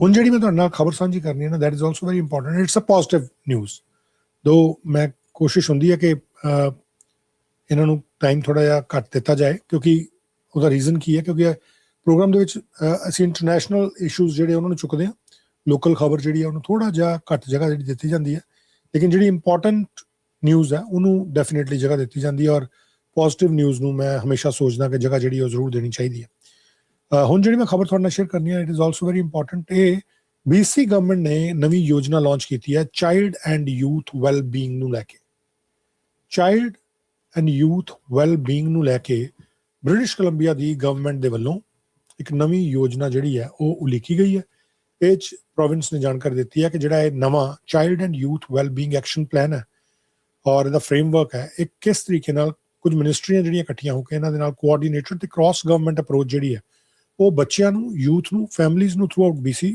ਵਧੀਆ ਸਪੋਰਟ ਦੇਣ ਦੇ ਵਾਸਤੇ ਘੜੀ ਗਈ ਹੈ ਔਰ ਇਹਦੇ 'ਚ ਕੀ ਜਾਣਕਾਰੀਆਂ light me just share it with you ਇਹਦੇ 'ਚ ਕੀ ਕਿਹਾ ਗਿਆ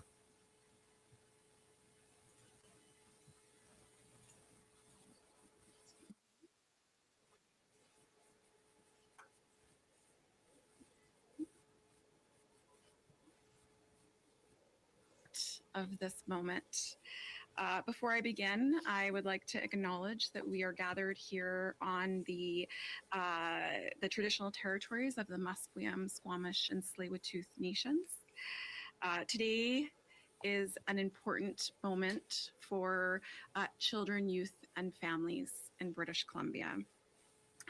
We are here to introduce our government's Child and Youth Wellbeing Plan and Outcomes Framework. This reflects years of advocacy, years of difficult conversations, years of listening, and years of people refusing to accept the system could not do better. This work carries deep responsibility because behind this work are children, youth, and families who need government, ministries, services, and communities to work together more clearly, more compassionately, and more effectively. I want to recognize the people who are joining me here today.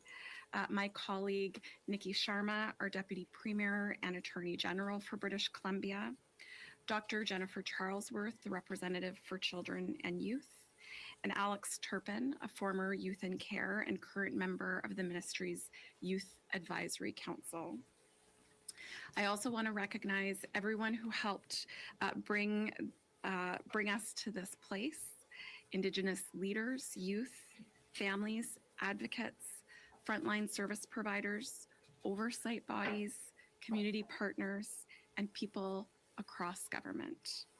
This work belongs to all of you. It reflects your advocacy, your honesty, your persistence, and your belief that children and youth deserve better.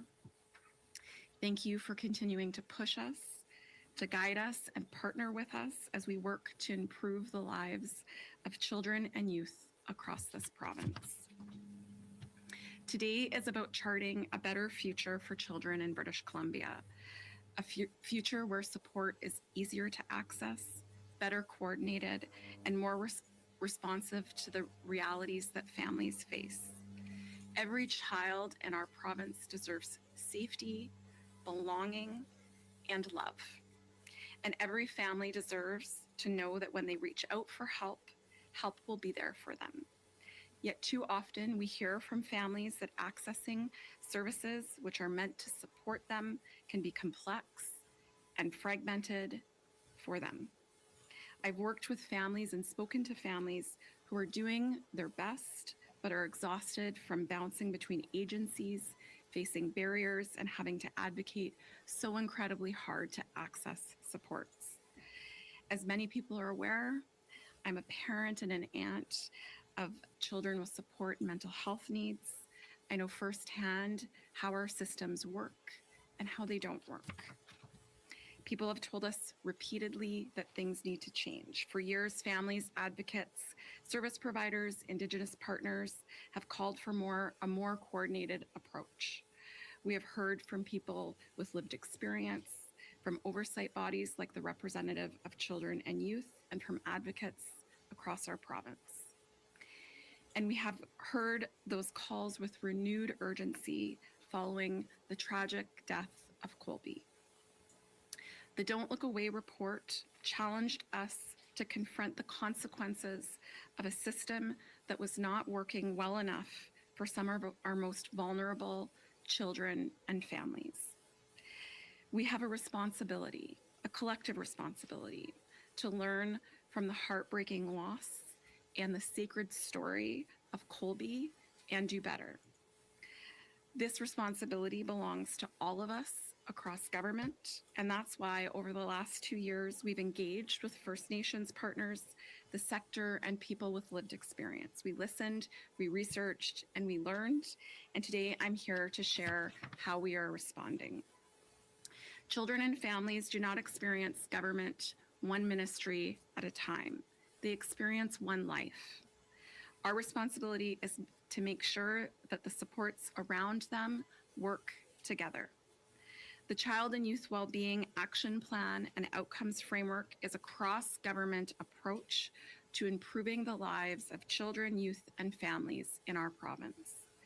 This action plan provides a clear roadmap to improve how we deliver programs and services across our ministries. For the first time, it brings ministries together around a shared vision for children and youth and supports them throughout their lives. It aligns services so that we can provide the right supports at the right time.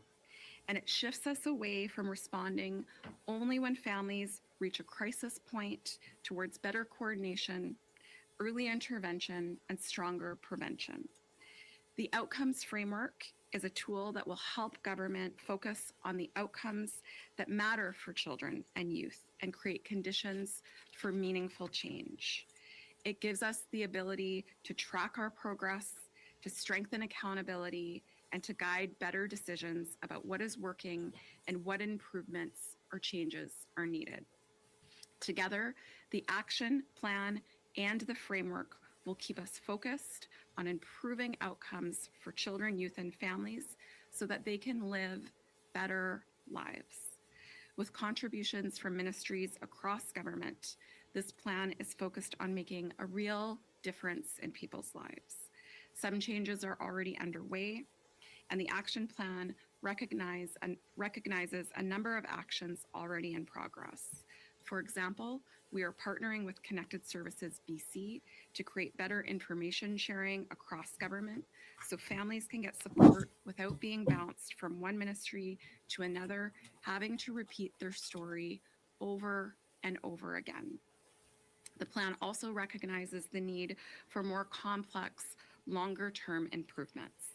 That's why just last week, government launched Focus Engagement to better understand how people experience social services and how these services can be more effectively integrated, coordinated, and organized around people's needs.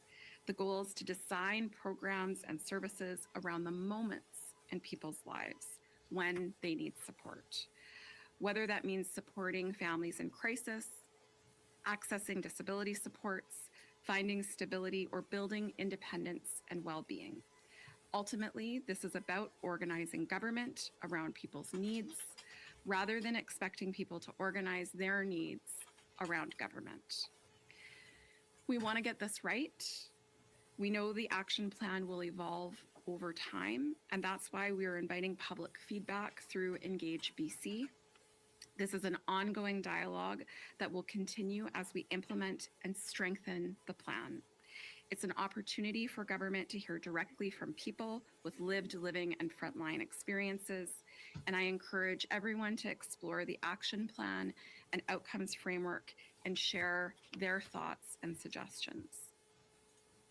We are now 1 month away from the 2-year anniversary of the Don't Look Away report that was released on July 16th, 2024. On that day, my colleague, Minister Grace Lohr, stood with the representative of children and youth and others to make a commitment that our government would do better. The tragedy of Colby and his sacred story continue to hold profound meaning for all of us every day that we are in these roles. Sharing this plan publicly is an important step forward. It reflects our all of government commitment to improving outcomes for children, youth, and families. It's a commitment to action and to working across government differently. It's a commitment towards every child in BC growing up safe, supported, and connected with a strong sense of belonging. I'd like to personally acknowledge Dr. Charlesworth, her team at the Representative for Children and Youth for their dedication to children and families in British Columbia. I want to thank our partners, our Indigenous leaders, youth, families, advocates, frontline service providers who will continue to help us shape this work and challenge us every day to do better.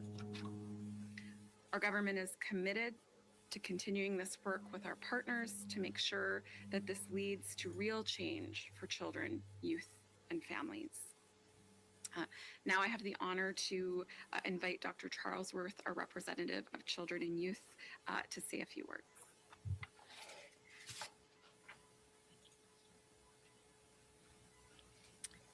Good morning.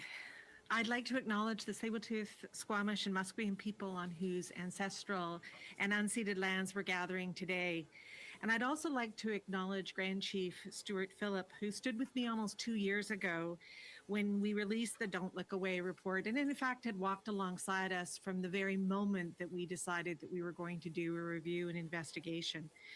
His wise words are now reflected in today's news release. I know he wanted to be with us today, but he is doing the most important work of supporting his magnificent life partner and matriarch, Amshin Joan Phillips. Please join me in sending love and healing thoughts to them both. Many of you will know of the Don't Look Away report that we released almost 2 years ago. And even if you've not read the full report, you will know the story of the precious little boy that we called Colby. He just wanted to play soccer. ਸੋ ਇਹ ਜਿਹੜੀ ਸਾਰੀ information ਹੈ ਨਾ, ਇਹ ਸਾਰੀ government ਦੇ page ਦੇ ਉੱਤੇ ਦਿੱਤੀ ਹੋਈ ਹੈ। ਇਨ ਕੇਸ ਜੇਕਰ ਕੋਈ ਦੇਖਣਾ ਚਾਹੇ ਔਰ ਇਹਨੂੰ ਸਮਝਣਾ ਚਾਹੇ ਤਾਂ ਉਹ ਗਵਰਨਮੈਂਟ ਦੇ ਪੇਜ ਤੇ ਜਾ ਕੇ ਵੀ ਇਹਦੀ ਇਨਫੋਰਮੇਸ਼ਨ ਜਿਹੜੀ ਹੈ ਉਹ ਲੈ ਸਕਦੇ ਆ।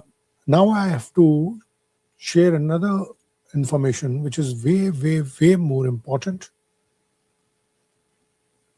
One sec.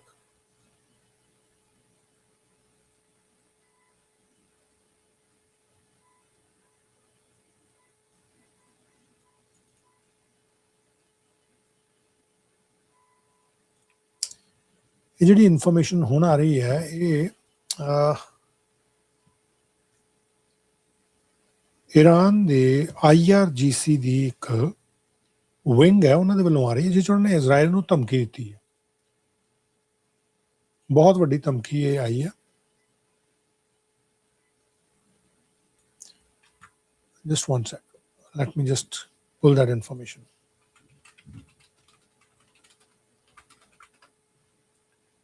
ਮੈਂ ਇਨਫੋਰਮੇਸ਼ਨ ਤੁਹਾਡੇ ਨਾਲ ਸ਼ੇਅਰ ਕਰਦਾ ਹਾਂ US ਈਰਾਨ ਦੇ ਇਸ ਪੂਰੇ ਰੌਲੇ ਦੇ ਵਿੱਚ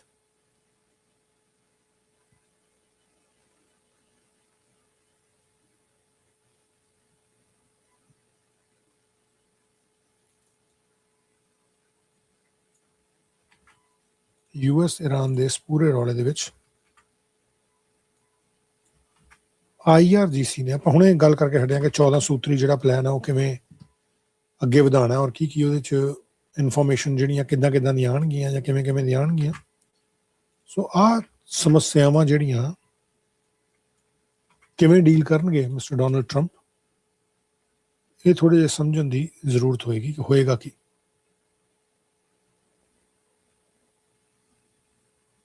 So one sec.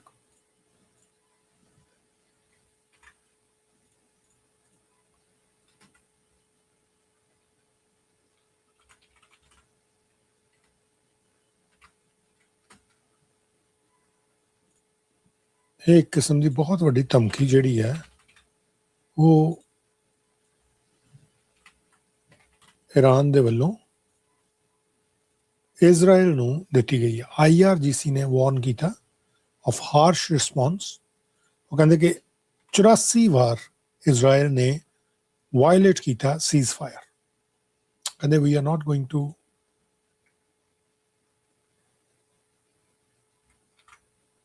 entertain this anymore ਬੜੀ ਕਲੀਅਰ ਇੱਕ ਗੱਲ ਜਿਹੜੀ ਹੋ ਗਈ ਹੈ ਔਰ ਕਈ ਜਿਹੜੀਆਂ ਨਿਊਜ਼ ਆਰਗੇਨਾਈਜੇਸ਼ਨਸ ਨੇ ਉਹਨਾਂ ਦੇ ਵੱਲੋਂ ਇਹ ਇਨਫੋਰਮੇਸ਼ਨ ਜਿਹੜੀ ਇਸ ਵੇਲੇ ਸ਼ੇਅਰ ਕੀਤੀ ਗਈ ਹੈ और ये जी खबर आ रही है इट्स वेरी इंपॉर्टेंट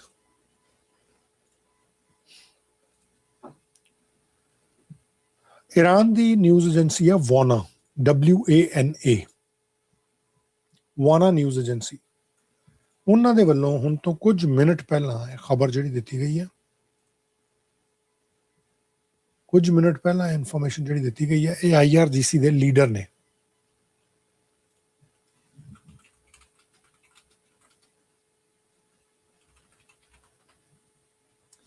10:50 ਹੋਏ ਤਹਿਰਾਨ ਦੇ ਵਿੱਚ ਈਰਾਨ ਦੇ ਵਿੱਚ ਔਰ ਜਿਹੜੀ ਇਹ ਖਬਰ ਤੁਹਾਡੇ ਨਾਲ ਮੈਂ ਸ਼ੇਅਰ ਕਰ ਰਿਹਾ ਇਹ ਪੋਸਟ ਹੋਈ ਹੈ 10:18 ਤੇ ਯਾਨੀ ਕਿ ਹੁਣ ਤੋਂ 30 ਮਿੰਟ ਪਹਿਲਾਂ approximately 30 minutes ago and that's the news ਇਹ ਉਹਨਾਂ ਦੀ ਹੀ ਵੈਬਸਾਈਟ ਤੋਂ ਲਈ ਗਈ ਨਿਊਜ਼ ਹੈ ਵਾਨਾ ਈਰਾਨ ਦੀ ਵੈਬਸਾਈਟ ਹੈ ਈਰਾਨੀ ਨਿਊਜ਼ਪੇਪਰ ਦੀ ਔਰ ਉੱਥੋਂ ਹੀ ਇਹ ਇਨਫੋਰਮੇਸ਼ਨ WANA ਇਨਫੋਰਮੇਸ਼ਨ ਜਿਹੜੀ ਲਈ ਗਈ ਹੈ ਜਿਹੜੀ ਕਿ ਇਹ ਜਿਹਨਾਂ ਨੇ ਦੱਸਿਆ ਕਿ ਖਤਮ ਅਲ ਅਨਬੀਆ ਐਂਡ ਲੈਬਨਾਨ ਆਪਰੇਸ਼ਨ ਔਰ ਫੇਸ ਕੌਨਸੀਕੁਐਂਸਸ ਇਹਦਾ ਕੀ ਮਕਸਦ ਹੈ ਕੀ ਮਤਲਬ ਹੈ ਇਹਦਾ light me just share it with you 10:18 ਤੇ ਇਹ ਖਬਰ ਜਿਹੜੀ ਹੈ ਇਹਨਾਂ ਨੇ ਪੋਸਟ ਕੀਤੀ ਹੈ ਔਰ ਇਹਦੇ ਵਿੱਚ ਇਹਨਾਂ ਨੇ ਜਾਣਕਾਰੀ ਕੀ ਦਿੱਤੀ ਹੈ let me just go on to the other side ਤਾਂ ਕਿ ਤੁਸੀਂ ਫੁੱਲ ਪੇਜ ਦੇਖ ਸਕੋ ਵਾਨਾ WANA ਨਿਊਜ਼ ਏਜੰਸੀ ਹੈ ਉਹਨਾਂ ਨੇ ਕਿਹਾ ਕਿ Iran's Khatam al Anbiya central headquarters has issued a warning over Israel's ongoing military operations in southern Lebanon, stating that the continuation of such actions could trigger a response from the armed forces of the Islamic Republic of Iran. So basically, ਜਿਹੜੀ ਮੈਂ ਅੱਜ ਤੁਹਾਡੇ ਨਾਲ ਗੱਲ ਕਰ ਰਿਹਾ ਸੀ, just one sec.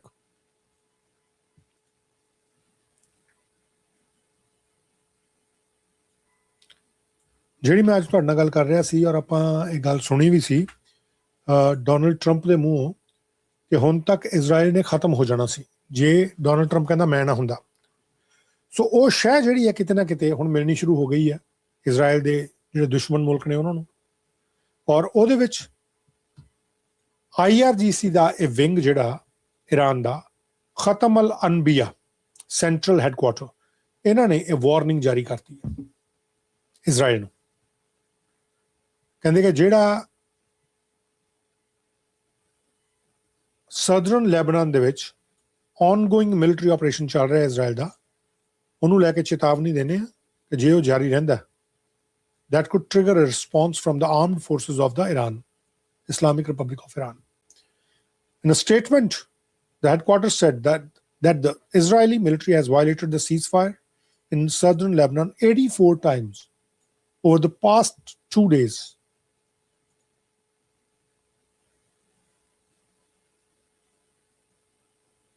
Despite the US president's announcement to end the war and had continued its military operations in the area.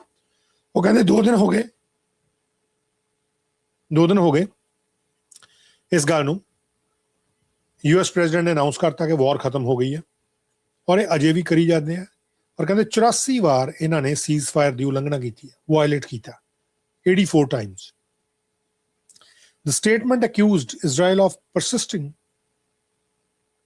in what it describes as attack and killings of Lebanese civilians, asserting that military actions in southern Lebanon had not ceased despite the declared ceasefire.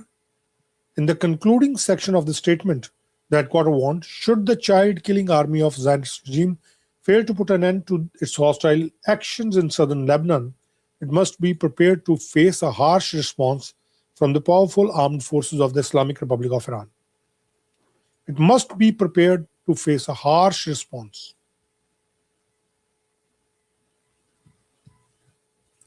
ਇਹ wanna news agency ਨੇ ਹੁਣੇ ਖਬਰ ਜਿਹੜੀ ਆ ਉਹ ਲਗਾਈ ਹੈ, ਔਰ ਹੋਰ ਜਿਹੜੀਆਂ ਏਜੰਸੀਜ਼ ਨੇ ਉਹਨਾਂ ਨੇ ਵੀ ਇਹ ਖਬਰ ਦੀ ਪੁਸ਼ਟੀ ਜਿਹੜੀ ਆ ਉਹ ਕੀਤੀ ਹੈ। ਮੈਂ ਦੇਖ ਰਿਹਾ ਕਿ ਜੇ ਕਿਤੇ ਕੋਈ ਸਟੇਟਮੈਂਟ ਐਸੀ ਹੋਏ ਜਿਹੜੀ ਇਹਨਾਂ ਦੇ ਵੱਲੋਂ ਆਫੀਸ਼ੀਅਲੀ ਜਾਰੀ ਕੀਤੀ ਹੋਏ।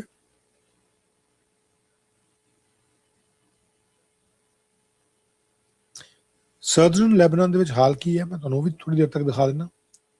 ਜਿਹੜੀਆਂ ਕੁਝ ਵੀਡੀਓਜ਼ ਬਾਹਰ ਆ ਰਹੀਆਂ,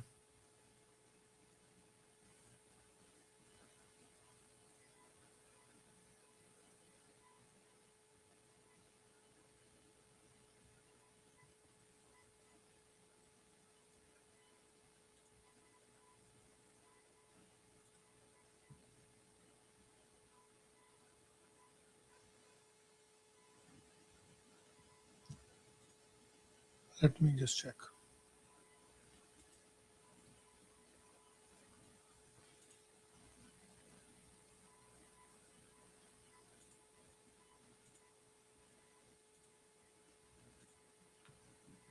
ਮੈਂ ਨਾਲ ਕੋਸ਼ਿਸ਼ ਕਰ ਰਿਹਾ ਕਿ ਉਹ ਇਨਫੋਰਮੇਸ਼ਨ ਜਿਹੜੀ ਪਤਾ ਲੱਗ ਜਾਏ ਕਿ ਜਿੱਥੇ ਜਿਹੜੇ ਇਰਾਨੀਅਨ ਔਰ ਸੋ ਕਾਲਡ ਖਤਮ ਅਲ ਅਨਬੀਆ ਦੇ ਵੱਲੋਂ ਕਿਹਾ ਗਿਆ ਕਿ ਈਰਾਨ ਆਪਣੇ ਆਪਰੇਸ਼ਨ ਬੰਦ ਕਰੇ ਜਾਂ ਫਿਰ ਨਤੀਜੇ ਭੁਗਤਣ ਨੂੰ ਤਿਆਰ ਰਹੇ। ਜਸਟ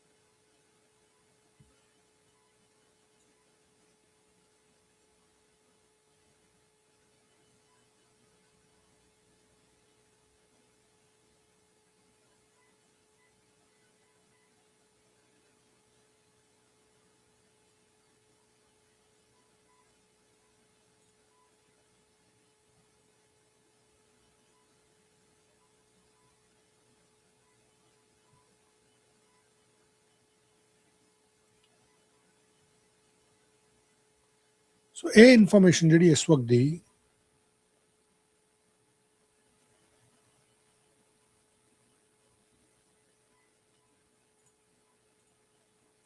ਸਭ ਤੋਂ ਵੱਡੀ ਇਨਫੋਰਮੇਸ਼ਨ ਜਿਹੜੀ ਉਹ ਆ ਰਹੀ ਹੈ। And Let me just check if I can get some more details on this.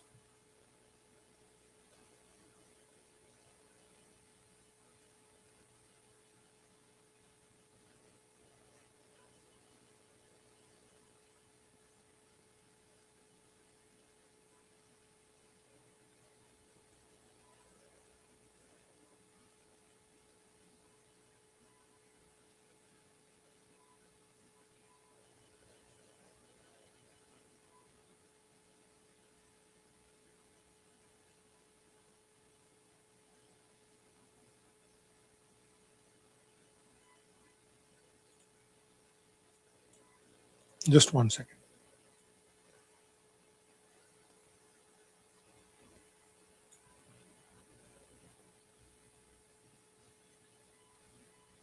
मैं देख रहे हैं कि होर किहड़े मीडिया ने या मीडिया अदारे ने इस खबर ਨੂੰ लगाया।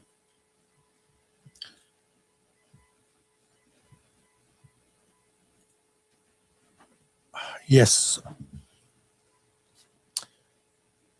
अल जजीरा ने भी लगाया। अल जजीरा ने भी हुण तो कुछ मिनट पहला ਇਹਦੇ ਬਾਰੇ ਜਾਣਕਾਰੀ ਦਿੱਤੀ ਹੈ। अल जजीरा ने ਜਿਹੜੀ ਇਨਫੋਰਮੇਸ਼ਨ ਦਿੱਤੀ ਹੈ, I'm going to share that information with you as well regarding the same. Al Jazeera. Iran's army warns of harsh response to Israeli ceasefire violation in Lebanon. Israel has violated the ceasefire in southern Lebanon 84 times since the US-Iran deal was announced on Sunday, according to the unified command of Iran's army. In a statement circulated on state media, the army warned that Israel should expect a harsh response if it continues to commit crimes. Let me just move this. Crimes and massacre the oppressed people of Lebanon. ਇਹ ਇਹਨਾਂ ਨੇ Al Jazeera ਨੇ ਵੀ ਖਬਰ ਲਾਈ ਹੈ, but this is the media Wana Iran, WANA.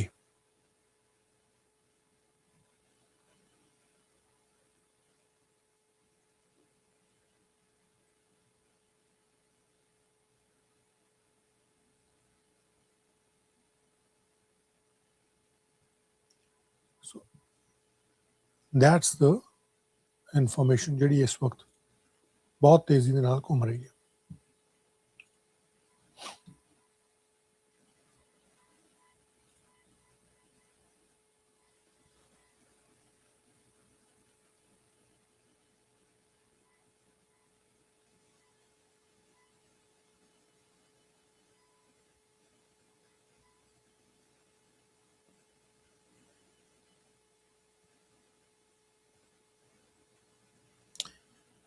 ਸੋ ਇਹ ਅੱਜ ਦੀਆਂ ਇਨਫੋਰਮੇਸ਼ਨ ਸੀਗੀਆਂ ਜਿਹੜੀਆਂ ਤੁਹਾਡੇ ਨਾਲ ਸਾਂਝੀਆਂ ਕੀਤੀਆਂ, ਸਾਰੀਆਂ ਬੜੀਆਂ ਫਾਸਟ ਔਰ ਕੁਇਕ ਇਨਫੋਰਮੇਸ਼ਨਸ। ਸੋ ਇਹਦੇ ਨਾਲ ਹੀ ਪ੍ਰੋਗਰਾਮ ਜਿਹੜਾ ਆਪਣੀ ਸਮਾਪਤੀ ਵਾਲਾ। ਕੱਲ੍ਹ ਤੁਹਾਡੇ ਨਾਲ ਫਿਰ ਮੁਲਾਕਾਤ ਹੋਏਗੀ। I really appreciate once again, thanks to all of you.